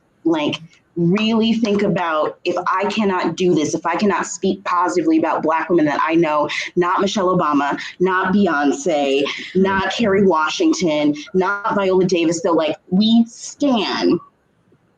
If I don't have a Black homegirl in my circle, why is that? Sorry, I feel like I just really got on a soapbox there, but yeah, that was my rationale. Guess what? We got time for it. We got time for it. You deserve it. That is a yes. People and you know who loves it? Everyone. We are here for it, girl. You just gave us a little mini brown girl breakdown there. So, Lance and Romeo, do you want to speak a little bit about how you felt getting such like a question that wasn't about game, because y'all were probably in a game headspace, but was an emotional question that I think, you know, like I say, adrenaline's pumping here. And I think, well, this isn't a big surprise. If I had been asked that question, I would have cried. I would have been like, they're awesome. So can y'all just speak about her giving you this opportunity and how you felt like switching modes there? Yeah, like literally for me, I had to hold back my tears because I, try to come up, like I don't like people to see me weak. And that's one thing that I've tried to change throughout my life to, not showcase my weakness and not be afraid to be vulnerable. So I slowly been wanting to learn how to not be not hide my vulnerability. Mm-hmm. So speaking on my, on my mother and on my grandmother who made me who I am today, like I throughout my life, my father was very absentee. And then when we really started trying to build a relationship, I lost him at 14. So like the women in my life were the women in my life. So holding back tears and just thinking about like, I just lost my grandma a year and a half ago. So like that was all weighing down on me. And for her to bring up that question, I'm happy she let us stick to relatives because it just made me realize like my grandma is has been one of my biggest supporters. She was that person that always told me, Lance, one day I'm gonna be in that audience with you when you collecting that check on Survivor. And not gonna do this, but yeah, so it was really emotional for her to say that. And for me to be in a final two scenario, it just brought back that like thing that she always told me. And I just felt like at that point, it just felt reassuring that I know when that time do come, that she's going to be there regardless as well. It was amazing. Yeah. When you're on Survivor and you get your loved one visit, I will stop. No question. We are going to be front row. We're going to be having sequester parties to watch you every week. I love it. Thank you, Lance. Thank you for expanding on that. Romeo, how did you feel? No, honestly, I was caught off guard for sure. I really wasn't expecting that. So it definitely threw my brain into a different direction. But I was happy that it was. I was like, oh, we're going here. I was like, okay. Even with Muna, when you gave us that sound, like I was like, we're going here, and I'm glad because I know I said it in the room once with you, but I just want you to know, like I wasn't just saying that when I was saying it, and when I said it, I meant it. I was like, I'm not voting out our Black women. Period. Like it was a point in the game. Yes, it was going to have to get to that. But especially in the beginning of the game and everything, I was like, oh no, that's not even an option for me because I do feel as though Black women's voices and women of color voices get minimalized so much and so often in our everyday world. And yes, we play these games that emulate reality games and whatnot. It's sad though that most don't understand, but that is the reality that we face every day. These are the things that we go through every day. The problems and issues that we have to face and overcome in these games are the things that we go through every single day. And so, taking a second to really acknowledge that and really have a moment to reflect on that, I think was something that, one, I don't do often enough. Truthfully, I don't do often enough. So having that moment to do that really was something that in the midst of all the craziness was a great way to just like stop and really like humble yourself and really be like, yo, honestly, I wouldn't be here if it wasn't for a Black woman. So I owe my life to Black women, straight up. Yeah.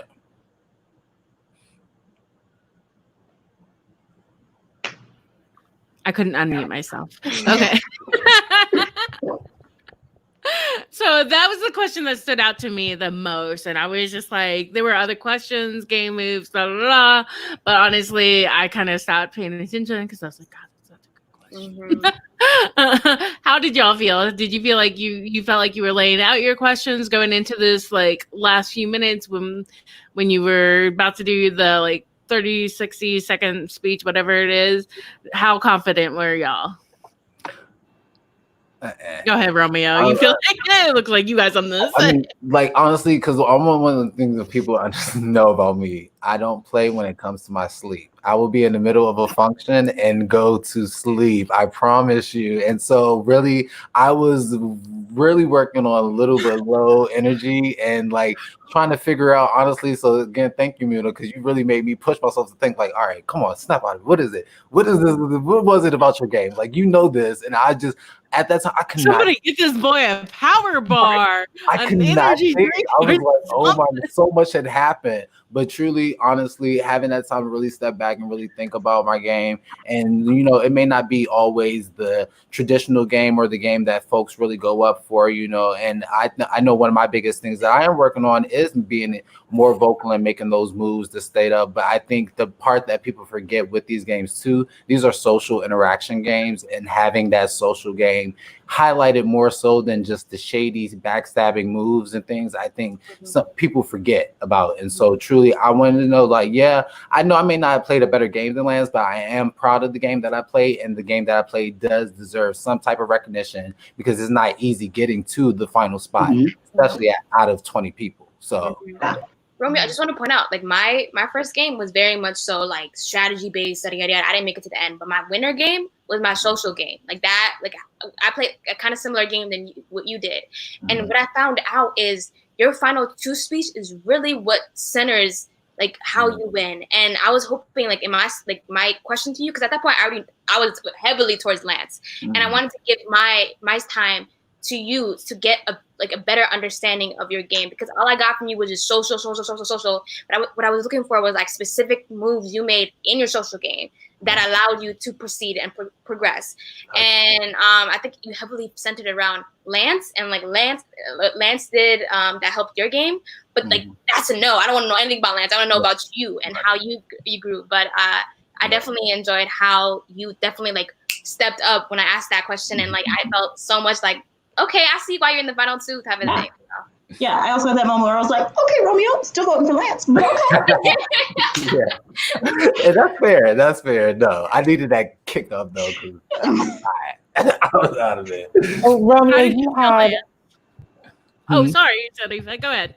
No, I was just gonna say that, Romeo, you had a tough hill to climb. Lance, you really played it out, and like we've been complimenting Muna till the day is done, but your game was comparable to hers, and you're the reason that she left, because of all the work you did at 7, 6, and 5 to make sure that she would get dragged.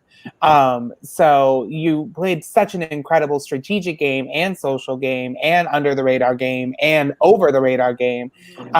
You're sitting in this final 2 and everyone's asking questions. Where's your head at? How's your feeling? Did you think you had it in the bag? Honestly, I never count my chickens before they hatch, because you know, I don't play live games. I don't play live games where you think you got it all sewed up, and you know, you got to understand people's feelings. And I just wasn't, you know, I felt I made good relationships with people that they went out and people understands game, but you just never know. We didn't see it in some minis. I didn't watch y'all podcast where y'all like, oh my God, I this person win. Shout out to my 613 team. Y'all didn't think that Anthony should have won. Shout out to Emily, love you, girl. But it's just, I was sitting there just hoping that I could display my game and explain my game. And I knew I had the check marks where, like, if I was a juror, I know how I would vote. So I was just hoping that my check marks check off boxes for everyone else. It really was amazing to just be a representation. And like literally winning that game, it meant a lot to me. I literally never realized how much it meant to me. I've been a stan of Sequester for a very long time. You know, them played minis and here now.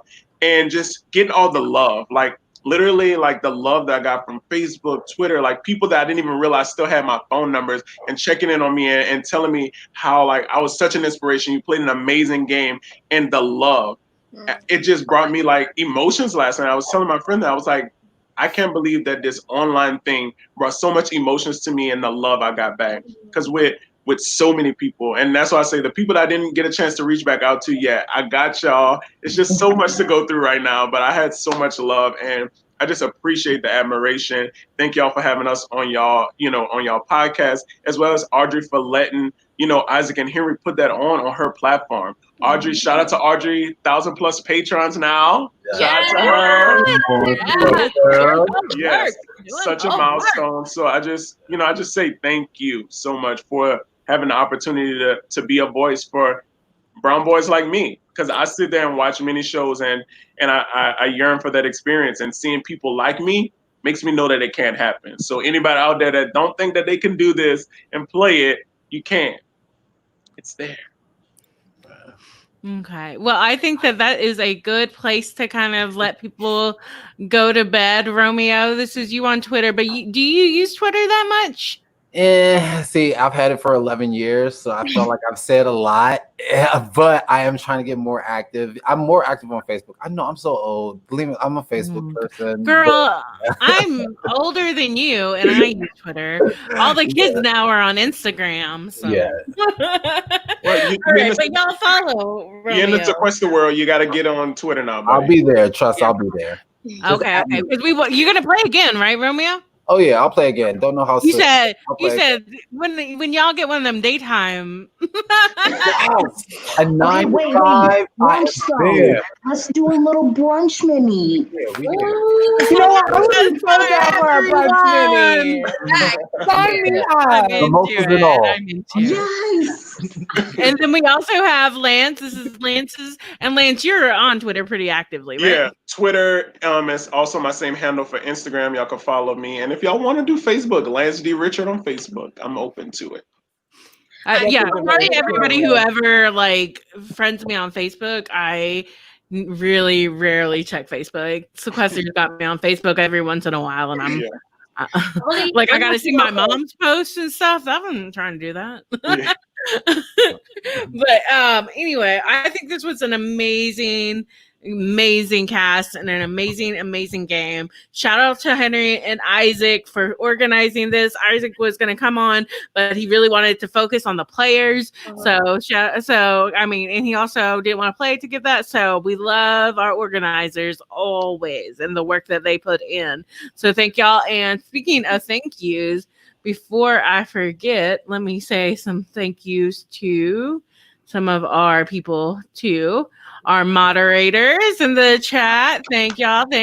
Follow them too. Tomorrow we are going to be going live with Shattered for episode 3 watch party. So check out TR and that whole crew watching Shattered, which Romeo apparently would be terrible at because it involves staying up for a very long time. Wait from a smile to And then thank you to Will from America for our theme song. Yes, I'm gonna Will. put the rest of y'all backstage while Sharifa and I do our closing remarks. But do y'all have any last comments about the game before we Thank y'all so much. Thank y'all so My much. comment is that I think it's an injustice for Lance's name not going on that leadership board. That man played a beautiful, amazing game, and the fact that he's not going on that leadership board has my heart kind of I don't know about that. So Maybe see me in a Patreon mini 3 months from now. I gotta let my name die out. Girl. Maybe winners at War 16. A Hall of Fame, a private on leaderboard, but you're just iconic. We stand. Yes. Okay. Sequester Legends list. Thank you. Thank you. Yeah, I agree. I mean, that was an amazing game. Somebody was asking about Jalen's information. They missed it earlier, so don't You forget can to also catch me on the gram, also at Jalen Janelle, if you want to see me shake a little ass. Okay. I know I'm following. I know I am following. Love it. Yes. All right. So I'm gonna move y'all backstage. Bye-bye. Thanks, y'all. Thank you. Bye. Love you too. Okay, so it's just you and me, Sharifa. You want to make a final 2? Not with you. Bitch. Bueno. Listen. No. So that was an amazing